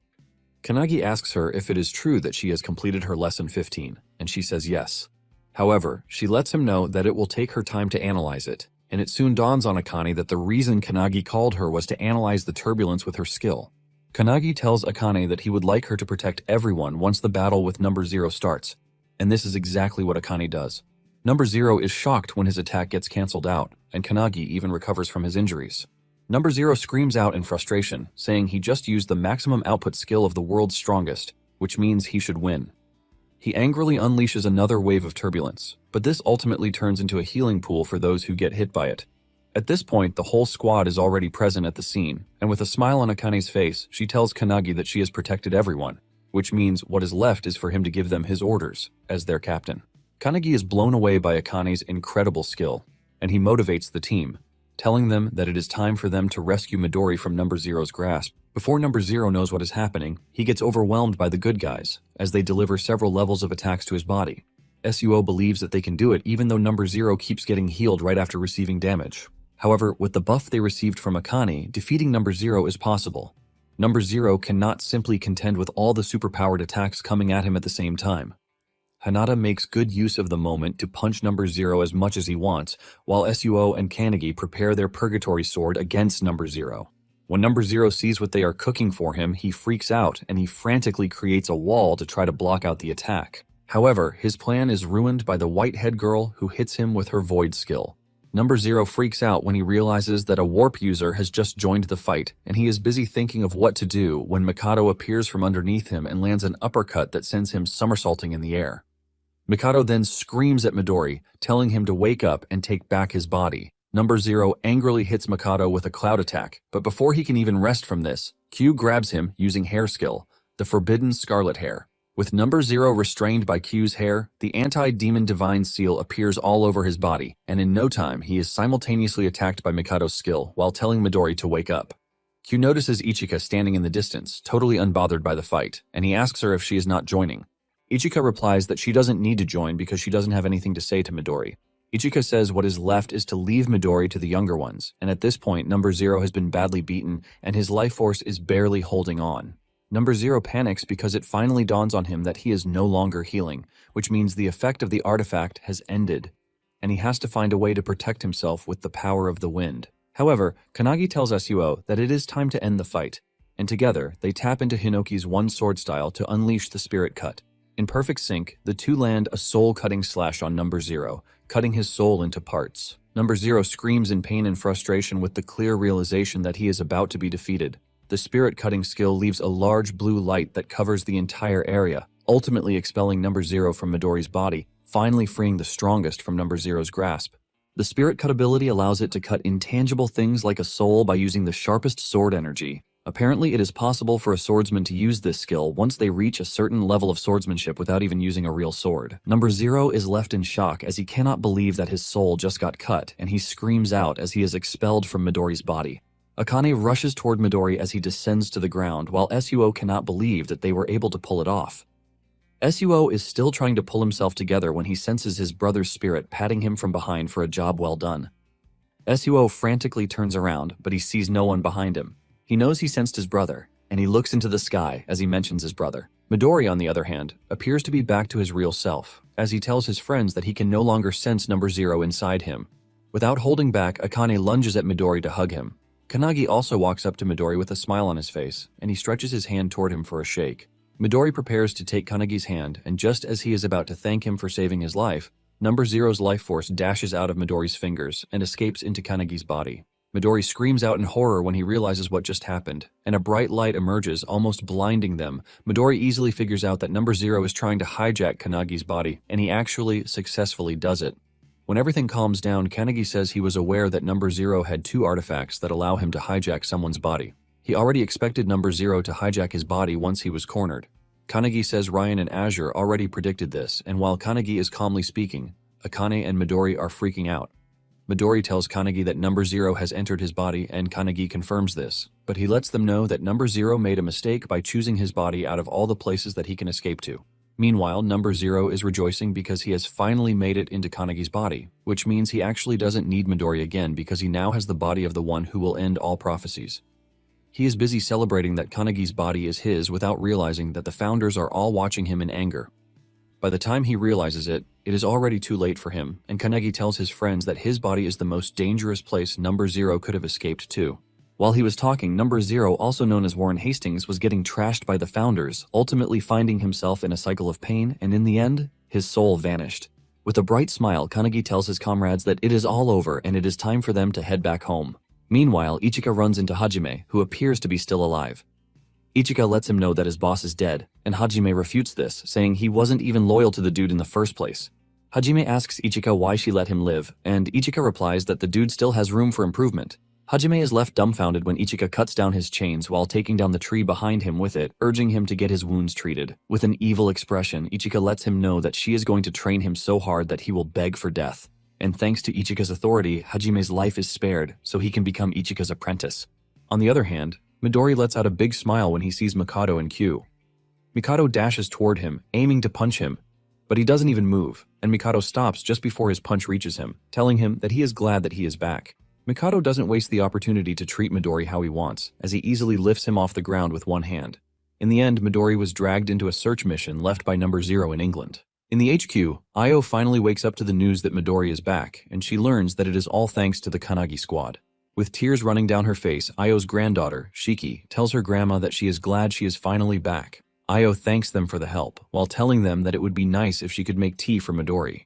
At the same time, 2 agents are watching the whole scene from a distance, and they are relieved that everything is over, even though there were loads of casualties. The senior agent tells his junior Yushima that they still have to decide on what they are going to do about Midori. However, he figures out that they are just going to allow the group to enjoy themselves. The group is seen talking about the whole mission and admitting that they never expected Midori to be that strong. Hanada, on the other hand, yells at Midori, asking him what he must do to get stronger, while Akane is the only one shielding Midori from their gawking eyes. She urges them to limit their questions to 10 seconds per person because Midori is still injured. While they are all celebrating, Kanagi is standing behind with a smile on his face, but he suddenly loses consciousness, and he passes out, immediately drawing the attention of the others to him. They rush over to where Kanagi is in panic, and in a shocking turn of events, his crest of nothingness changes from the usual bright blue into black, which is a sign that it is no longer active. With this, Kanagi enters into a deep coma from which he won't be able to wake up. Akane wonders what might be wrong with Kanagi because his wounds are all healed, leaving them confused. Just then, they hear Kanagi groaning, and Midori is the first to sense that what he is sensing is not Kanagi himself. He remembers that he has sensed something like this before, and this was when he fought Kanagi back at the school for the very first time. Midori then asks whatever presence is talking to them if they are Kanagi, but the presence turns out to be Ryan, and he has no choice but to introduce himself. He tells the team he dwells inside Kanagi's body, and he is one of the founders. The moment the team hears this, they are all left stunned, as it is totally not what they expected. Ryan mentions that they didn't want to reveal their existence until the last moment, but as it turns out, it appears that they have no choice. Ryan tells them that he has a favor to ask them, since they are all close to Kanagi, and it is a simple request to save Kanagi. Later on, Midori watches a video recording left for him by Aradib, telling him that by the time he checks the video, he might be dead. He mentions that he is trying to stop him from losing control of his body. He knows fully well that he is going to die after facing Midori, but he wants to at least understand the situation, and with a smile on his face, he lets Midori know that everything that happened is not his fault. Aradib tells Midori that the problem is the 12 apostles of prophecy because they are the enemies of the world. Aradib urges Midori not to blame himself no matter what happens to him because everything is orchestrated and carried out by number 0. With a bright smile, Aradib tells Midori that he hopes they meet again because he has finally arrived in Mumbai. Midori finishes watching the video, and before he can start crying from losing his friend, Mikado and Q show up, suggesting that they play ball. Meanwhile, at the Hut of Everlasting, news is being displayed on the TV about Midori's death to prevent the world from freaking out in panic. The news claims that Midori was defeated by the American-Japanese Navy, but in reality, the blonde head official knows that they couldn't even do anything. Io lets him know that they have no choice because they can't allow the public to know about the existence of the prophecy, which is why they have to bend the story. Io lets him know that this is the best ending that they can have, and the man agrees with him. As he prepares to leave the room, he mentions that there are still many super rank level prophecies and above, and they can't lose Midori as it stands. The man plans to have Midori work for him once he regains his sanity because they obviously need him to help keep the world safe. While Midori is playing ball with his friends, Mikado asks him if he is fine because he has just been downgraded from the world's strongest into the world's worst disaster, who is believed to be dead. Midori then replies that it would be strange for the anti-prophecy unit to remain famous, but he assures them that he is going to remain careful going forward, even though their enemy is pretty dangerous. Mikado then throws a powered ball at Midori, forcing him to use his power while asking him how he feels. Midori replies that he has completely recovered, and Mikado commends him but tells him that he has to stitch the ball back.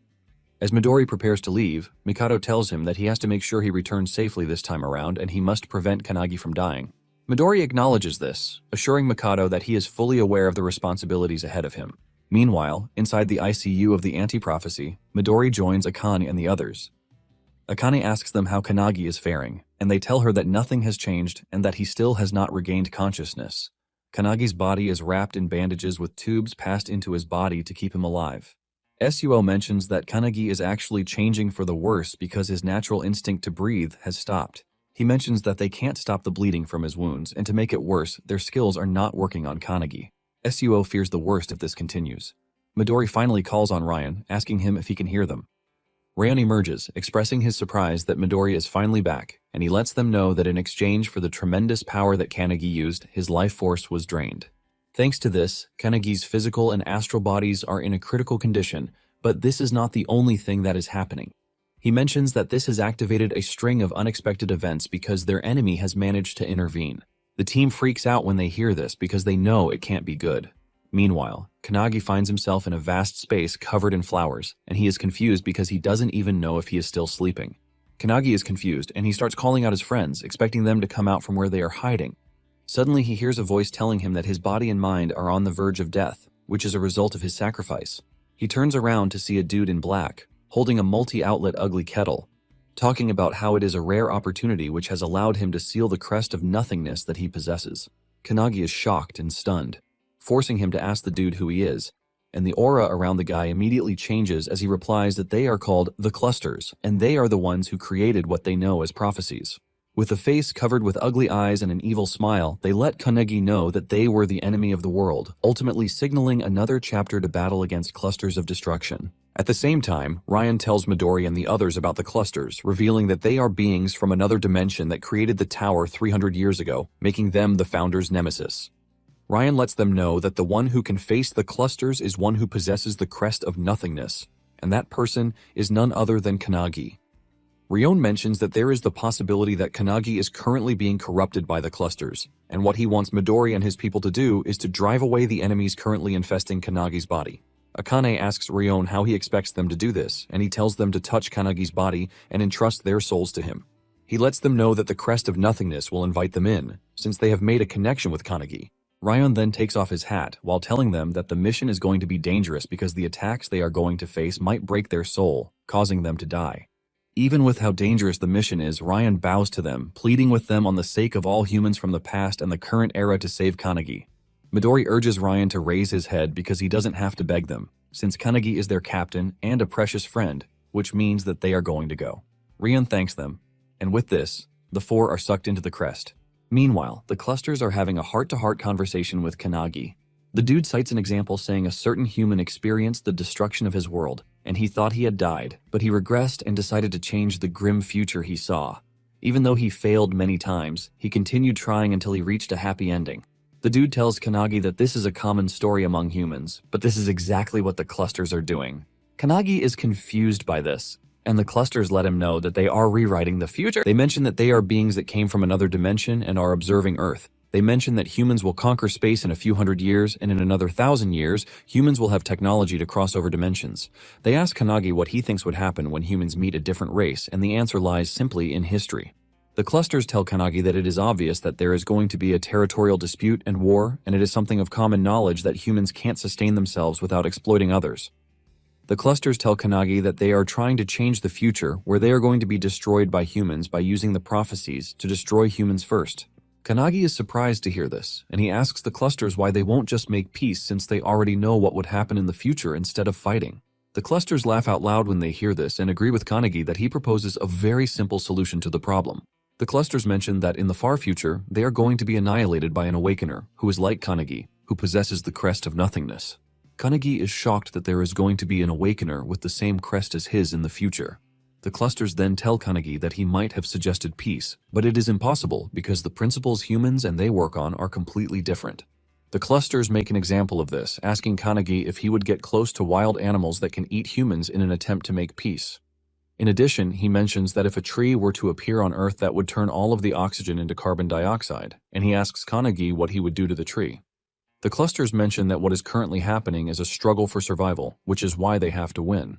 The clusters tell Kanagi that he is the owner of the crest of nothingness, and he is the singularity that their species is afraid of. They let Kanagi know that it is going to be easy to kill him now that he is pretty weak. It turns out that Number Zero was actually working for them because they were the ones who gave him the artifacts, but he started believing he could be equal to them.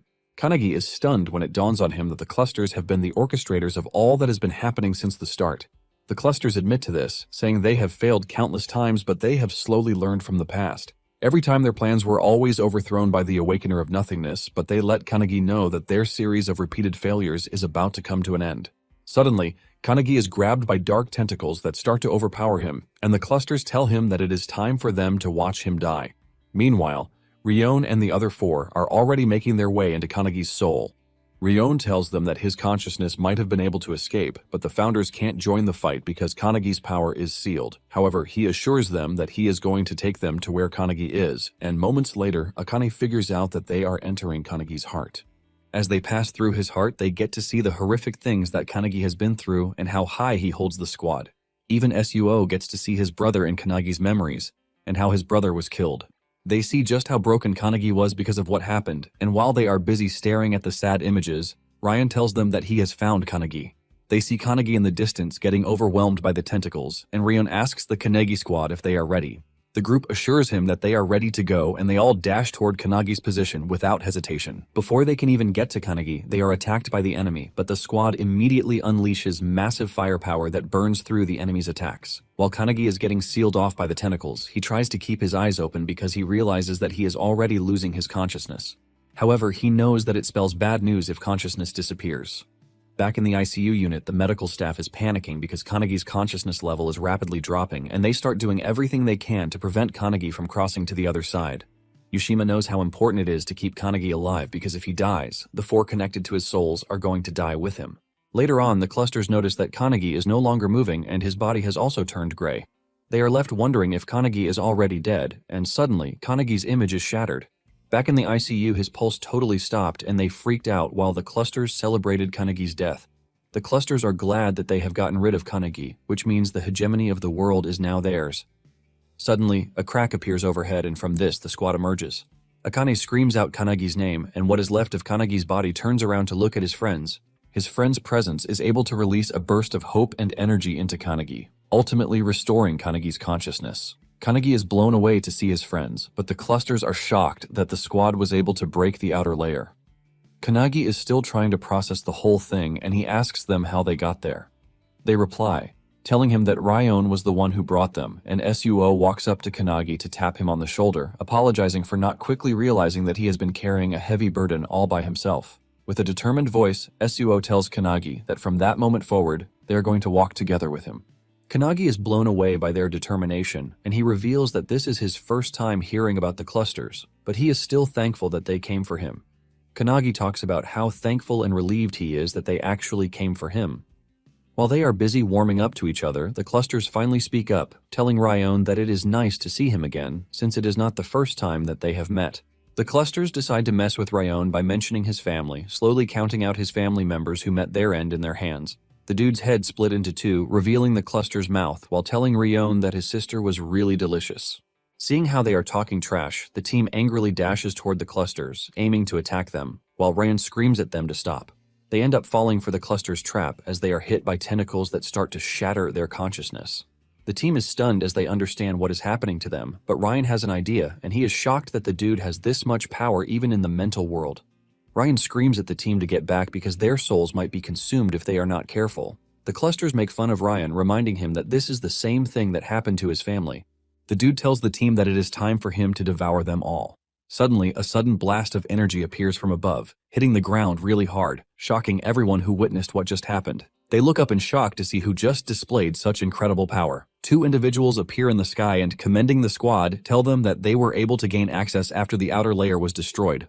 The two individuals, a bulk-up dude and his sister, look really powerful, with an immense amount of aura oozing out of their bodies. Kanagi is confused about who the two are, and Akane tells him that he should have seen them the very first day he joined the squad. Kanagi realizes that Akane is right, and he remembers who they are.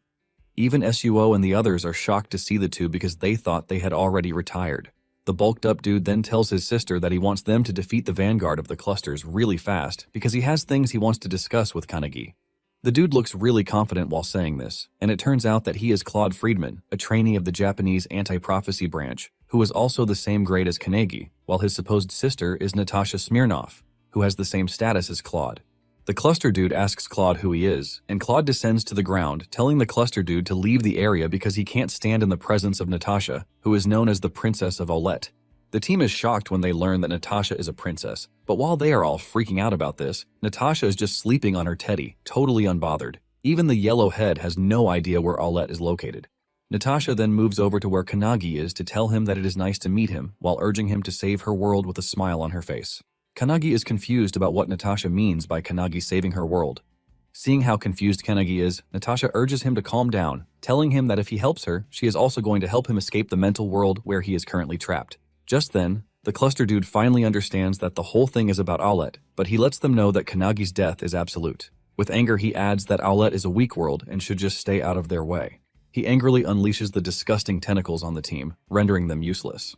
Even Midori figures out that his power is out of his reach the moment he comes in contact with the tentacles. Claude then calls on Natasha, telling her that they need to solve the tentacle issue first, and Natasha agrees, but she tells Kanagi that this will be her upfront payment.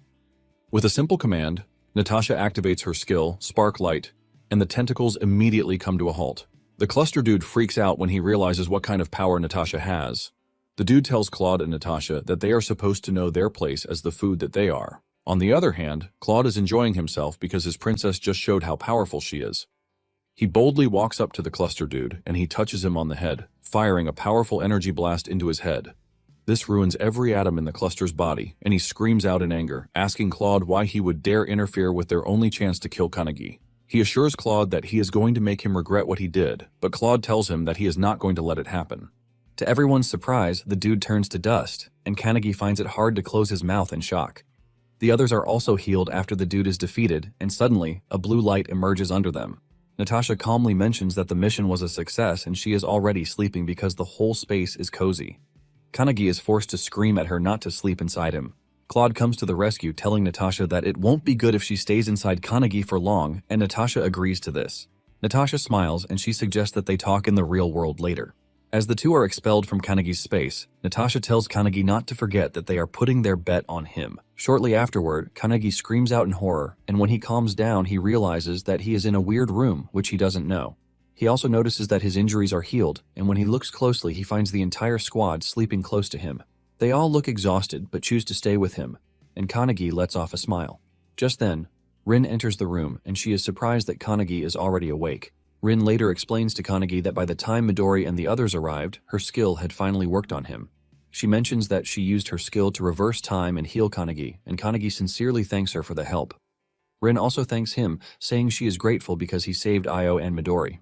Just as they are finishing up their cute conversation, Akane wakes up, and as usual, she screams out in shock that Kanagi is finally awake. This immediately wakes the rest of the squad, and they express their happiness that he is back with them. Moments later, Claude and Natasha show up in the room, and Natasha is still on her teddy, sleeping. When Claude speaks out, Suo expresses his shock that this is how the dude speaks. Claude then tells the team that they must have figured out that they are not from their world. Since the conversation is getting serious, Claude wakes the princess, and she humbly greets Kanagi. She then reminds him of what she said when they were in his mental space about saving her world. Kanagi is totally confused about this, and he asks Natasha where he is supposed to start because he didn't even promise anything.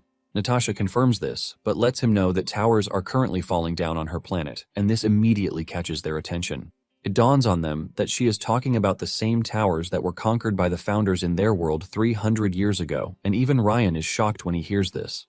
Natasha confirms this, revealing that the tragedy that struck Earth in the past is now engulfing her own planet too. Claude then adds that the clusters are planning to use their world as their foundation to invade Earth, and this sends a wave of shock through the team. With a calm voice, Natasha tells Kanagi that she wants him to destroy every tower without leaving a single one because he is the only one who can do that. It turns out that Claude and Natasha left their planet on the brink of destruction, but Natasha promises to return with the owner of the Crest of Nothingness so that they can save their planet. Natasha then explains to the squad that the reason Earth is being entangled is that inside the universe, there is a war of supremacy between different dimensions.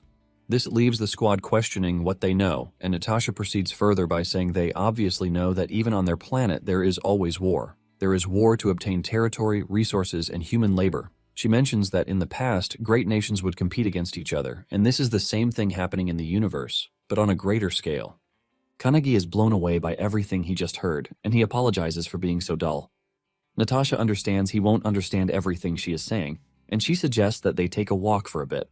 She tells Claude to handle this, and Claude prepares a portal for them to use.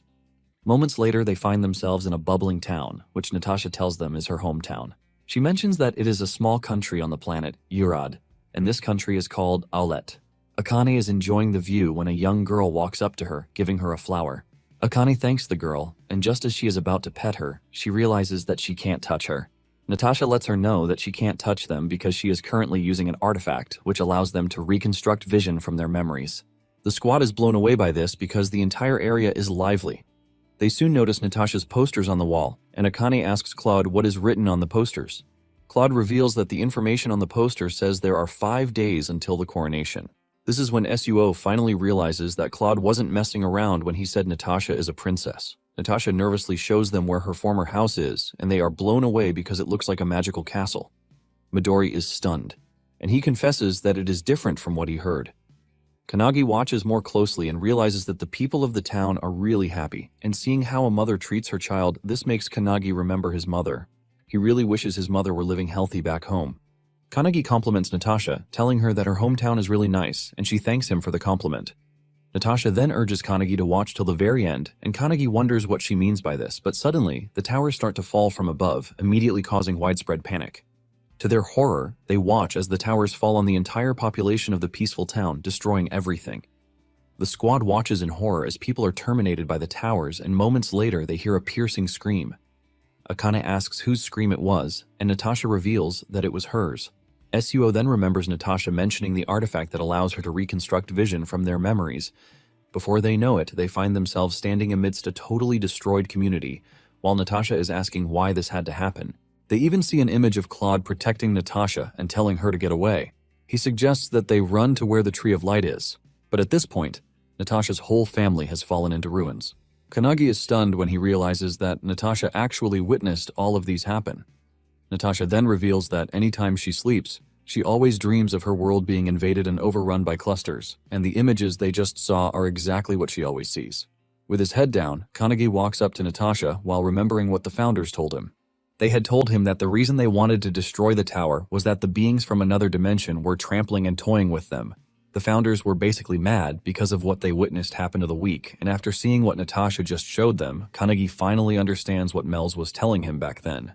Without hesitation, Kanagi taps Natasha on the shoulder with the rest of the gang behind him, and he asks Natasha what she wants them to do to save her planet. Natasha was already in tears when Kanagi asked her this question, showing just how visibly disturbed she was about the whole thing.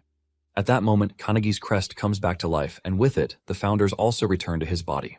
With a commanding voice, Kanagi tells the founders and his squad that they have to kill the clusters.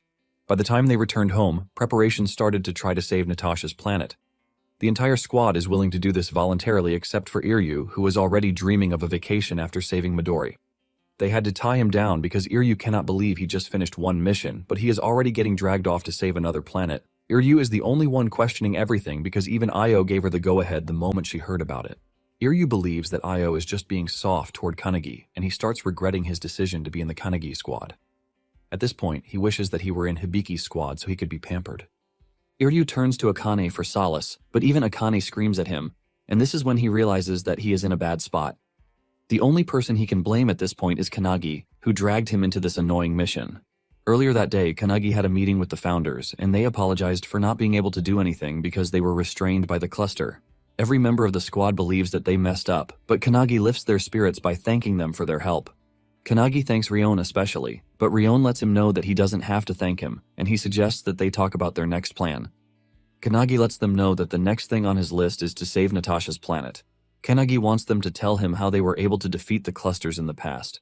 The moment he asks this, the founders are immediately lost because they didn't think they did anything special, rather than just fight and take down the enemy.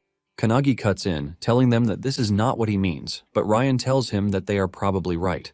He reminds him that the clusters failed to kill Kanagi, which means that they are most likely planning out their next move. Ryan tells Kanagi that the best defense is offense and he should head straight to the planet Yura to strike Outlet without wasting time. Kanagi is shocked to hear this, asking Ryan if he means he should head out to space immediately. Hinoki lets him know that they don't have the time to waste, and Kanagi agrees with him, but he thinks they are rushing things. Rion then tells him that the first thing they should do is to visit the place where he first met the founders. It turns out that this is the reason Kanagi and the squad are heading to the mausoleum of the founders, as it appears that there is a massive portal device that is hidden there. Just as they approach the location, a big light descends upon the mausoleum, and while everyone is wondering what it is, Kanagi just tells them that they can use the light to go to Natasha's planet. Even Claude is blown away because they had to go through dangerous planets before they were able to reach Earth. Natasha is completely dumbfounded, saying she has never heard of a portal device that could teleport this many people at once in the past. Just then, they run into a bunch of monsters, and Hinoki asks Kanagi if he remembers the monsters he fought at the mausoleum. Kanagi says yes, saying it was a dormant monster from the tower, and after saying this, it finally dawns on him that they were also clusters. Hinoki confirms this, saying the monsters are reacting to the activation of the portal and they are gathering in large numbers. Hinoki is so hyped for the battle that he is already screaming at Kanagi to lend him his body. Without wasting time, Kanagi, now possessed by Hinoki, leaps out of the vehicle, ready to take on the annoying bugs. Kanagi is preparing to take on them when Midori also steps out, saying he is prepared to fight. Hinoki reminds Midori that he still has a score to settle with him, and Midori tells him that he is free to challenge him anytime he wants. However, Midori tells Hinoki that this is not the time to challenge him because he is currently frustrated with his incompetence. He still remembers everything that Number Zero did with his body, and he urges Hinoki to give him the chance to vent a little. Hinoki then agrees to work with Midori, and he urges Suo to step on the gas. Just then, a giant monster also shows up on the scene, and Hinoki is really hyped to take on the monster because it's been a while since he last ran wild. Hinoki activates his splitting cloud technique and unleashes an energy blast cut that slices down the giant snake monster with relative ease. Everyone is blown away by this, and even Midori is shocked to see just how powerful the skill is. Midori knows that Kanagi back then wasn't as strong as he is currently, and Hinoki confirms this, saying Kanagi's body has grown stronger from the first time he used the skill. Meanwhile, Iryu is busy trash-talking the monsters as they drive through them, as if he has done anything useful since the journey began. He soon swallows his words when he realizes just how much they have to deal with, and he starts to beg Sakazaki to use his warp to get them out, but the dude tells him to shut his mouth already. Soon afterward, they run into a giant monster goo in front of them, but Suo trusts Midori and Kanagi more than to step on the brakes. As they approach the goo, Hinoki closes his eyes, raises his sword, and takes a deep breath, tapping into one of his old-time skills. He sees himself standing in rain, storm, and harsh seasons during his training years just to acquire this skill. When he finally opens his eyes, he has all the enemies where he wants them, and he unleashes the droplets cut, ultimately wiping out the monsters in one fell swoop. This clears the highway of the annoying monsters, leaving Midori ultimately stunned. Midori then remembers going to see Io after he recovered to talk to her about what happened. Io tells Midori that he is carrying too much burden, and Midori asks the old lady what he is supposed to do from that moment forward because his body has killed countless people, including Eridib. Midori is left asking how he can actually atone for his sins. Io answers him honestly, telling him that she has no idea how he can, and even her answer shocks Rin and Shiki. Io tells Midori that everything that happened was a result of his carelessness against Number Zero's malice. Even though she doesn't want to burden him with more things, she is pretty sure that his mind still can't be at ease. Io then makes a suggestion that she thinks is the best, telling him to continue fighting until he finds an answer to the question burning in his mind. Io tells him to return to his duties, forget the past, and move forward to the future because even in the darkness, he will definitely find light, as long as he continues to move forward. Back on the highway, Suo soon notices that there are civilians in the car ahead of them, but they have no idea how to save them. Suddenly, the car is enveloped in a sphere of wind, shocking them. They turn around to see that the sphere was made by Midori, using turbulence. Turbulence is basically a skill that produces a storm to destroy everything it touches. But Midori has found a way to tame the destructive power of the storm and fully control it to perfection to protect the people and his friends. Surprisingly, Midori creates a bunch of it to protect everyone in the area, while also creating a storm to destroy the monsters. Akane is blown away because she never believed Midori could make a lot of these winds at the same time. Moments later, the bugs come together again to form a snake shape, dashing towards the vehicle. While those in the vehicle are freaking out, Hinoki is laughing out loud, commending Midori's new skill. The two then stand back to back, unleashing a wave of terror on the monsters as they approach their destination. Suo commends them both, telling them that they are going to arrive at their destination soon enough, which is the mausoleum of the founders. Meanwhile, a strange guy is waiting for their arrival at the mausoleum, and he appears to be the guardian of the mausoleum, Hanayagi Rui. When they finally arrive at the mausoleum, they are welcomed by Rui, who introduces himself as the caretaker of the mausoleum. He explains that his family has been taking care of the mausoleum for generations, and since there is a house inside the mausoleum, he is more or less a monk working at a temple. He mentions that his duty is to clean and greet guests, but they normally sell souvenirs too. However, with the bright light shining down on them that very day, he already knows it is not a regular day. Iryu, being the troublemaker, cuts in, saying he would also be surprised if something as strange as a bright light suddenly appeared over his house. Just then, Rui walks up to Kanagi, acting all friendly toward him, leaving the dude to ask if he knows him. Rui is not surprised because it's been a long time, but he lets him know that they used to play together at the library of the mausoleum. The moment he mentions this, it finally dawns on Kanagi who Rui actually is, and he lets out a huge gasp in surprise. Rui admits that he misses the times they played together, and he is pretty sure that Kanagi didn't recognize him at first since he is no longer wearing glasses. Kanagi then asks Rui about his father since it appears that he has taken over the mausoleum. Instead of answering the question, Rui suggests that they proceed into the mausoleum so as not to waste any more time. Rui leads them to a set of stairs that goes down into the mausoleum, and Kanagi is blown away by this. Rui brings out a book and tells them that according to the book, the light is a portal and it will guide, and it is his job to guide all of them to the bottom of it. As they walk down the stairs, Kanagi remembers the fun times he had with Rui when they were younger. They were always running around inside the library, and Rui's father would urge them to stop running. Rui once told his father that Kanagi was chasing him because he wanted him to read the biography of the founders. Rui's father pats the two on the head, telling Rui that Kanagi is actually right. He lets Rui know that the place is not a playground because there are more interesting things going on there.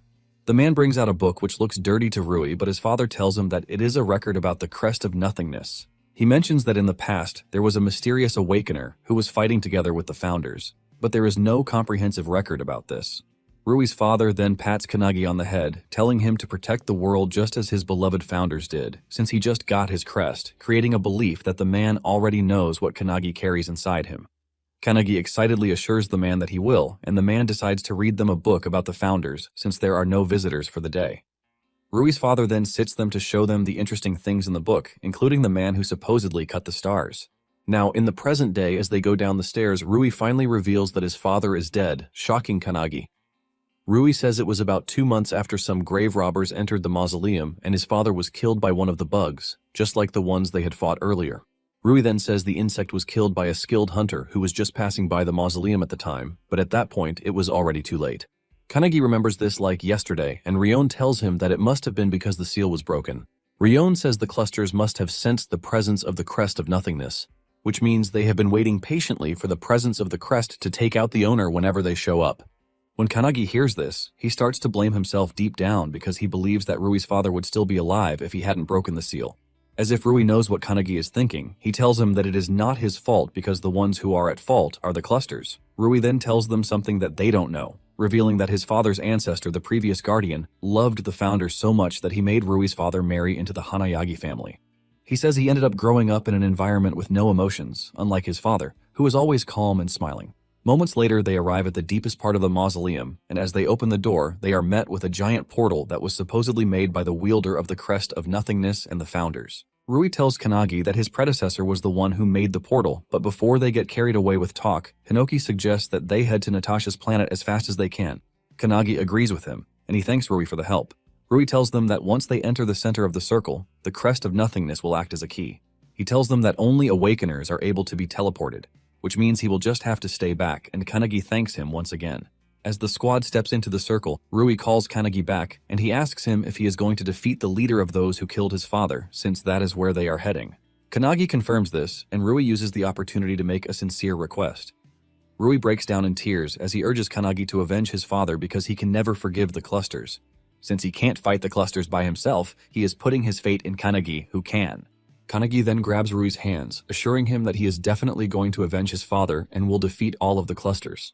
After his promise to Rui, Kanagi joins the rest of the squad in the circle and apologizes for making them wait. The moment he steps into the circle, the portal activates and heads straight for Aulette. The release of energy from the portal is so overwhelming that Rui has to bow down, and once the squad is in motion, he wishes Kanagi luck on his mission. As they travel through the portal, Kanagi is left raging because of everything the clusters have done, and he promises not to forgive them. Soon afterward, Kanagi and his squad arrive on Natasha's planet, and from above, they can see the once thriving hometown of Natasha in complete ruins, with the towers dominating the entire space. Even the castle has been taken over by the towers, and Claude and Natasha watch in horror. Everyone watching the destruction, including the founders, is raging like crazy. Sokka is able to spot some survivors behind the castle walls, and he calls the attention of the others to this. Suo figures out that the survivors are in hiding, and Iryu calls their attention to something approaching in the tent area. It turns out to be one of the bugs, and Natasha doesn't even hold back before charging in. Since Natasha is rushing in to protect her people, Kanagi calls the squad together to protect Natasha. Meanwhile, the survivors are busy serving the little meal that they have. The kid among them complains to his mother that he wants more, but his mother urges him to eat what he has been given because this is what everyone else is eating. One kid also tells his mother that he would like to go home because he is very cold, and the woman assures him that they are going to go home soon enough. The people wish that their princess could just return so that things could get better, but they have not even finished saying this when Natasha appears above them. She looks teary and broken, and she apologizes for making them wait too long. Deep down, Natasha is broken because she is pathetic and weak, forcing her to sincerely apologize to her people. Instead of the survivors trashing her, they are actually happy that she is finally back, and they start rejoicing. They celebrate because their princess didn't abandon them, and with a joyous voice, they welcome her, causing tears to run down her face.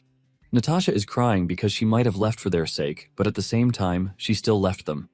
Natasha then screams out loudly, telling everyone that things are going to be alright because she has brought their strongest allies. She is in the middle of this when a giant monster appears behind her, leaving the people to believe that she is about to be eaten. However, Sokka and Iryu use their skills to block the monster, preventing it from touching Natasha, while the others come together to simultaneously wipe out the giant monster. The people are blown away when they see this, and Natasha is able to use this as a medium to tell the people that she has brought allies capable of defeating the clusters. The people start to thank Kanagi and his squad for the help, and Akane tells the squad that they have to protect the people at all costs. Suddenly, a new enemy on horseback shows up on the scene, and while Kanagi and the others are wondering who the dude is, Claude and Natasha instantly recognize him. It turns out that he is Natasha's elder brother, Mikhail Smirnov, and he looks absolutely terrifying as black goo pours out of his mouth and eyes, revealing that he is under the influence of the clusters. With a weird smile on his face, he welcomes his sister, and he suggests that they head back to the castle because their parents are waiting for her. Meanwhile, at the castle, Natasha's parents are excited that their daughter is finally. Natasha's mother, Anat, talks about how eager she is to see her daughter again, and his father, Nikolai, agrees with her. On the other hand, Akane and the others are freaking out when they learn that the dude dripping in cluster goo is actually Natasha's elder brother. Claude confirms this, saying Mihail is one of the tragedies that invaded the land. Basically, the clusters are hijacking the bodies of those who hold power in the land. Apparently, after they invaded, they used this method to quickly rule over them. Hinata realizes that they are using the same tactics that Number Zero and Eva used, but it is not a surprise, since it was the clusters who gave them the artifacts. Mihail confirms this, telling the group that they accepted the clusters and decided to become part of them. Mihail starts boasting about how he now feels like a different species compared to when he was still a regular human. Mihail then urges Natasha to become one of them, and this leaves Natasha in tears, asking just how far the clusters will go in ruining her life. Mihail also turns to the squad, offering them the same thing he just offered Natasha. He suggests that they all become friends, since they were the ones who brought Natasha home. He tells the squad that all they need to do is accept the clusters and they can all rule the planet together. With an evil laugh, he drips goo from his mouth while telling them that they are going to take over everything. Kannagi replies to his offer by dashing toward him with an attack, which Mihail easily blocks. Kannagi tells the dude that he is not interested while calling him his elder brother, but Mihail tells him that he never remembered giving the dude permission to call him his elder brother. Hinoki then decides to back down from the fight, telling Kannagi that Mihail is all his, so he can see the kind of enemy he will have to face from that moment forward. Kannagi then strikes Mihail's horse, and he targets Mihail for his next attack, but the dude easily blocks the strike. Kannagi is shocked that the dude's spear doesn't even have a scratch, even after being hit with a powerful skill. Mihail then returns the favor by unleashing a cluster of tentacles from his spear, and this goes past Kannagi, heading toward his backline. When Midori sees this, he screams at the squad to protect themselves and make sure the tentacles don't touch them because it will prevent them from using their skills. Mihail then follows through with a powerful energy blast from his spear. Kannagi fears that his squad is hurt already, distracting him and giving Mihail the chance to get close to him. Mihail aims to push his spear into his head, but he manages to block the attack with his sword. Kannagi is completely overwhelmed by Mihail's strength, forcing him to admit that the dude is pretty strong. Mihail tells Kannagi that his family is a family of knights, and the spear they use in battle can penetrate anything. He puts more pressure on the attack, aiming to overpower Kannagi with his lightning power. Melz is surprised that Mihail actually thinks he has a chance when it comes to a battle of lightning. Suddenly, Mihail's attack is nullified, and this shocks him. Kannagi then counters with a sword strike, but Mihail is not done. He unleashes another wave of lightning, leaving a bright light in the sky. When Mihail sees just how impressive Kannagi is, he prepares to go all out, but the tower on the castle suddenly glows brightly, and Mihail mentions that this is an order from his mother to return to the castle. Mihail calmly turns around and rides off on his horse, and he tells Kannagi to follow him to the castle if he is still interested in their battle. Kannagi then spots two people standing at the window in the castle, and with a closer look, he realizes that they are Natasha's parents. Seeing how arrogant the two are standing in the castle, the founders tell Kannagi to proceed forward because they are eager to strike the castle. In a flashback scene, Natasha and her family are seen having a meal at the table, and they all look happy. Apparently, Natasha has always been known to sleep back then, and she is even doing the same at the dining table. Mihail is forced to remind her that they are currently eating, but Natasha asks for 9 more hours. Mihail cannot believe this because it will already be evening by the time she is done sleeping. Mihail quickly tells her that her mother is already staring at her. Hearing her disciplinarian mother call her name, Natasha panics in fear, assuring the woman that she is awake. Her father, on the other hand, laughs out loud, saying it is fine for Natasha to sleep because a child who sleeps and eats well will end up growing well. However, Anat points out the fact that Natasha is doing both at the same time. Even with this, the woman cannot believe that Natasha would be the one to succeed her next. Later on, Karel, the hero who teaches Natasha swordsmanship, is seen looking for Natasha. Meanwhile, Natasha and Mihail are having a sibling talk at the time. The guard tells Natasha that Karel is looking for her, but she replies that she doesn't want to see the dude because she is not interested in practicing that day. Natasha tells her brother how she got scolded by their mother again because she is expected to be her successor, but all Natasha wants is just to sleep and laze around. Natasha tells Mihail that he is actually the one suited to be the king, and the dude reminds her that their family is more of a female patriarch type. It turns out that even their father married into the family. However, Mihail assures her that no matter what happens, she is going to become a fine queen. Natasha wonders why Mihail said this, and Mihail says he is pretty sure that Natasha loves the country. Natasha agrees with him, but asks him if he will always be by her side even if she becomes the queen. Mihail pats her on the head, assuring her that he will always support her, so she doesn't need to worry. Natasha is glad to hear this, and she tells her brother that she will be counting on him. Moments later, Karel finds the two, but Mihail grabs his sister and runs off with her to help her escape from training. Now, in the present, Kannagi returns to the squad, asking Natasha what they are supposed to do.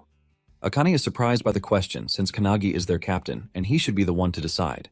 Kannagi lets them know that they are dealing with Natasha's family, so she should be the one to decide whether they are going to fight against her family or not.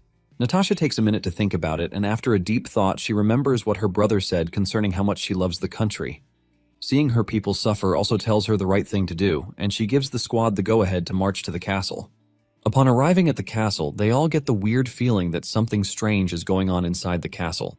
Iryu is the worst as he covers his head, saying he is already tired of dealing with such disgusting enemies. Suddenly, Suo calls their attention to the strange individual standing in front of the gate. Claude and Natasha freak out when they realize that the person is none other than Karel. The moment Karel spots the princess, some of his consciousness slips out and he somewhat recognizes her, but he loses his cool in no time and swings his long weapon at the squad, telling them to get out of the way. Suo tries to block the strike, but he gets thrown into the distance, and Kannagi is blown away that they have to deal with someone with such impressive powers. While Karel is dealing with the squad, Natasha's family stands on the balcony, watching everything play out. After some minutes of fighting with Karel, Hinoki tells Kannagi that time is up, while Akane asks Natasha if they are allowed to fight Karel. Even though it hurts her to say, Natasha has no choice but to give her friends the go-ahead to fight the person she once called her mentor. Karel hurls the dark goo at the team, but Natasha tells him that she cannot allow this to happen for the sake of her people, and she uses her skill to nullify the goo. Karel is distracted by the spark of light, giving Kannagi the chance to weaken him and destroy his weapon. Hinoki tells the dude that he would have preferred to have a proper fight with him, but they are running against the clock. Hinoki then prepares for a powerful cutting skill, the diced slash, which he uses to cut Karel internally. This cuts out the effect the clusters have on Karel, releasing all the goos that have affected his body. They watch as the goo is released into the sky and Karel crashes to his knees, telling Natasha that she's grown really well. With the last of his strength, he urges Natasha to save the country, and Natasha assures him that she knows this. Natasha then unleashes her spark of light, ultimately finishing Karel off. It turns out that those whose bodies have been taken over by clusters can no longer return to their original state. With Karel's defeat, Natasha's family walks back into the castle in disappointment. Since the gate is open, Kannagi urges the squad to go in quickly because they don't have much time left. Moments later, they arrive at the entrance area of the castle and Kannagi tells the squad to get down. Hinoki then unleashes the wave technique to cut down the tower's top. Suo is blown away that just one strike from Hinoki's one sword style is able to do this much damage. Mel's figures out that the tower top is their barrier, and Ryan confirms this, saying that if they can't break it, they won't be able to enter. Shimmer calls it a problematic barrier, since it is protecting the insects and the castle itself. With the entrance open, Kannagi plans to dash to the throne room directly, and Rion tells Hinoki to switch with him. Once Ryan is in charge, he lets them know that the monster at the top is the adult of the void insects, and once it detects their approach, it will accelerate the hatchling.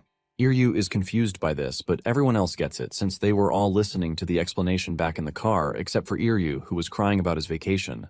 Talking about the hatchling, it basically revolves around the tower that absorbs the energy of the planet and transforms it into power to fuse with the living beings.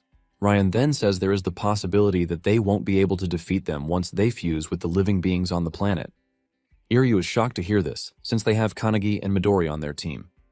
Suo also asks if the founders inside Kannagi are going to have a hard time dealing with the hatchling, and Ryan lets them know that the probability isn't zero. This basically means the fastest way to reach the insects is to nullify the barrier and destroy them. The confident tone, Ryan tells the squad that the founders will take care of any obstacles that might want to block their path. They soon run into Mihail again, and Hinoki is already gearing up for a fight. But Shimmer steps in, reminding Hinoki that he's been the one doing all the fighting. Shimmer tells Hinoki to leave the current battle to him, since Mihail is a spear user, and that is his area of specialty. One of his colleagues asks him if he needs a spear, but he says no. Conveniently, there is a flagpole lying around, and the moment Mihail unleashes his thunderbolt from his spear, Shimmer casually steps on the pole to grab it. Using this as his own makeshift spear, he blocks Mihail's attack. Claude and Natasha are stunned by how Shimmer is able to easily block Mihail's attack and even stop it. Without too much stress, Shimmer tells Mihail that his spearmanship is trash, leaving the dude in shock. With just one hand, Shimmer sends Mihail and his horse into the distance, leaving Mihail to wonder just what kind of man he is facing off against. He realizes that the aura around Kannagi has completely changed, and even his beloved arrogant horse is already trembling. Shimmer then tells Mihail to prepare himself as he shows him the technique of the blue spear of destruction, which he considers pure spearmanship. The story then takes us back several hundred years to Shimmer's backstory when there was a war between two countries.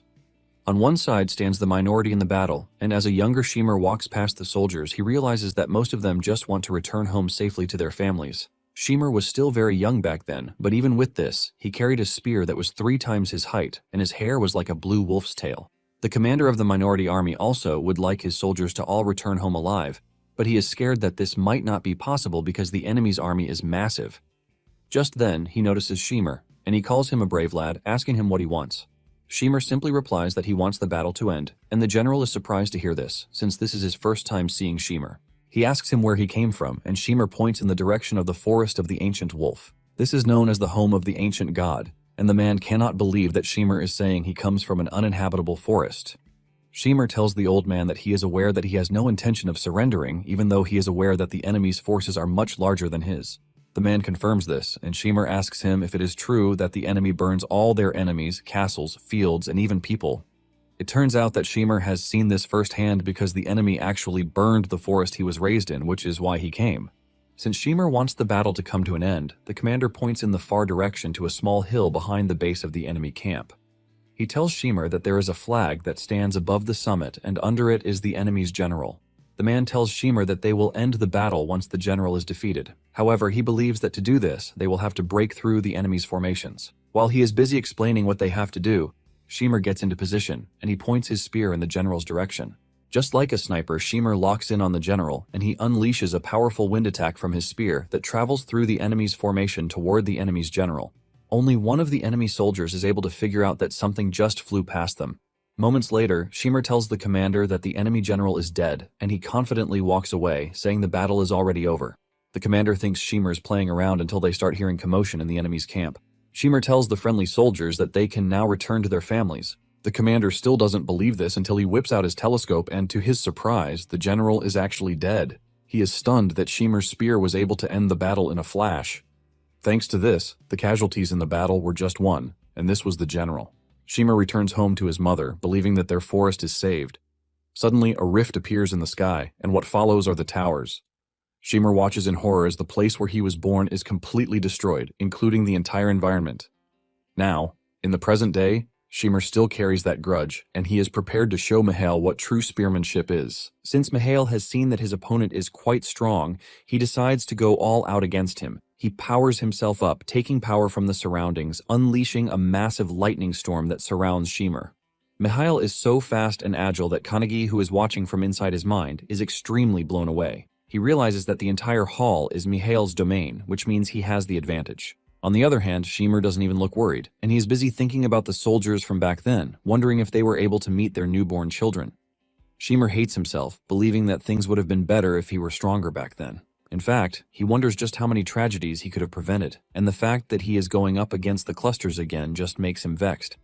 Basically, every founder has their own share of tragedy, and some even become stronger after blaming themselves for what happened. Even though they have been in the mausoleum for a long time, it is pretty obvious that they are not going to forget what happened. This is the major reason they have all been waiting for the crest of nothingness, the destroyer of tragedies, the one who shall end all of the prophecies, and this is none other than Kanagi. As Shimmer prepares to engage Mihail, he thanks Kanagi for giving him and the others the chance that they have been waiting for. Meanwhile, Mihail still believes that he has the upper hand because of the speed the black lightning gives him. In addition, he is convinced that the roar and flash of the lightning will render Shimmer's vision and hearing useless. Just as he is preparing to strike with everything he has, Shimmer fires off an energy blast from his spear, which immediately creates a hole in Mihail's chest and even sends him crashing into the wall. Mihail hangs off the wall in the most embarrassing way, and Shimmer lets the clusters know that all of his friends are all gearing up to defeat them. Even though his friends are eager to take down the enemy, Shimmer is given the rare opportunity to fight, and Shimmer lets the clusters know that there is no way in hell he would have given them even an opportunity to do what they want. As Mihail slowly loses control of the goo that has infested his body, he feels a sense of calm in him, and he is forced to admit that Shimmer's spearmanship is truly superior. Shimmer then walks up to Mihail, asking him if he has any last words. Mihail brings out a necklace, and with a sincere heart, he urges Kanagi to give it to his sister. Kanagi collects the chain, and just then, the ground below Mihail gives way. He and his beloved horse crash into the lower flow, and before he dies, Mihail pats his horse, commending it for serving him well. Just as he is about to close his eyes in death, he notices Natasha's portrait in the distance, and he manages to crawl over to the portrait, talking about how he would love to see Natasha's coronation. Just as he reaches the portrait and is about to touch it, he turns to dust. With Mihail out of the way, Shimmer prepares for the next opponent, but just then, Rowan drags him, and it appears that Rowan would like to take over the next battle. Elsewhere, Claude, Natasha, and the rest of the squad are making their way to the throne chamber. Since Mihail was the one waiting for them at the Great Hall, Claude figures out that the enemy that will be waiting for them in the throne room is none other than Natasha's father. Upon entering the hall, they find the man playing piano in the distance. Nikolai figures out that Mikhail is dead, which is why the squad was able to make it to the throne room. Nikolai starts to laugh with tears coming out of his eyes, calling Mikhail's death a funny tragedy. Natasha is ultimately pissed by this, and just as she is about to charge in anger, Midori stops her, telling her that he will handle the fight. Midori stretches his hand toward Nikolai, preparing to engage him, but suddenly, the memory of him killing innocent people when Number Zero took over his body plays in his head. This hurts him mentally, causing him to crash to the ground. Midori groans in pain with the realization that his body can't actually forget about the countless people that he has slaughtered. This is basically the curse left behind by Number Zero, and now Midori finds it hard to attack humans. With Midori incapacitated, Nikolai dashes toward him while the rest of the squad panics. Surprisingly, as he reaches where Midori is, he ignores him and asks to hug Natasha instead. However, Natasha is able to categorically tell him that she is no longer his child. Natasha then unleashes her spark of light, aiming to catch Nikolai off guard, but surprisingly he dodges it. Suo also tries to cut him in the air, but he dodges it. Iryu is shocked when he sees this because Nikolai is pretty fast despite his huge size. Nikolai teases his daughter, asking her if the sparklight is a new skill she learned after her visit to Earth. Nikolai admits that the skill is not good for them because it will hinder the clusters. This immediately causes Nikolai to get pent up in anger, asking Natasha who taught her the power and where she learned it. Natasha replies that she won't tell him, but lets him know that the person who taught her is the founder of the Wanderers. Everyone, including the squad, is shocked when they hear this because they never expected her to mention a founder. Nikolai angrily dashes toward Natasha in an attempt to finish her off, but Claude is able to get her out of the way. However, Nikolai is not about to give up because he is interested in knowing where Natasha learned the skill. While he is busy raging, Natasha simply tells Nikolai to look behind him. It turns out that Rowan is already behind Nikolai with her mouth wide open, ready to swallow him up. Basically, Rowan is the founder of the dinosaur, and her skill allows her to recreate or reanimate the power of the ancient dragon, whether from reality or from fiction. Before Nikolai can even react, Rowan's giant jaws clasp onto his body, leaving him to scream in severe pain. While the dinosaur is busy tearing Nikolai apart, the squad notices something strange in her tummy, and it turns out to be Kannagi. This immediately tells them that the dinosaur they are staring at is one of the founders. Hanada freaks out when he realizes that Kannagi basically has a skill that transforms him into a dinosaur. While the rest of the squad is freaking out about this, Iryu, the weird one, is rejoicing that there is a dinosaur in front of him. Akane cannot believe just how annoying the dude is because he is celebrating a dinosaur's appearance. Iryu displays his knowledge about dinosaurs by reading out everything he knows about them. To make it worse, he even stole Sokka's glasses just so he could see the dinosaur better. After a bit of struggle, Rowan finally tears Nikolai's head off. Claude cannot believe his eyes and he compares Nikolai to a freaking toy back on Earth. Natasha unleashes her skill in an attempt to finish Nikolai off, but he still keeps dodging, even though all that is left of him is his head. Natasha urges the dude to stop dodging, and Nikolai, on the other hand, asks her why she is using her skills against her parents. Suddenly, the piano starts to play by itself, while Nikolai's head remains in the air. Nikolai screams at Natasha to stop what she is doing, or else he is going to perform a funeral concert for everyone. Suddenly, a bright light hits the room, and before they know it, they realize that the dude's head is fusing together with the piano pipes. In a shocking turn of events, his head, alongside the piano pipes, is able to transform into a mechanical robot, which Nikolai calls the Divine Musical Soldier. Instead of being scared about the transformation, the squad is actually creeped out because of how lame it is. Nikolai starts to boast that the T-Rex might weigh 10 tons, but the weight of his piano is 20 tons, which means he now has the advantage over the dinosaur. Nikolai delivers a powerful and deadly blow to the dinosaur's body, leaving a bright light that makes everyone believe that Kannagi is done for. However, when the dust clears, they are shocked to see that Nikolai's punch couldn't even penetrate Rowan's head because of the golden shield blocking the punch. Basically, Rowan's skill is transforming the aura into the body of a dinosaur, and since she is fused with Kannagi's extraordinary aura, the size difference is basically meaningless. Rowan then returns the favor by delivering several high-powered blows to Nikolai's body, riddling his insides with punches. Nikolai coughs up blood while groaning in pain and shock because the transformation is supposed to be his invincible musical fortress. Even though Rowan is on the attack, Nikolai is not ready to be defeated, and he angrily gathers his strength to unleash another wave of attack. He frantically activates the piano, unleashing a new wave of music. Meanwhile, the survivors who are scattered around can hear the music, and they immediately recognize that it is Nikolai's piano. While those outside the castle are enjoying the tune, Midori and his squad are covering their ears in pain because Nikolai's music is like a sonic weapon. The pressure from the sound is overwhelming, and the whole attack is directed at Kannagi. This makes it worse for Kannagi as blood starts to come out of his ears, forcing him to grab his ears in pain. Seeing how Rowan is struggling, Hinoki comes in, asking him what he is doing because he is supposed to be the king of the ancient world. Hinoki motivates Rowan, telling him to hurry up and take back his throne. This is enough to push Rowan to another stage, and he transforms into a velociraptor to gain more speed, while Kanagi remains uncomfortable inside him. Nikolai soon realizes that Rowan's speed is a problem because he can't pinpoint the music accurately. Just then, Rowan leaps into the air and Nikolai makes fun of him, telling him that he just lost his advantage by leaping into the air. Nikolai boasts about how precise his music is because even if he transforms into a flying dinosaur, it changes nothing. Once Rowan is right above Nikolai, he transforms again, and this time, he transforms into a brachiosaurus, which is the biggest of all the dinosaurs. Using his entire body weight, Rowan lands on the dude, crushing Nikolai with his overwhelming body weight of 30 tons. Meanwhile, the clusters have found out that Kanagi is on the planet. The cluster whom Kanagi fought mentally before told his colleagues that he once sent his soul into Kanagi's. He talks about how he was about to be successful with the whole thing, but failed thanks to interference from Natasha. One of the clusters, Zal, is disappointed that the dude lost against Natasha.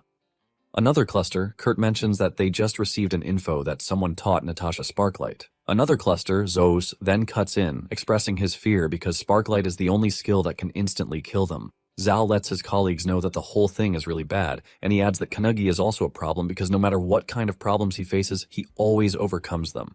The cluster in black lets his colleague know that as long as Kanagi exists, there is no way they are going to escape their destruction in the future. Zal then asks the dude in black who is in charge of Aulette, and the dude replies that it is Voss, the quintuple husk. He mentions that Voss is currently absorbing the energy of the planet and preparing to fight against Kanagi and his squad. Zal is pissed at how everything is going, and he talks about how he would like to go to cut down Kanagi himself. But the dude in black says he would go instead because he would like to see the singularity with his own eyes. The dude in black, Yell, bows to their king, an unknown figure behind a veil, asking for permission to leave the meeting. The king grants him the permission, while wishing him a safe trip too. It turns out that Yell is the first rank among the clusters, and he is also known as their returner. Back in Aulette, Nikolai's head has been split in two, and just when they think it is over, his head starts to come together.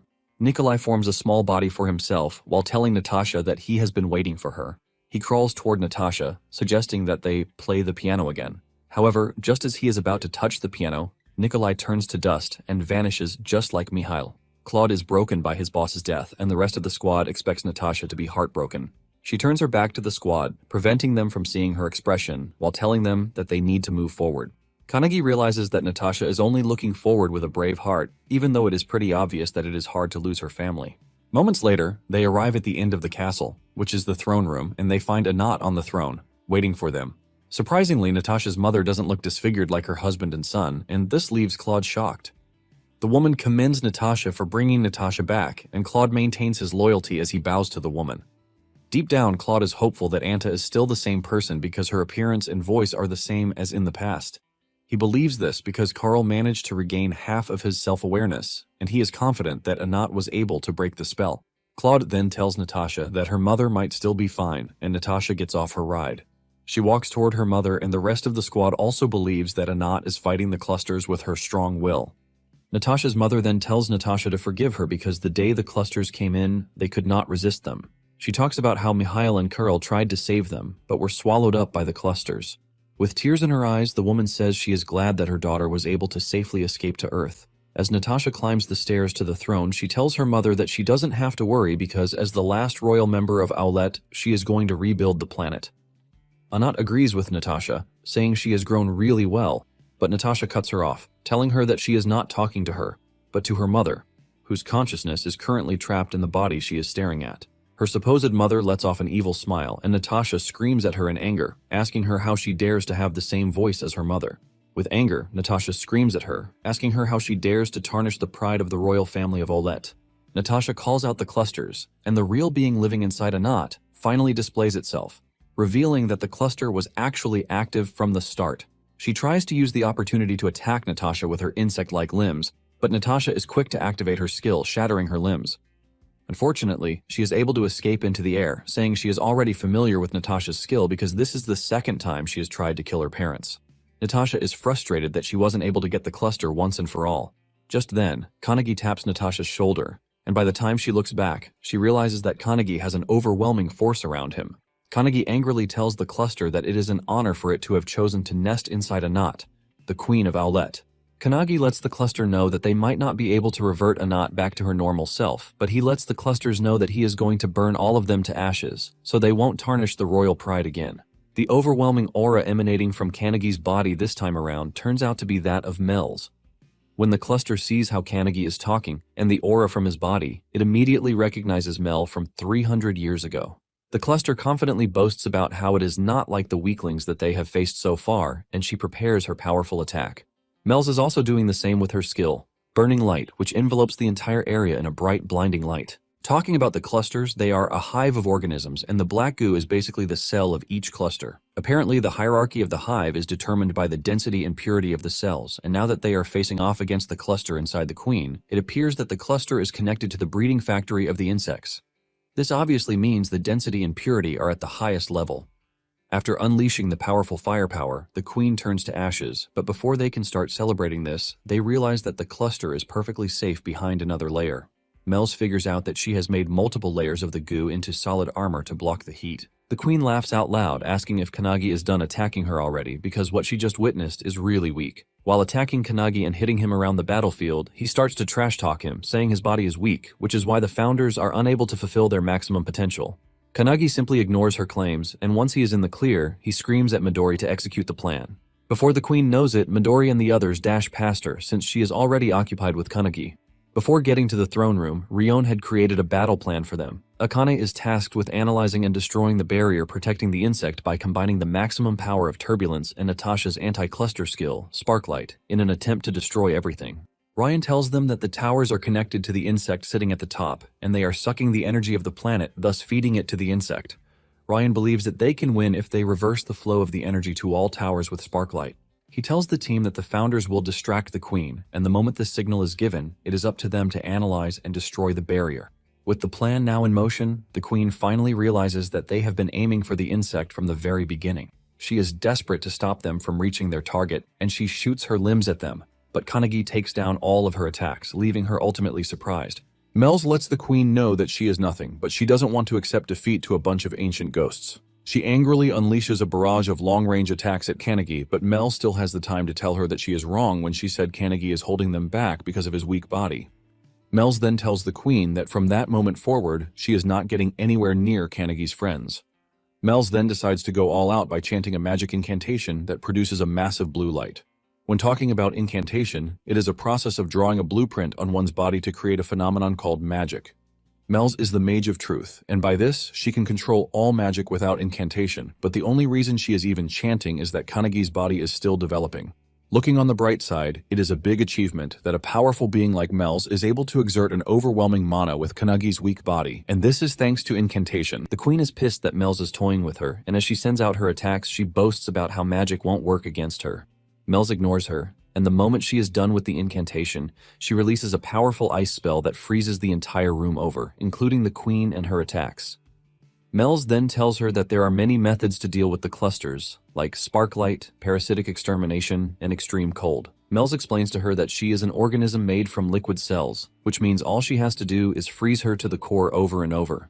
Mel's urges the queen not to underestimate the founders because they are driven by their anger towards annoying clusters like herself. The frozen over queen shatters, and Mel's finishes the job with a fireball to completely disintegrate her, putting an end to her reign of terror. Meanwhile, Midori and the others are still trying to break the barrier around the insect. After a strenuous push, Akane is able to remove the barrier, and she leaves the rest of the job to her teammates.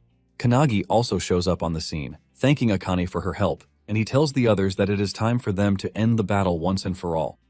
Since the barrier is already destroyed, the insect has been exposed, and if this were 300 years ago, it would have meant the end.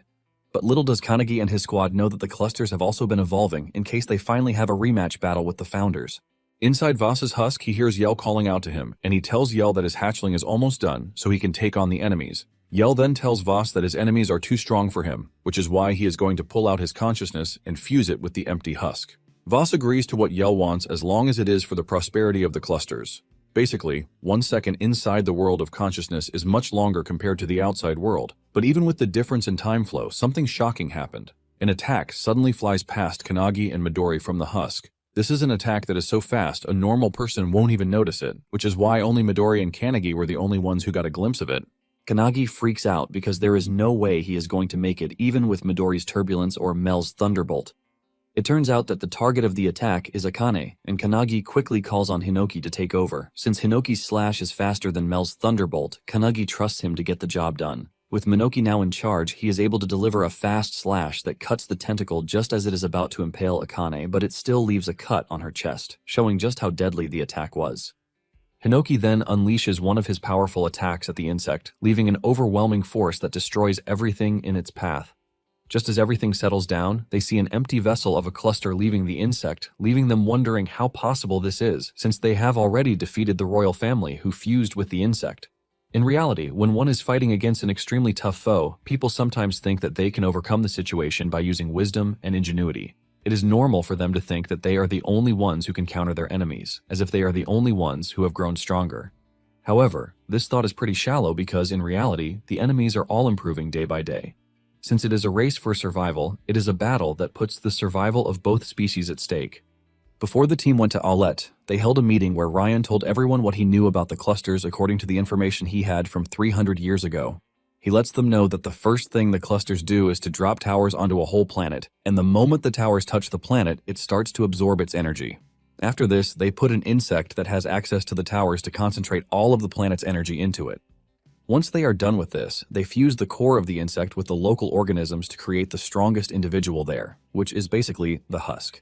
While Ryan is busy explaining all of these, Iryu turns to Sokka to tell him that he doesn't understand anything from what Ryan has been saying. Since Iryu is too dull to understand, Sokka decides to explain to him that the clusters are parasites that absorb the living force of a planet to reproduce. Ryan then continues by saying they have no idea what condition is on Aulette. However, considering the fact that the invasion started 6 months ago, he believes that there is a possibility that a husk has already been made. Suo then asks if this husk is really strong. Ryan confirms this, saying the husk is pretty strong and their power can be classified into 8 different ranks. If he were to rank the team Suo by the husk, Suo would be at the 8th rank. In fact, he lets them know that Kanagi is currently 5th rank, while Midori is 4th rank at best. He then tells them that if they meet a 3rd rank cluster or below, they are to retreat immediately. Ryan then asks Natasha how strong her family is, just in case they have been used as fusion materials. Natasha revealed that her mother is the strongest and she is just as strong as Suo with his katana, which means she would be at least 6th rank or in the worst case scenario, a 5th rank. With this, Ryan believes that there is still a chance at defeating her, but this was all based on their plan that the clusters haven't evolved over the past 300 years. Now that they are facing off against a husk, sweat runs down Rion's face because it appears that his fear has come through. He is shocked to see that the clusters can now produce a husk without the need to fuse with a local organism, and this is not the only problem. Hinoki tells the team that judging by Rion's previous prediction, the enemy should be around 5th rank, but he lets them know that his last attack was at least around 3rd rank. Rion panics when he hears this, and his colleague tells him that 300 years have passed already, so it is pretty impossible to produce an accurate prediction based on their logic only. The husk finally speaks out, saying he is impressed with the body because it appears that he can actually go toe-to-toe with the founders. The dude then greets Kanagi, telling him that it's been a while, and Kanagi is shocked that the dude knows him. The dude then reminds Kanagi that he is Yell, the one cluster who slipped into his consciousness back on Earth. Kanagi is stunned when he realizes that he is going up against such a powerful enemy, but as if this isn't enough, a barrier is created around Kanagi and Yell, blocking out the rest of the squad to prevent them from helping him. Yell tells Kanagi that, the same way his friends won't be able to help him, he also would not be able to help his friends. Yell then finally introduces himself to Kanagi and the founders, leaving them stunned as he reveals that he is a 1st-rank husk. Meanwhile, the rest of the squad is also freaking out because they realize the barrier separating them is so strong that even the founders' strength might not be able to shatter it. Suo asks Akane if she will be able to dispel it, and she replies that she is going to try to do so. They soon realize that the cluster monsters are heading toward the civilian population, and without hesitation, Natasha figures out that she has to save her people. She dashes toward them without giving it a thought, and Akane screams out her name since she is putting herself in danger. However, Midori takes charge, creating a protective barrier around Akane while telling the rest of the squad that they can go after Natasha while he protects Akane. Suo commends Midori, telling him that they are counting on him and they urge Akane to continue dispelling the barrier. Suo lets Akane know that they are dealing with the boss-level cluster, which is pretty strong, and she assures him that she is aware of this fact. In fact, she can feel a tremendous amount of pressure coming from beyond the barrier. Seeing how dangerous the whole thing is, all Akane can do is pray that Kanagi doesn't die before she finishes dispelling the barrier. Back in the barrier, Hinoki throws away every element of fear and tells Yell that he would be a worthy opponent since he is first rank. Hinoki uses his skill against Yell, and Yell replies with a powerful attack that leaves a shockwave in the barrier. Yell remains steadfast while Kanagi is thrown backwards, but manages to land on his feet. Hinoki commends Yell, telling him that he is pretty good, and just as Hinoki prepares to go all out against Yell, Kanagi suddenly loses mobility, leaving him incapacitated as Yell dashes toward him. Hinoki is shocked, and he asks his comrades what happened. Ryon screams at Hinoki, telling him to immediately get out of Kanagi's body. Hinoki argues with him, saying there is no way they are going to defeat the enemy if he gets out of Kanagi's body. Suddenly, a gust of overwhelming wind moves past, and just as Yell is about to break Kanagi's head, his hand gets kicked off. It turns out that Eiler swooped in at the last second to protect Kanagi's body, and she screams at her colleagues, asking them what is happening with Kanagi. Ryon lets her know that the synchronization rate is too fast, and he lets Hinoki know that he has been using Kanagi's body too much that day. In addition to this, Ryon says Kanagi's body might be completely taken over because the synchronization rate will keep increasing. Hinoki cannot believe that there is a time limit of 1 minute, but he is more concerned about what they should do since they can't allow the clusters to make direct contact with Kanagi. Eiler says she was able to deflect the last attack from Yell, but she is pretty sure that she can't do it forever. As if this isn't bad enough, Yell's attacks are fast like lightning, which makes Hinoki believe that he is the only one suited for the situation. He hasn't finished saying this when Shimmer hits him on the head, telling him to stand back. He reminds him that they still have more synchronization time left compared to Hinoki's. Shimmer then tells Kalik to make weapons for them, but Hinoki doesn't think alchemy is going to help them against someone as strong as Yell. While they are busy arguing, Yell is getting closer to Kanagi, and Eiler screams at the team to decide on what they want to do quickly. Hinoki calls Rowan, telling him to take control, believing that Yell won't be able to touch Kanagi, since he will be covered with an aura in the form of a dinosaur. Rowan shakes his head to tell Hinoki that he is wrong, and Skirnir decides to translate it for Hinoki, telling him that Yell is faster than lightning, which means Rowan's dinosaur defense is nothing compared to what Yell can do. Skirnir makes sure to add an insult at the end, but Hinoki pretty well knows that the insult is from Skirnir, not Rowan. Hinoki is completely overwhelmed as he has no idea what they are supposed to do, and Kanagi finally steps into the conversation himself. He lets them know that he is aware that his soul would disappear if he lends his body to a single person for too long, but even with the risk attached to this, he lets them know that he still has an idea. Meanwhile, Yell is already trash-talking them, telling them that their movements are so dull. He reminds them that Natasha and the entire planet will be done for if he manages to kill Kanagi. Seeing how Kanagi remains incapacitated, Yell launches a long-range attack on him, but just as the attack is about to hit, Kanagi vanishes and appears right behind Yell. Eiler angrily asks him whose attack he is calling dull, and without mercy, he kicks Yell in the head. This sends Yell flying, but before he can even balance, Kanagi has closed him down again, landing a kick to his body. Yell feels the impact of the attack and realizes that he is now going up against the founder of Kicks, Eiler. Just then, Eiler exhausts her time with Kanagi, but before Yell can take advantage of this, Eiler switches with Shimmer, who punches Yell's head with a powerful spear attack. Shimmer assures Eiler that he is going to continue where she stopped, and Eiler heaves a sigh of relief. It turns out that Kanagi's plan is to switch the founders around at high pace in an attempt to overwhelm Yell with their attacks, but he lets them know that he will be the one to decide who is switched on. Talking about the clusters, they are organisms with a hive mind and a desire to conquer everything in their path. This was how they operated at the beginning by baiting their prey, while craving the avenue to escape from their predators. They also wanted shelters to protect themselves from heat and cold. Later on, they noticed that animals could conquer territories, and thanks to their warm and hydrated body, the clusters realized that they actually don't need to starve or be preyed on. Because of this, they started by parasitizing small animals at first, and as they continued to parasitize the land, their numbers grew exponentially. Just when the clusters finally conquered the land, beings with high intelligence landed on the planet with their space rocket. These beings were venturing into the stars, but it provided the perfect opportunity for the clusters. And thanks to the science and technology provided by the beings, the clusters started to conquer the whole planet. After this, they crossed the stars, other dimensions, and even space-time itself. Not long after this, they started to rule the stars, and they were called star clusters. Finally, 10,000 years after their star migrations, the evil parasites made their way to Earth. The clusters were eager to conquer the planet as they had always done, but little did they know that Earth had been holding tremendous hidden powers. To make it worse, the founders were all active and waiting for them, ultimately handing them their first defeat. Back in the barrier, Yell gets dismantled by Shimmer's spear attacks, but even with this, he continues attacking. It turns out that Kalik was the one who created the spear, but Shimmer knows it is still not strong enough to block Yell's incoming attack. However, Shimmer resorts to the use of a skill to deflect the attack and shatter half of Yell's head. Even with this, Yell just smiles, and Shimmer finally figures out that there are no internal organs inside the husk. He believes that instead of attacking Yell in a single place, they need to strike him in a line. Mel cuts in, saying it would have been good if their melee fighters like Eiler could fight. Shimmer then tells them that it is fine, as he calls on Margit to take over. Margit acknowledges this and tells Kalik that he will be counting on him.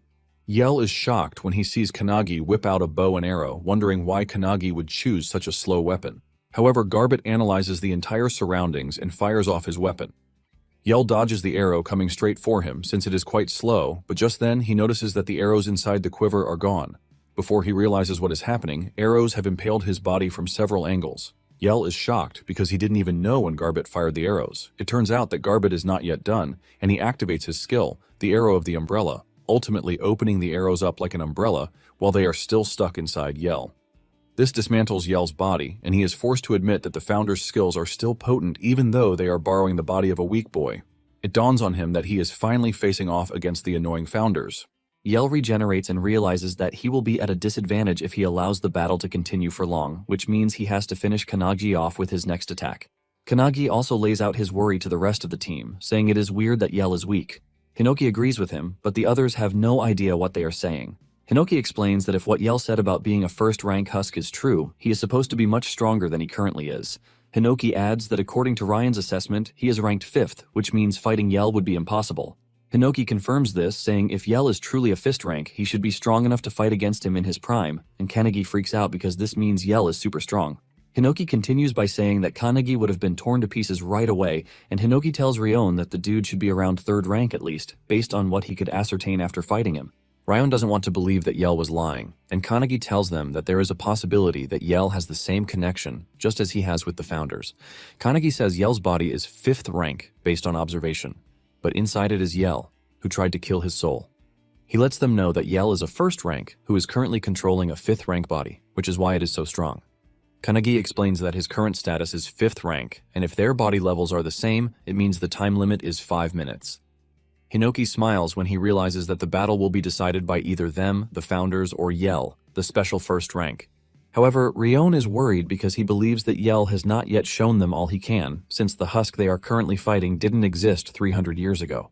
Ryon says it would be nice if they could have more cards in their hands, and Hinoki smiles, reminding her that they have some cards that they can use. Hinoki then turns to the group of introverted Founders sitting in the distance, telling them that their time has come to be useful. The leader of the introverts. Hazama Yoshikatsu cannot believe that Hinoki just called them introverts while they are busy playing a game of cards, and he threatens to kill Hinoki. In a distant past, in the year 1992, when Awakeners didn't exist, Hazama is seen on his video game, while his mother is telling him to go get her groceries. Hazama urges his mother to give him some time until he reaches a save point. However, his mother lets him know that she is going to dump the game in the trash, ultimately forcing the dude to leave the game. However, he gets even more interested in the task when his mother lets him know that he can keep the change as his pocket money. Moments later, Hazama is on his way home when the towers start falling from the sky, destroying everything in their path. Hazama watches in horror as fire engulfed the whole area, but just before he is killed, a portal appears underneath him. Hazama is taken through the portal, and he lands on a field where he finds other people who have been transferred there to fight the clusters. It turns out that the Earth summoned its first generation of Awakeners at the same time the towers fell from the sky. The humans were all from different eras, and they were the strongest humans. Hinoki is the first to walk over to Hazama, asking him what his skill is, and Hazama nervously replies that his skill is gaming. Now in the present, Hinoki and Hazama are still busy arguing. Hinoki tells Hazama that he and his group of introverts didn't even train Kannagi when everyone else was. Since they have found themselves in this tough situation, Hinoki tells Hazama and his group to be at least useful. Hazama screams at Hinoki, telling him that they would have gladly trained Kannagi if they had the chance, but Hinoki and his gang have been hoarding Kannagi to themselves. Hinoki cannot believe that this is Hazama's excuse because all he needed to do was join in the training, but they have been standing back and mumbling. It turns out that the introverts actually wanted to join, but their introverted nature made it really hard for them to say anything. Hazama screams at Hinoki, telling him that they were scared to talk because Kannagi could have looked down on them. While the two are busy arguing, Garbett screams at them to keep their mouths shut, and he tells Hazama to join the fight if he would like to, because Yell is already getting used to his attacks. Just as Garbett predicted, Yell is able to dodge his next wave of attacks, and Yell tells him that he has figured out that Kannagi's body has reached the limit with Garbett. Yell hurls a long tentacle at Garbett, destroying his bow while almost taking Kanagi's head off. Kanagi manages to escape the situation with just a cut to his face. Yell is surprised that Garbett was still able to dodge his strike, but he lets him know that he doesn't have the leeway to use his bow while defending. Kanagi freaks out when it dawns on him that Yell was basically testing out the power of a founder, and without making rash moves, Yell was able to predict ahead while waiting for an opportunity to deliver a decisive blow. Meanwhile, the founders haven't come to an agreement yet, even though Kanagi's life is at stake. Hazama is supposed to switch with Garbett, but as he walks toward Kanagi, he finds it hard to express himself. It gets worse when Kanagi turns around to look at him. Hazama starts to tremble, and he almost loses his mind when Kanagi speaks to him. Kanagi is surprised as he doesn't understand what is going on, but Hazama nervously replies, telling Kanagi that they have always been watching him. The other introverts are also dying inside, hoping that their leader, Hazama, would be able to smooth things over. Hazama continues stammering as he asks Kanagi if they can borrow his body too. Kanagi is surprised to hear that Hazama is willing to fight alongside him, and Hazama nervously confirms this. Hazama then tells Kanagi that it might be a bit difficult since he doesn't know their names, but Kanagi corrects him, telling him that he does. Kanagi shocks him when he tells him his full name, and he proceeds to the next person. He mentions the dude under the mask, Mujin Inari, the girl in purple, Nemi Nefronkte, the dude with nunchucks, Huo Longyan, the fellow with a wooden weapon, Takamura Keiji, and the girl with pink hair, Luciana Glitchspear. The gang of introverts is shocked when Kanagi basically calls out their names, showing just how familiar he is with them. Kanagi mentions that he has always admired all of them all his life, and he calls them his favorite founders. With a bright smile on his face, he urges them to lend him their strength, which leaves them in tears. Hazama then calls his gang together, forming a circle and telling them that Kanagi has done his best to motivate them, which is why they now have to fight. Back on the battlefield, Yell is about to hit Kanagi when his tentacle is suddenly dissolved in a poison-like substance, and he also realizes that the aura around Kanagi has changed again. It turns out that Hazama is now in possession of Kanagi's body, and he is wielding a sword and a shield, while the rest of the introverted gang prepares to join him in the fight. Hazama dashes toward Yell with his supposedly powerful attack, trying to cut him, but Yell easily dodges the strikes, while wondering if Hazama is trying to bait him. Yell counters with one of his tentacles, and he almost decapitates Kanagi, but he manages to dodge at the last second. Yell continues to attack Hazama, forcing him to keep dodging, and in Kanagi's mental space, Eiler asks Hinoki if he is sure that Hazama can handle the task given to him. Hinoki wonders why Eiler is complaining, and she mentions that she hasn't fought with the introverts on the same battlefield before, so she hasn't seen them fight. Luciana then cuts in, telling Eiler to keep quiet and watch because Hazama won't even lose against someone like her. Eiler nervously replies that she is not trying to discredit Hazama, but Kanagi cuts in, telling Eiler that Hazama is crazy strong because he is also a founder. Hinoki seems to know what is going on, and he tells his comrades to calm down and watch how a hero fights. 300 years ago, when the founders were together, Hazama and the introverts were always seen playing a game of cards, while the others were having fun. Even though Hazama is always the most excited during the games, he is always the one losing, and he will accuse his teammates of cheating. There was even a game run that he lost 12 consecutive times, and while he is still raging about this, someone calls his attention to Luciana, who just arrived days ago. While the other founders are having fun, Luciana is sitting behind a tree, and she fits their persona really well. Since Hazama is the leader, the other introverts push him to recruit Luciana to their ranks. Hazama manages to walk over to where Luciana is, offering her the chance to join them in playing a game of cards. Luciana is surprised that she is being invited all of a sudden, and just as she is about to crash out on the dude, she notices that he is trembling, which means it was hard for him to even approach her. Since she has found people like herself, Luciana thanks Hazama for the invitation and joins the group. Now in the present day, Hazama is struggling against Yell. Even though his movements are a joy to behold, Yell can see that his attacks are really weak. However, he doesn't feel the need to be scared of him because it doesn't look like he is skilled like Garbett and Shimmer. Yell continues chasing Hazama around the battlefield with his dangerous and long tentacle. Moments later, Yell finally gets the drop on Hazama from behind, but just as he is about to impale him, Hazama suddenly turns around and parries his attack with his shield. Yell is shocked when his attack gets parried because it appears that Hazama put aura into his shield. Before Yell knows what is happening, Hazama cuts him midsection, slicing him in two. The extrovert founders are shocked when they see this. Yell, on the other hand, has now confirmed what he fears, and this is the fact that Hazama's main skill is aura control. With an evil smile and expression, Hazama tells Yell that the sword is poisonous. The extroverts almost crap their pants because Hazama's face looks so scary.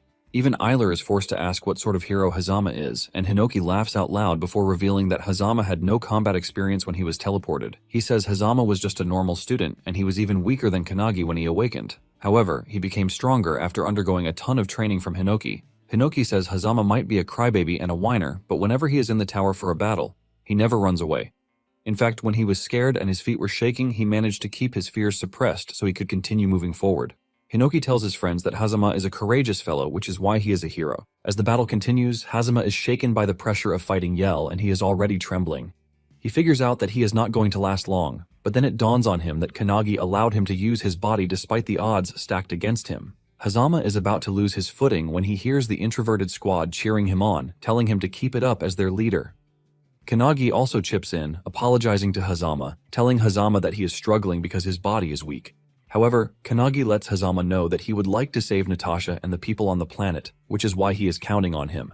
Kannagi's words and the encouragement from his team members is able to push Hazama to start fighting again. With a smile on his face, he dashes toward Yell, combining his sword and shield skills against him. Yell watches in horror as Hazama closes down the distance between them, pushing his poisonous sword into his body. Yell is surprised when he realizes that his body is actually getting slower, and even though he is not attacked with Sparklight, it appears that poison is also effective against his species. Yell taunts Hazama, telling him that he has been degraded from 300 years ago, but Hazama replies to him with a powerful shield charge while telling him that he is the degraded one. Hazama smiles at Yell, suggesting that they finally have a good battle. At this point, Yell is totally confused as he doesn't know if Hazama is trying to push him into a corner with his poisonous shield. Deep down, Yell believes he is going to turn the battle around because he already has a read on Hazama's attacks, but suddenly, his arms get shredded. Yell is totally confused as he doesn't know if he just got attacked by another founder or if Hazama changed weapons. It turns out that Inari has taken over with his double short swords, providing speed for Kannagi to use. After Inari switches out, Luciana comes in, hitting Yell ferociously with her whip. Nemi then jumps into the action, and after this, Wo steps in too. Before Yell knows what is happening, he has been reduced to bits thanks to Kannagi switching out in split seconds to use combo attacks on him, giving him no chance to counterattack. This is when it finally dawns on Yell that Kannagi is not the same as when he defeated an insect back on Earth. With Yell fully vulnerable, Kannagi switches with Kenji, telling him to finish Yell off. Kenji lands his devastating attacks on Yell, further shattering his cells, preventing him from regenerating. As Yell turns to dust and vanishes, he screams out Kannagi's name in horror because he simply made him exhaust the limit on the husk. With Yell's defeat, the introverted squad jumps up in celebration, but little do they know that by the time they defeated Yell, the self-destruct switch of the planet had been turned on. On the outside, Suo and the rest of the squad are also battling it out with the monsters, reducing their numbers to the best that they can. Meanwhile, Kannagi is already feeling the effects of lending his body to the founders for too long. Suddenly, they feel a rumbling in the ground, and this is when Kannagi realizes that something is wrong because even after defeating Yell, the barrier has not disappeared. Just then, he hears a voice beside him, and this startles him. He demands to know who he is talking to, and Voss introduces himself to Kannagi. He lets him know that he is the original owner of the husk that he just defeated, and since he was watching his battle against Yell, he has been able to ascertain the fact that Kannagi has a variety of weapons and techniques. Kannagi takes a moment to think about it, and Voss clears the air for him, telling him that he is the commander of the clusters on the planet. It turns out that he is also the one who created the barrier. Kannagi asks Voss why he is showing himself when he knows he just defeated an enemy far stronger than him. Voss tells him that he would like to give him a reward for his fighting spirit, and he lets Kannagi know that he just made the core of the planet go out of control. Even though the founders don't understand what this means, they are pretty sure it is something bad. Ryan is the only one who figures it out, and he tells them that Voss is telling them that he has messed up with the planet in such a way that it would explode from within its core, causing it to disappear into cosmic dust. Kannagi freaks out when he hears this, and he asks Voss why he is doing what he is doing. Voss reveals that he is taking this extreme measure to make sure he kills Kannagi this time around.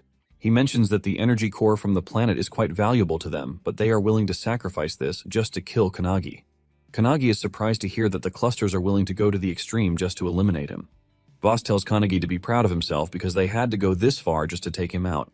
The whole planet starts to shake with natural disasters hitting it from every corner. Natasha immediately tells Claude to secure the people because she could sense that whatever is happening is not a natural disaster. At the same time, she wonders if Kannagi is fine.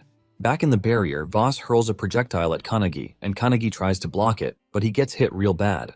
Voss lets him know that he is already weakened after his battle with Yell, and he tells Kannagi that he is going to continue playing with him until the planet finally explodes. Before Kannagi can pull himself together, he gets hit again, and Voss lets him know that he might not be strong like Yell, but he is confident that he will be able to hold him off until the planet is done for. However, Voss lets Kannagi know that he would also prefer to defeat him before the planet goes kaboom. As Kanagi continues to suffer, Hinoki urges him to switch with any founder that he can because, at the rate at which it is going, he is definitely going to die. Kanagi gets hit again, and he gets thrown to the floor with blood coming out of his mouth. He tells Hinoki that he can't switch with anyone. Rian is freaking out because he knows that Kanagi has received a lot of damage from fighting against Yell and was also forced to bear the burden of switching with more than 10 founders that very day, which basically means Kanagi's mind is at its limit. The only solution to this is to defeat Voss and break the barrier and return to Earth as fast as they can, but Kanagi disagrees with the founders when they say this. He tells them that there is no point if they just save themselves, and he lets them know that he doesn't care what happens to this body as long as he gets to save Natasha's planet. Kanagi groans in pain, wondering if he is still going to be on the losing end even after he defeats the first rank with everything he has. Tears roll down his face as he slowly starts to accept defeat. Just then, a familiar voice speaks to him from outside the barrier, telling him that he did well. In a shocking turn of events, the barrier shatters, releasing Kanagi from the confined space he is in. As he falls down, he is grabbed by Akane, who just dispelled the barrier. She hugs Kanagi tightly, talking about how happy she is that she managed to break the barrier in time. Voss, on the other hand, cannot believe that Akane just broke his strongest barrier, but he still believes that Kanagi has nowhere to go. He puts everything into his final attack as he dashes toward Kanagi and Akane. However, his fate runs out as Midori intercepts his attack, and he looks really pissed since Voss doesn't have the appearance of a human. With Midori's appearance, Voss feels an overwhelming fear he has never felt before, causing him to change into defensive mode before even realizing it. Since he was born as a cluster, meeting Midori's anger is the first time he will ever experience the emotion called fear, and with overwhelming strength, Midori tears him apart. 45 minutes after landing on the planet, Kanagi and his squad finally defeated their main enemy, but they now have 3 minutes until the planet turns to dust. Meanwhile, Sokka and Iryu have just finished rescuing the civilians when the barrier broke. They expect everything to be over, but the whole planet is vibrating. Even the survivors are surprised that everything is going to shit. Iryu freaks out, and Sokka tells him that the planet can't be saved even though they really worked hard. Deep down, Sokka is also disappointed that the planet is going down even after all that they have done. Sokka is pissed that he wasn't useful, even though his power and that of Iryu's would have been the best to carry the civilians to safety. Sokka is still beating himself up when Iryu calls his name in Natasha's presence. Natasha lets them know that she has checked the surroundings and it appears that everyone is safe thanks to Sokka and Iryu. Natasha then dashes off because she still has the strength to fight, thanks to the two. Natasha has been able to put some level of confidence in Sokka, and he smiles. Natasha then makes her way to where Kanagi is, and Kanagi, who is just recovering, apologizes to Natasha that they are not able to save her planet. However, Natasha grabs him, telling him that he is wrong because the planet can still be saved. Kanagi asks her how, and she explains that 300 years ago, Earth was able to gather its strongest founders, which means a planet has its own will. Natasha believes that with Sparklight, she can communicate with the planet's will, and she concludes everything on a maybe. Kanagi and Akane cannot believe that she is seriously relying on a maybe at the moment. In Natasha's defense, she tells them that this is going to be her first time, but it was the founder of Wanderer who taught her how to do so. Natasha tells them that she believes that the tower where the insect was residing should lead to the deepest part of the planet. She explains that she just needs to go there and use her sparklight at the core of the clusters. Since only people from the planet can enter the deepest part, she tells them that she would have to go alone. She urges them to leave the rest to her. And just as she is about to leave, Kanagi gives her the necklace that her brother dropped for her. He apologizes for not being able to give it to her earlier, and he lets her know what Mihail said when dropping the necklace. This is enough to put a smile on Natasha's face, and she dashes off with all the determination to save the planet.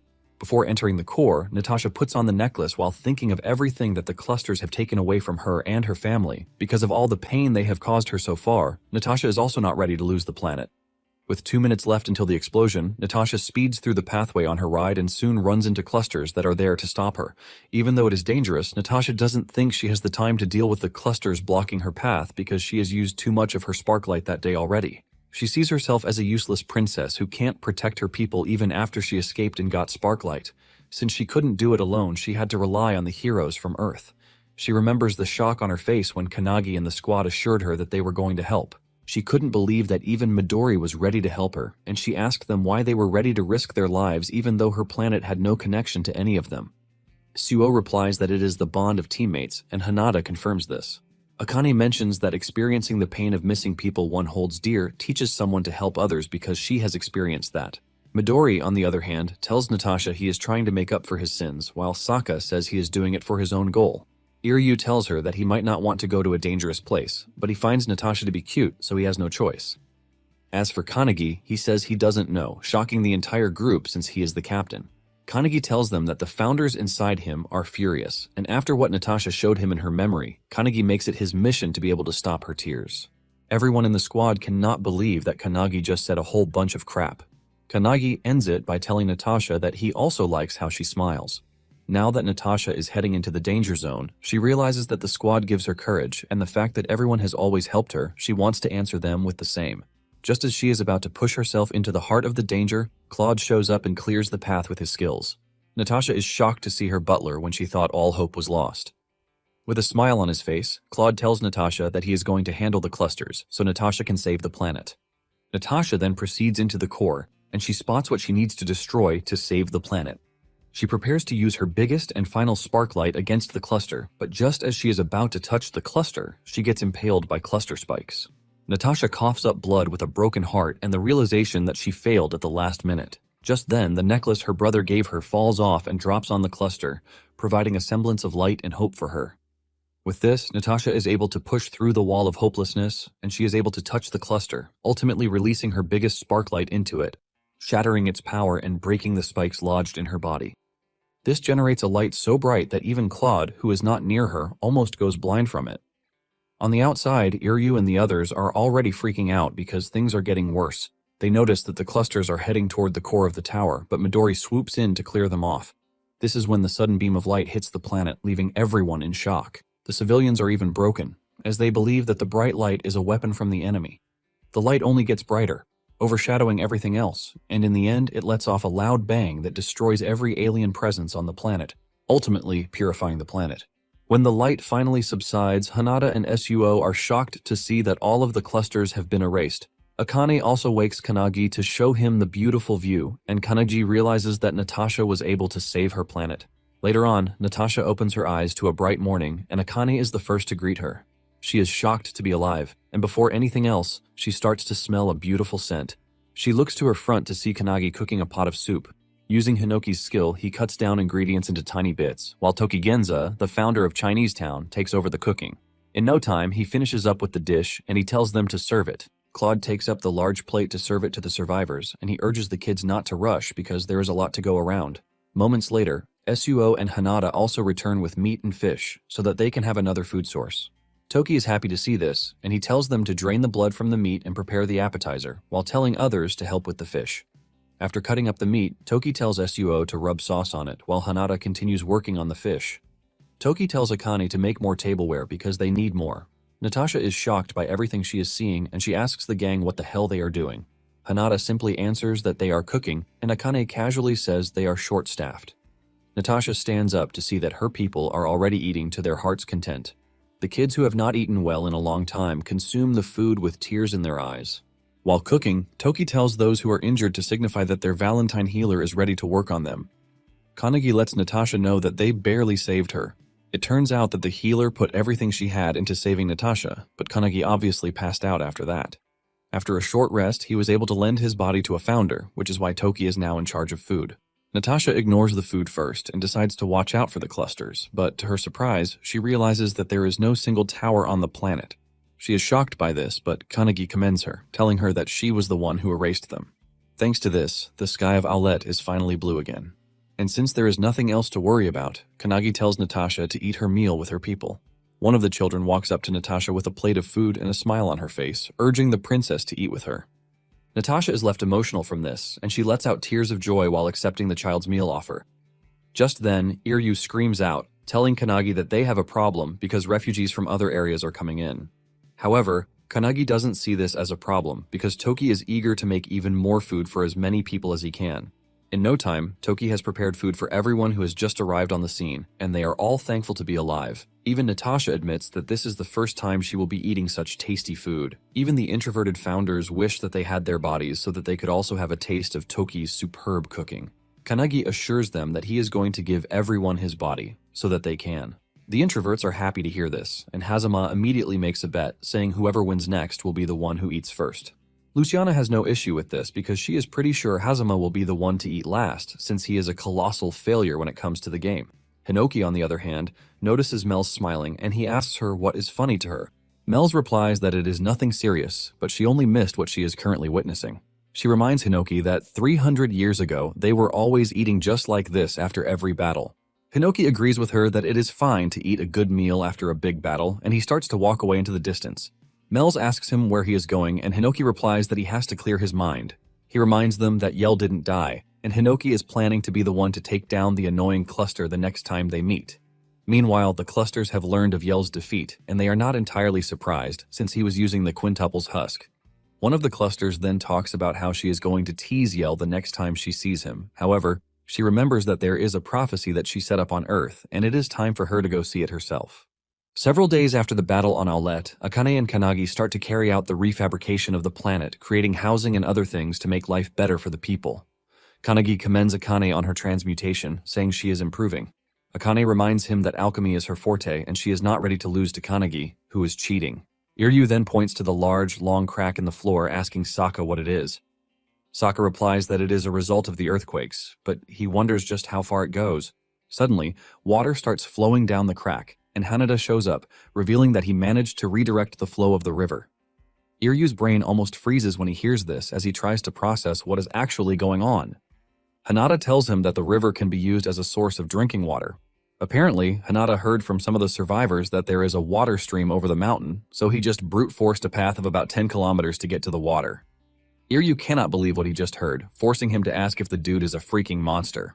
Kanagi then shows up, asking Hanada about Suo. Hanada reveals that Suo is still away, cutting some trees from the river. Just then, Suo shows up with a mountain of wood, asking if it is going to be enough. As if that is not enough, Iryu and Sokka see Midori removing the rubble on the planet with his power. Iryu simply conclude that he is rolling with pretty scary people. Kanagi is glad with all the supplies they have gotten, and Kanagi tells her that all they have to do is work on the waterway so it can support the people's daily necessities so that they can finally go home. Kanagi then asks her where Natasha is, and she lets him know that she is heading in the direction of the castle. Akane tells Kanagi to have a chat with Natasha before they go back home, and Kanagi agrees to this. Akane, on the other hand, goes down to meet the kids, suggesting that they have a meal together. Moments later, Kanagi finds Natasha and Claude staring at the ruins of the castle. Natasha apologizes for not showing up since he started building the camp. Kanagi, on the other hand, apologizes to her, saying they destroyed a lot of things. But Natasha tells him that she doesn't mind.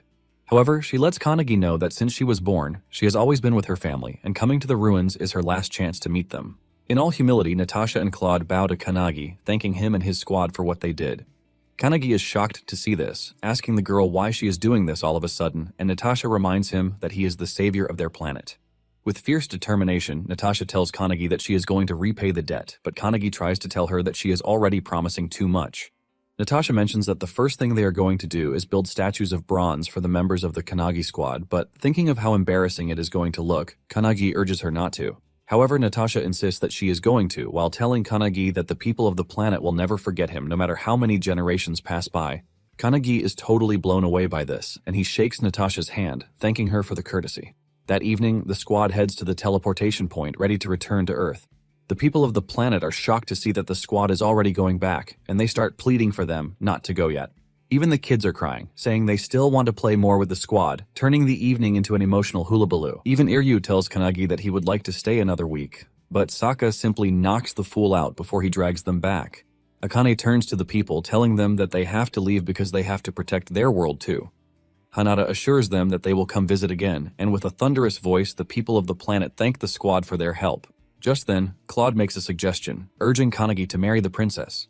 This immediately triggers another wave of context, and in Claude's defense, he reminds Kanagi that he saved their country. He also reminds Kanagi of what he said about his desire to stop Natasha's tears.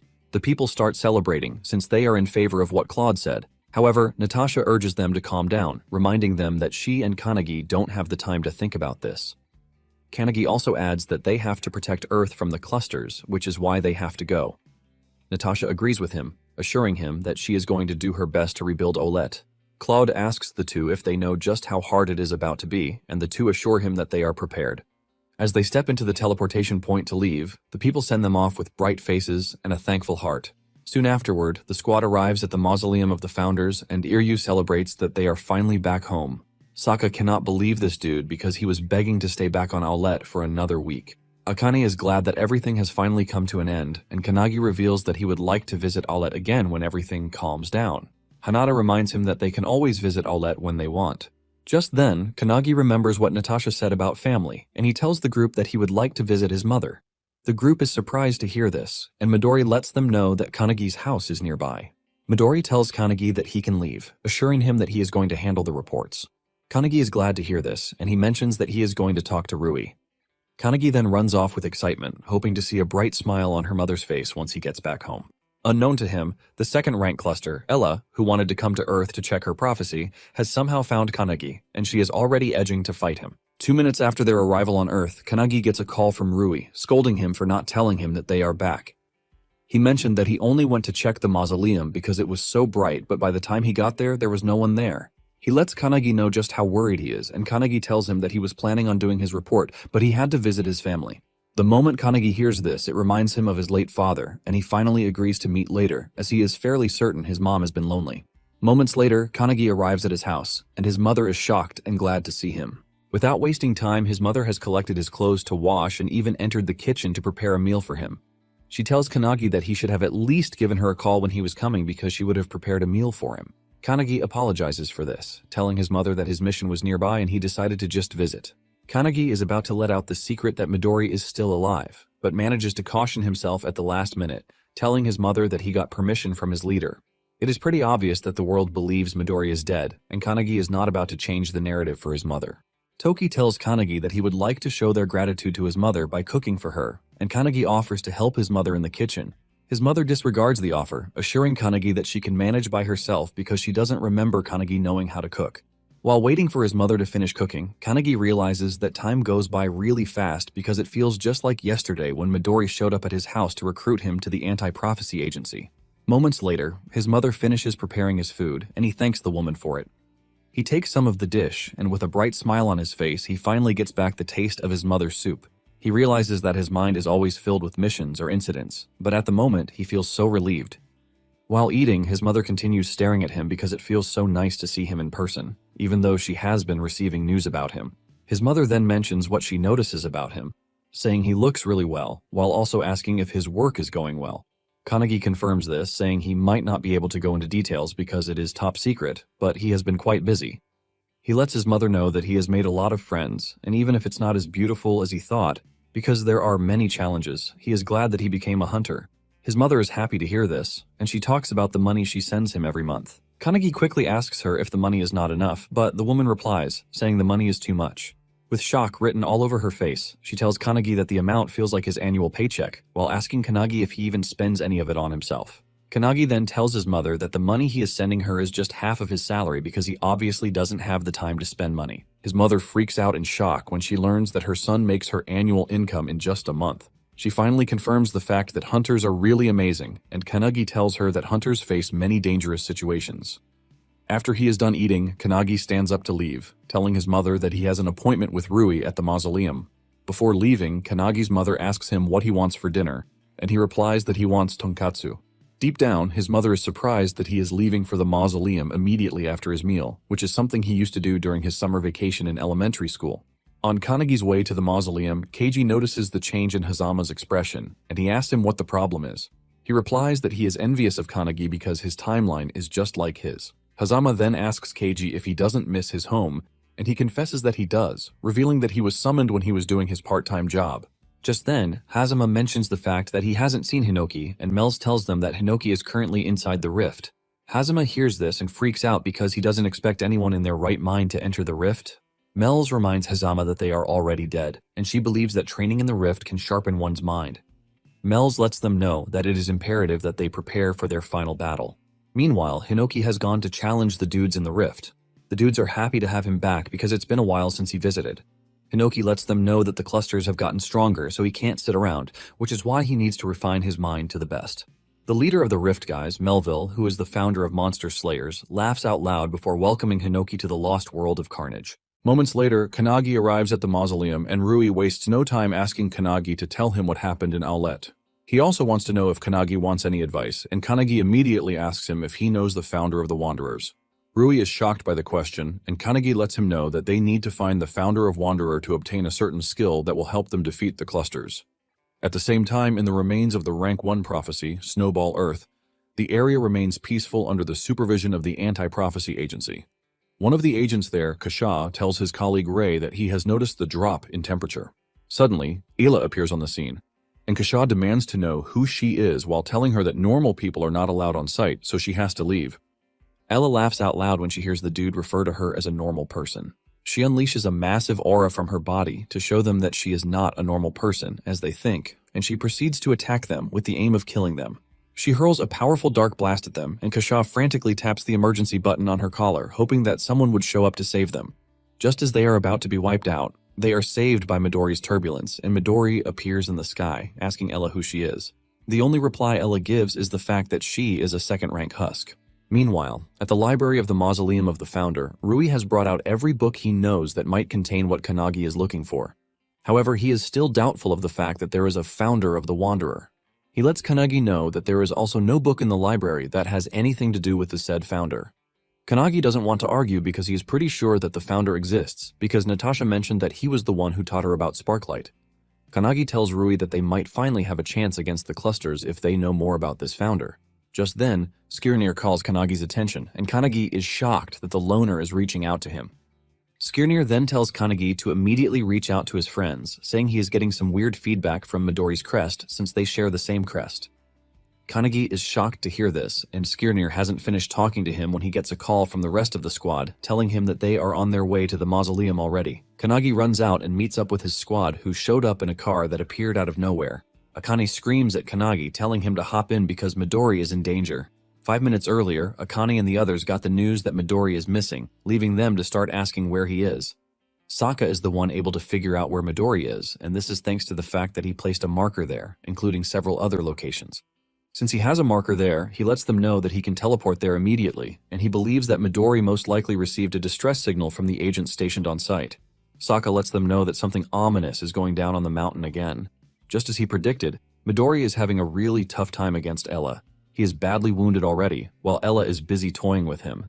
Ella mocks him, asking him why he is so weak when he is supposed to be the world's strongest.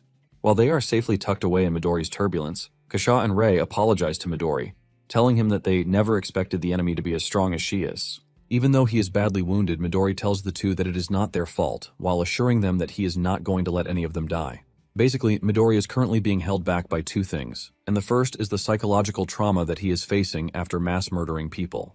This makes it hard for him to fight against human-type enemies, and the second is the fact that he is trying to protect Kasha and Ray, who were Makoto's former squad members. Thanks to these two factors, Midori finds himself struggling against Ella, who has gravity powers. She is making life hard for Midori by countering all of his power.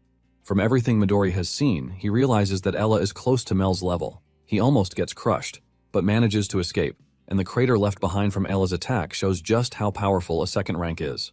As the battle continues, Ella scolds Midori, telling him that his fight is boring because the battle she had against the Founders 300 years ago was more interesting. Exhausted, Midori asks Ella what it is that she wants, and this question pisses Ella off. She mentions that she is the owner of the prophecy, Snowball Earth. She explains that the plan was to use cryogenic cores in 17 different locations to freeze the whole planet because current humanity won't be able to stop it. However, everything has been going south thanks to the appearance of the Founders. Ella tells Midori that, thanks to all of these setbacks, she has decided to give things a small push. Before Midori knows it, his left side gets hit with something he never expected from a cluster, which is an ice attack. The shock on his face is glaring, and Ella knows that he is probably wondering why she is able to use ice attack when the clusters are supposed to be weak against cold. Ella calls Midori an idiot, telling him that humans can obviously use fire even though they are weak to it. She mentions that she developed the skill that allows her to control low temperatures, and the whole world will be frozen by Snowball Earth. With her new skill, Midori realizes that Ella is just too strong. Another attack from Ella forces Midori to start dodging, rendering his power weak. Kasha then steps up to take on Ella, urging Midori to run away. He lets Midori know that they can't afford to lose him, but Midori refuses to run. Kasha asks him why he won't run, and Midori tells the two that they are the keepsake left by Makoto. Hearing this from Midori immediately gets the two emotional. Midori is ready to die to protect them because the two are proof that Makoto prevented the Snowball Earth prophecy, and he is not about to allow that to go to waste. Suddenly, Ella reaches Midori before he can even blink, and he punches him into the distance, away from the two that he is supposed to protect. As he flies through the air, Midori realizes the sad truth that he can't win against Ella. This reminds him of his childhood and how he was always called the cursed child because of his power. He had no friends, and to make things worse, he had just killed a lot of people recently. Midori ultimately reduces his reality to a kid who can't protect but to destroy. Midori then convinces himself that he is truly a cursed child. Just then, he remembers how Io saved him, and this immediately forces him to rethink his conviction because Io didn't save him for nothing. Midori starts to remember all the people who have been saved from Io, down to Makoto, and even Kanagi. However, he figures out that it is hard for him to properly fight Ella because she looks just like a human. Midori is pissed at himself, and he declares that he is not the world's strongest, while unleashing a powerful turbulence with his maximum output at Ella. This is able to pin Ayla down, and Midori ends the combo with a tornado that sends Ayla flying off. This creates a large and long crater in the ground, leaving Kasha and Rei to believe that Midori has won the fight. Thanks to his last attack, Midori is completely exhausted, with blood pouring out of his body. The dust finally clears off, and Ayla appears, totally unharmed, and this tells the trio that they are screwed. Ella then decides that it is time for Midori to die because he has used his most powerful attack, which appears to be really weak. Ella unleashes a powerful attack at Midori, and with no way to block it, Midori knows that they are dead, but he hates himself for not being able to protect the two Makoto left behind. Just as the attack is about to hit, Mills' Seal of Truth appears out of nowhere to nullify the attack. Ella is shocked to see this, and when she turns around, she sees Kanagi and his squad arriving in their cars, with Kanagi's aura farming on one of the cars. Mel's realizes that the whole situation almost went badly, and Kanagi expresses his happiness that he made it on time. Ella is surprised to see Kanagi showing up really fast, and she tells him that she is not expecting him since he is supposed to be the main dish. Without hesitation, she hits them with a powerful gravity attack that sends the squad scurrying away for their lives. Midori immediately warns them, telling them to be careful because Ayla is second rank. After giving the warning, he passes out from exhaustion and blood loss. Surprisingly, Kanagi thinks it's a blessing that the dude is actually out cold. Ella is pissed that Kanagi is facing somewhere else instead of the battlefield, and she unleashes a powerful ice meteor on the team. Everyone freaks out, but Iryu takes it to another level as usual, holding his head in frustration because he believes he is about to die. However, Mel's tells Iryu that he has nothing to be scared of because during their few days in Aulet, they were able to train Kanagi some more. Mel's then unleashes her power, Starlight, revealing a fiery meteor that meets the ice meteor halfway, resulting in a big explosion in the sky. The ice shatters, resulting in nothing but steam, and Ella is impressed by this. Deep down, Mel's is worried that her power is still not enough against Ella because the key is Midori. Meanwhile, Midori wakes up in his consciousness, wondering where he is, believing that he is dead. Just then, he hears Skirnir's voice behind him, telling him that he is wrong. Skirnir relaxes on the grass field, saying he was always cramped in Kanagi's mental space, but Midori's is far more convenient. Midori is shocked to see a strange person in his mental space, and he asks him who he is. On the outside, Ila is still making life hard for Kanagi and his gang. Iryu is hiding behind their vehicle, and he even suggests that they run away from the area. However, Saka lets him know that his idea to hide behind a car is really dumb. He hasn't finished saying this when Ella hits them with a gravitational attack that causes them to start falling sideways. As expected, Iryu is the worst, as he screams out like a goat. Kanagi spots Midori's body falling off, but before he can act on this, Ella engages him, reminding him that she already told him to stop looking elsewhere. She dashes toward Kanagi, hoping to catch him off guard, but Hazama takes over Kanagi's body just in time to parry the attack with his shield. Nonetheless, she is able to unleash a powerful ice attack. Meanwhile, Suo is able to catch Midori, and he tells Kanagi to focus on the fight, assuring him that they are going to take care of Midori. Hazama lets Kanagi know that Ella is not an easy foe because he can easily feel her power from the last attack. Ella lets Kanagi know that she was only joking when fighting Midori, who is the appetizer, but since the main dish, Kanagi has decided to show himself, she lets him know that she has no choice but to go all out. Ella then unleashes another ice meteor, leaving the team utterly freaked out. Seeing how bad the situation is, Mels tells Hazama to switch with her. Mels then asks Saka and Iryu if they can teleport the team away, but Iryu says it is impossible because knowing everyone's exact location is impossible. Mels agrees with him, and instead of whining, she just unleashes her own fire meteor to counter Ella's attack. It is at this point that Mels has no choice but to admit that Midori is quite amazing because he was able to hold out against Ella for nearly 5 minutes, and she starts praying for Midori to come back soon. Meanwhile, in Midori's consciousness, Skirnir finally introduces himself, telling Midori that he is his junior because he possesses the same crest as him. He mentions that he is the founder of the wind, and he apologizes for stirring his soul. Midori is overwhelmed by this, and he asks Skirnir why he is inside him. Skirnir mentions that they are connected via the crest, and he can just see him as his special teacher. He explains that an awakener is someone who goes far beyond human understanding, and he lets him know that his position at the moment is only at the entrance of the said domain. Skirnir tells Midori something important, which he has to know, and this is the fact that he has the dormant potential to defeat the clusters. As the battle rages outside, Suo asks Mels if they can win against Ella, and she lets them know that they have no chance, shocking Suo, who asks how they are supposed to stop Ella. Ryan then comes in, telling them not to give up because a strategist should think about the next moves, whether they are losing or not. Mels assures Suo that as long as the founders are alive, there will always be a way out. When Ella hears them say this, she laughs out loud, telling them that it is impossible to survive against her. She sends out an attack against the team, but Mels is able to block it while revealing that they are all hoping for Midori to awaken. Ella laughs even more when she learns that Midori is the one they are waiting for to come and save them.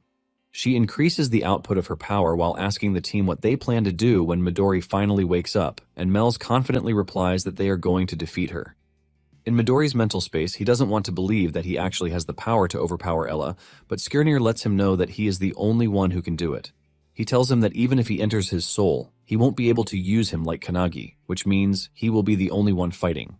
Midori holds his head down, telling Skirnir that he wouldn't have been suffering if he had gotten stronger beforehand. Midori tells Skirnir that he has been going through serious training since his childhood because he wanted to protect the people from the threat of the prophecies. Midori wants to continue expressing his feelings, but he can't find the right words, and Skirnir assures him that he knows how he feels, since they are the same. He mentions that they are always looking to save those who survived the attack from clusters, but it turns out that every time he needs power, his hand lacks it. Skirnir tells Midori that all of them are still suffering from the roots of the evil that they allowed to exist. It turns out that Skirnir also had his own share of trauma. Skirnir manages to bottle his emotions, and he walks up to Midori, telling him to give him his hand. He assures Midori that he is going to give him the power that he needs. It immediately dawns on Midori that if Skirnir gives him his power, he is going to be gone for good. Even though it all looks sad, Skirnir assures Midori that he is happy because this only means he gets to finish his mission sooner than his fellow comrades. Skirnir then grabs Midori's hands, and immediately, all of his power starts to flow into him. Midori is also able to access Skirnir's memory thanks to this, and he sees him talking to the founder of Fire, Astra. Astra asked Skirnir if he was truly going to the mausoleum, and Skirnir said yes because when he asked Valentine to examine, it appeared that he was becoming useless, thanks to the fact that he used his power beyond the limit, causing his soul to be torn apart. Skirnir decided back then that he had to wait for the next awakener of the Crest of Nothingness, since this is the only thing that can stop the progress of the destruction of his soul. Skirnir tells his comrade that even if it is one person that he can choose, it is still the better option. After hearing this, Astra also tells Skirnir that he would also go to the mausoleum, but Skirnir tells him not to rush himself. Skirnir then tells Astra that fighting is really hard, and he wonders why he wasn't able to grab the girl's hand. Skirnir is still broken about the girl he wasn't able to save, but Astra urges him not to think too much about it because they all failed. Nonetheless, Astra believes that one day will come when they can entrust someone to save the girl that they couldn't save. With tears in his eyes, Skirnir tells Astra that he doubts if someone like that would ever exist because it would be very nice if it did. Now in the present day, Skirnir's existence finally vanishes after passing on his power to Midori. Midori groans in tears, and just then, Suo notices that his crest is glowing. On the battlefield, Ella is pissed that Mels even has the thought that Midori would defeat a cluster like herself. She screams in anger, saying Midori couldn't even stand up against her, while mocking him for being nothing but a modern awakener. She calls Midori a weakling, whom she can easily freeze and break. While saying this, she continues to max out her power, and she soon unleashes an overwhelming gravity skill, Nebula Graphy, that knocks everyone on the team to the ground. Mels tries to dispel this, but Ella lets her know that it is already too late. Before Kanagi knows, he gets hit from behind with Ella's freezing power. Mels tries one last time to cast the right spell, but she is totally overwhelmed by Ella's power.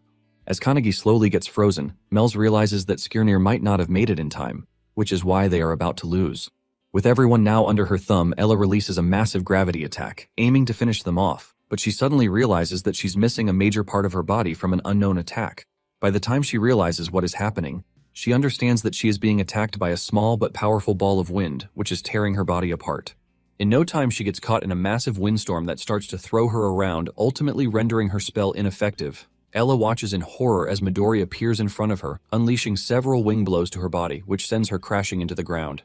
Missing her right arm and her body falling into pieces, Ella can only scream in annoyance. Midori finally shows himself in an elegant fashion just to aura farm, while standing in front of Kanagi as their personal savior before telling Ella that it is time for them to finish their fight. With Midori's arrival, Kanagi realizes the sad truth that Skirnir is gone, but before he starts crying over this, Mel's tells him not to be sad about it because Skirnir has fulfilled his duty. Ella regenerates her missing body parts, preparing for a rematch with Midori. In a quick revelation, it turns out that Number Zero found out a really crazy fact the day he hijacked Midori's body. That very day, he used Midori's power to wipe out Manhattan Island, and when he tried to use Midori's full power, he immediately backed off. He watches in horror because of what he saw that very day. He realizes that Midori couldn't use his full power because the Earth would be destroyed along with them. Talking about theory, wind will never exceed the speed of Mach 1 because the moment it exceeds the sound barrier, shockwaves will appear. This basically results in the wind tearing itself apart, but Midori could overcome this limit by using his aura together with the wind. Thanks to this, he can generate a wind with the speed of Mach 3, and this is a wind that shouldn't have existed in the first place. The creation of such a wind should have caused the Earth to be swept apart like a bullet tearing through it because the massive vortex would penetrate from the stratosphere into the depths of the Earth. The ejected materials from the underground would also pollute the air and affect the circulation of Earth's atmosphere. All kinds of disasters, such as earthquakes, tsunamis, and abnormal weather events would happen, and the details of the prophecy that the world would be destroyed by Midori, which was written by Gita, weren't exactly an exaggeration. It is a known fact that humankind will perish if Midori decides to go all out, and it turns out that the turbulence made by Number Zero was a breeze compared to what Midori can actually do. However, Midori has finally learned to control his power thanks to his meeting with Skirnir. As Midori prepares to engage Ella, he figures out that the first thing he needs to do is create a vacuum where air doesn't exist, and this is called the void wind. Midori calculates the whole situation, and he figures out that he just has to put his enormous wind aura in this vacuum. And if he concentrates all of the energy of a Mach 3 tornado into a single point of void wind, it would be deadly against anything and everything. If he now decides to add other skills on top of this, it would become a time bomb. Without a doubt, Midori declares that he is the perfected form of a wind awakener. Ella is tired of Midori standing in one place, and she decides to attack him first with her ice spears, but just as they are about to reach Midori, they are deflected. Even Ayla herself gets thrown to the ground, leaving her to wonder why her skill is striking the ground instead of the intended target. Before she knows what is happening, Midori reaches her and punches her so hard that she is sent flying into the distance. It turns out that Midori has found out that once he can predict his opponent's movements and place his void wind accordingly, he can force the enemy to move the way he wants. In addition, if he uses his void winds as relay points, he can accelerate himself to increase the power of his attacks, giving him the speed of the Flash, while retaining the punch power of the Hulk. Before Ella knows it, she starts getting thrown around the battlefield with no way to respond to Midori's attacks. Kanagi and the rest of the team are left in shock as Ella gets thrown around like she is nothing. Even Ella cannot understand why Midori suddenly got stronger. She wonders why Midori is not being eroded even after touching her, which means he is attacking her with his wind aura. Frustrated, Ella tries to cook up something powerful, but Midori easily blocks her attack before it even gets anywhere, and he lets her know that whatever she is trying to do is useless. Just by grabbing her hand, Midori releases a massive attack wind that tears her arm apart. This is when Ella realizes that she has no chance and she has to escape, but most of her body gets disintegrated by Midori's attack. As she crashes to the ground, she cannot help but admit that Midori is a freaking monster. Seeing this, Ella decides that she is going to use everything she has to kill Midori because he cannot be allowed to exist. Ella then combines her two powerful attacks, but before they can finish forming, Midori nullifies the attack. Ella is left in shock, and Midori tells her not to worry herself because the entire airspace is already under the control of his void wind. Ella looks down to see her lower body getting destroyed by Midori's void wind. Ella crashes to the ground, and with fear written all over her, she realizes that there is no way in hell that she is winning against Midori. Upon accepting defeat, she decides that she has to make the prophecy come true at least. She then releases a massive wave of aura from her body, hoping to wake the prophecy, Snowball Earth. But her energy is sucked in by Midori's void wind yet again. Ella is left speechless when she sees this, and Midori reminds her that he already told her that whatever she tries to do is useless, because he can just suck her power using his void. Midori assures her that she can't do anything in that location, but Ella's ego still makes her believe that she amounts to something. Midori then grabs her with his void wind, and Ella soon realizes that she has lost all mobility, including her voice. As she is slowly disintegrated by Midori's power, she finally understands what her comrade experienced 300 years ago when they fought the Founders. Midori closes his fist and finally finishes Ella off, turning her into dust. Just as he finishes Ella, he hears Skirnir's voice behind him, commending him for a job well done. As Skirnir finally vanishes into the afterlife, he tells Midori that he is leaving the rest to him, and Midori calls him his teacher, while thanking him. Meanwhile, on a certain planet, we see a group of strange individuals who seem to know about the clusters. The white-haired tells the red-headed dude that the clusters have made a move. With what he can see, he figures out that the second rank has been defeated on Earth. The redhead doesn't see why this information is important until the white-haired tells him that the main force of the cluster is on the move and it appears that they are headed towards Earth. The redhead is surprised by this because it is quite soon, and the whitehead tells the redhead that they should also go to Earth. Surprisingly, the redhead agrees to this, and in a shocking revelation, the redhead is Kane and he is the founder of Wanderer. Also with the group, the founder of the Odachi, Minamoto no Shigur, and he is in agreement. Lastly, the whitehead is Kanagi Itaru, and he is Kanagi's predecessor, the user of the Crest of Nothingness. They are all aware that the battle that is about to ensue is going to be the final battle. Back on Earth, Suo expresses his shock that Midori was able to defeat Ella on his own. Midori is also stunned, and he cannot believe that he just used a portion of a founder's power. Suo freaks out when he hears Midori say that what he just used is just a portion of the power he has. Midori tells the team what Skirnir told him about how an awakener is a being that is beyond human understanding. Since he is still at the entrance, Midori figures out that the concept of an awakener is much deeper than what he knows. Midori starts acting weird, like a baby who is trying to grasp a weird situation. After he is done mumbling, he concludes that he wants to go deeper. Kanagi then calls his name, and when he turns to Kanagi, the first thing he tells him is that he is hungry. Just after saying this, he passes out on the ground. Later on, Midori wakes up in Kanagi's room, but he is disoriented and doesn't know where he is. Meanwhile, downstairs, the rest of the squad is enjoying the magnificent dish prepared for them by Kanagi's mother.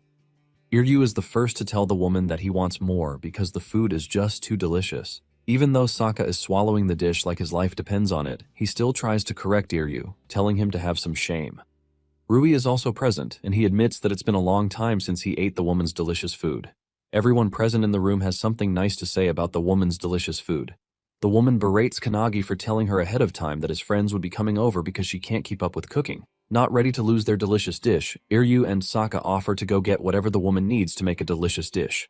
However, the woman tells them that there is no need for this, since they are guests after all. With this in mind, she urges them to eat until they are full. Just then, Akane asks the team where Kanagi is, and Suo tells her that Kanagi is upstairs. At the same time, Kanagi has served Midori his own portion of food, and he is going crazy about how delicious the dish is. Kanagi lets him know that the dish is his mother's specialty, and he wishes that Midori could eat with everyone, but it is not possible since the world believes that he is dead. However, Midori assures him that he is good with the way he is. Kanagi then tells him that the day he scouted him, this was the same dish that they prepared for his arrival, but the S-rank hunter who attacked them finished the food. After Midori is done eating, he and Kanagi sit down to talk. Midori tells Kanagi that Skirnir handed over all of his knowledge to him and disappeared. Because of this, Midori is looking to understand his power even better so he can repay Skirnir. However, he is sad that there is no place on Earth where he can practice with his full power. Just then, Rui enters the room, telling them that he heard their conversation, and since Midori is looking for a place to train, he lets him know that he knows a good place. Later on, when Kanagi falls asleep, he finds himself in his mental space with Mel's waiting for him. It turns out that Mel's has figured out that Kanagi is also looking to get into a deeper power level. Mel's then tells him that it might finally be time for him to reach the second stage.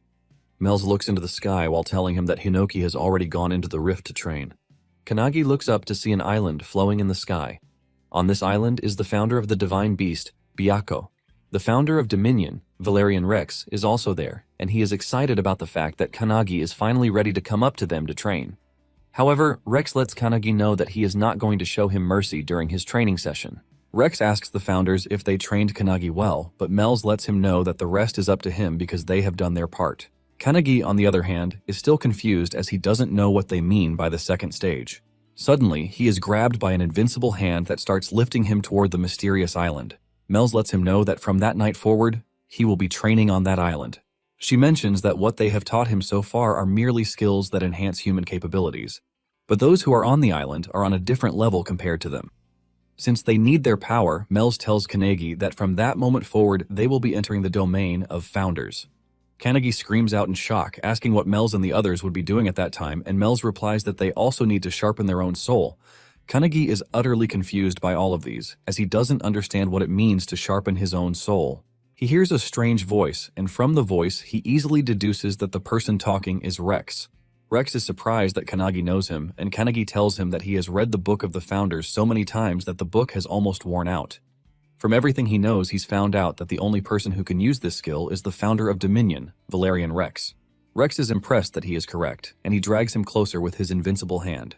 Kanagi lands on the ground, wondering where he is, and Rex ultimately tells him that his head is too high. With an overwhelming force, he pins him to the ground, forcing him to bow before him. Kanagi is shocked because he literally can't even move his body, and Rex tells him that he has to stay humble until he tells him that he can move his head. Groaning in pain, Kanagi asks Rex why he hasn't shown himself since he was inside his body too.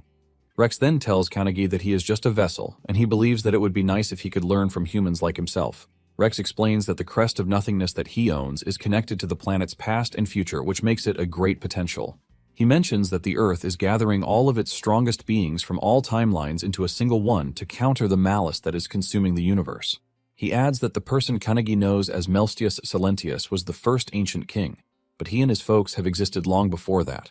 With a flick of his hand, he finally lets Kanagi breathe, and he tells him to raise his head. Kanagi is still confused by what he means by that he and his folks have existed long before. Kanagi raises his head to see overwhelming figures appearing on the scene, and Rex tells Kanagi the shocking truth he never expected. It turns out that Rex and his folks are demigods. Rex tells him that they have been waiting for his growth since they don't fully grasp human limits. Kanagi is confused by this, and Rex explains that his body is going to be torn apart if he is to accommodate gods, and it is obvious that they don't know human limits. Rex then lifts into the air with overwhelming pressure, telling Kanagi that it is time for them to see if he is truly worthy of having their power in order to subjugate the clusters or not. Rex tells Kanagi that this question alone is going to be his second stage. Since Kanagi has started training up there, Mels tells her comrades that it is time for them to fulfill their duty, and Astra agrees with her. The founder of the water element, Jie Shui, and the founder of the earth element, Reve, are also on the scene. At the same time, Suo is having a good sleep when his brother appears to him in his dream, telling him that it is time to take his crest. Suo is totally confused, forcing him to ask Makoto if it is a dream, and his brother tells him to interpret it however he wants, but he tells him that his aim is to give him his crest. Suo immediately asks his brother if he will be leaving again once he is done giving him the crest. His brother doesn't answer because the answer is obvious, and Suo bursts into tears because he still has a lot he wants to talk to his brother about. Seeing how emotional and tearful his brother is, Makoto transfers him into his room so that they can talk. Suo cries even harder, seeing his brother sit in front of him with his cat in his hands. Makoto commends his brother, saying he has been living well, and Suo agrees to this. He mentions that Oribe and he are living well, including everyone else in the family. Suo also boasts about how he trained under Ichika and became the vice captain of the Kanagi squad. Suo continues telling his brother about everything that has happened since his death. After talking for some time, Suo finally slows down, telling Makoto that he is so happy to see him, even if it is a dream. Suo tells Makoto that he is going to become very strong so he won't lose to him.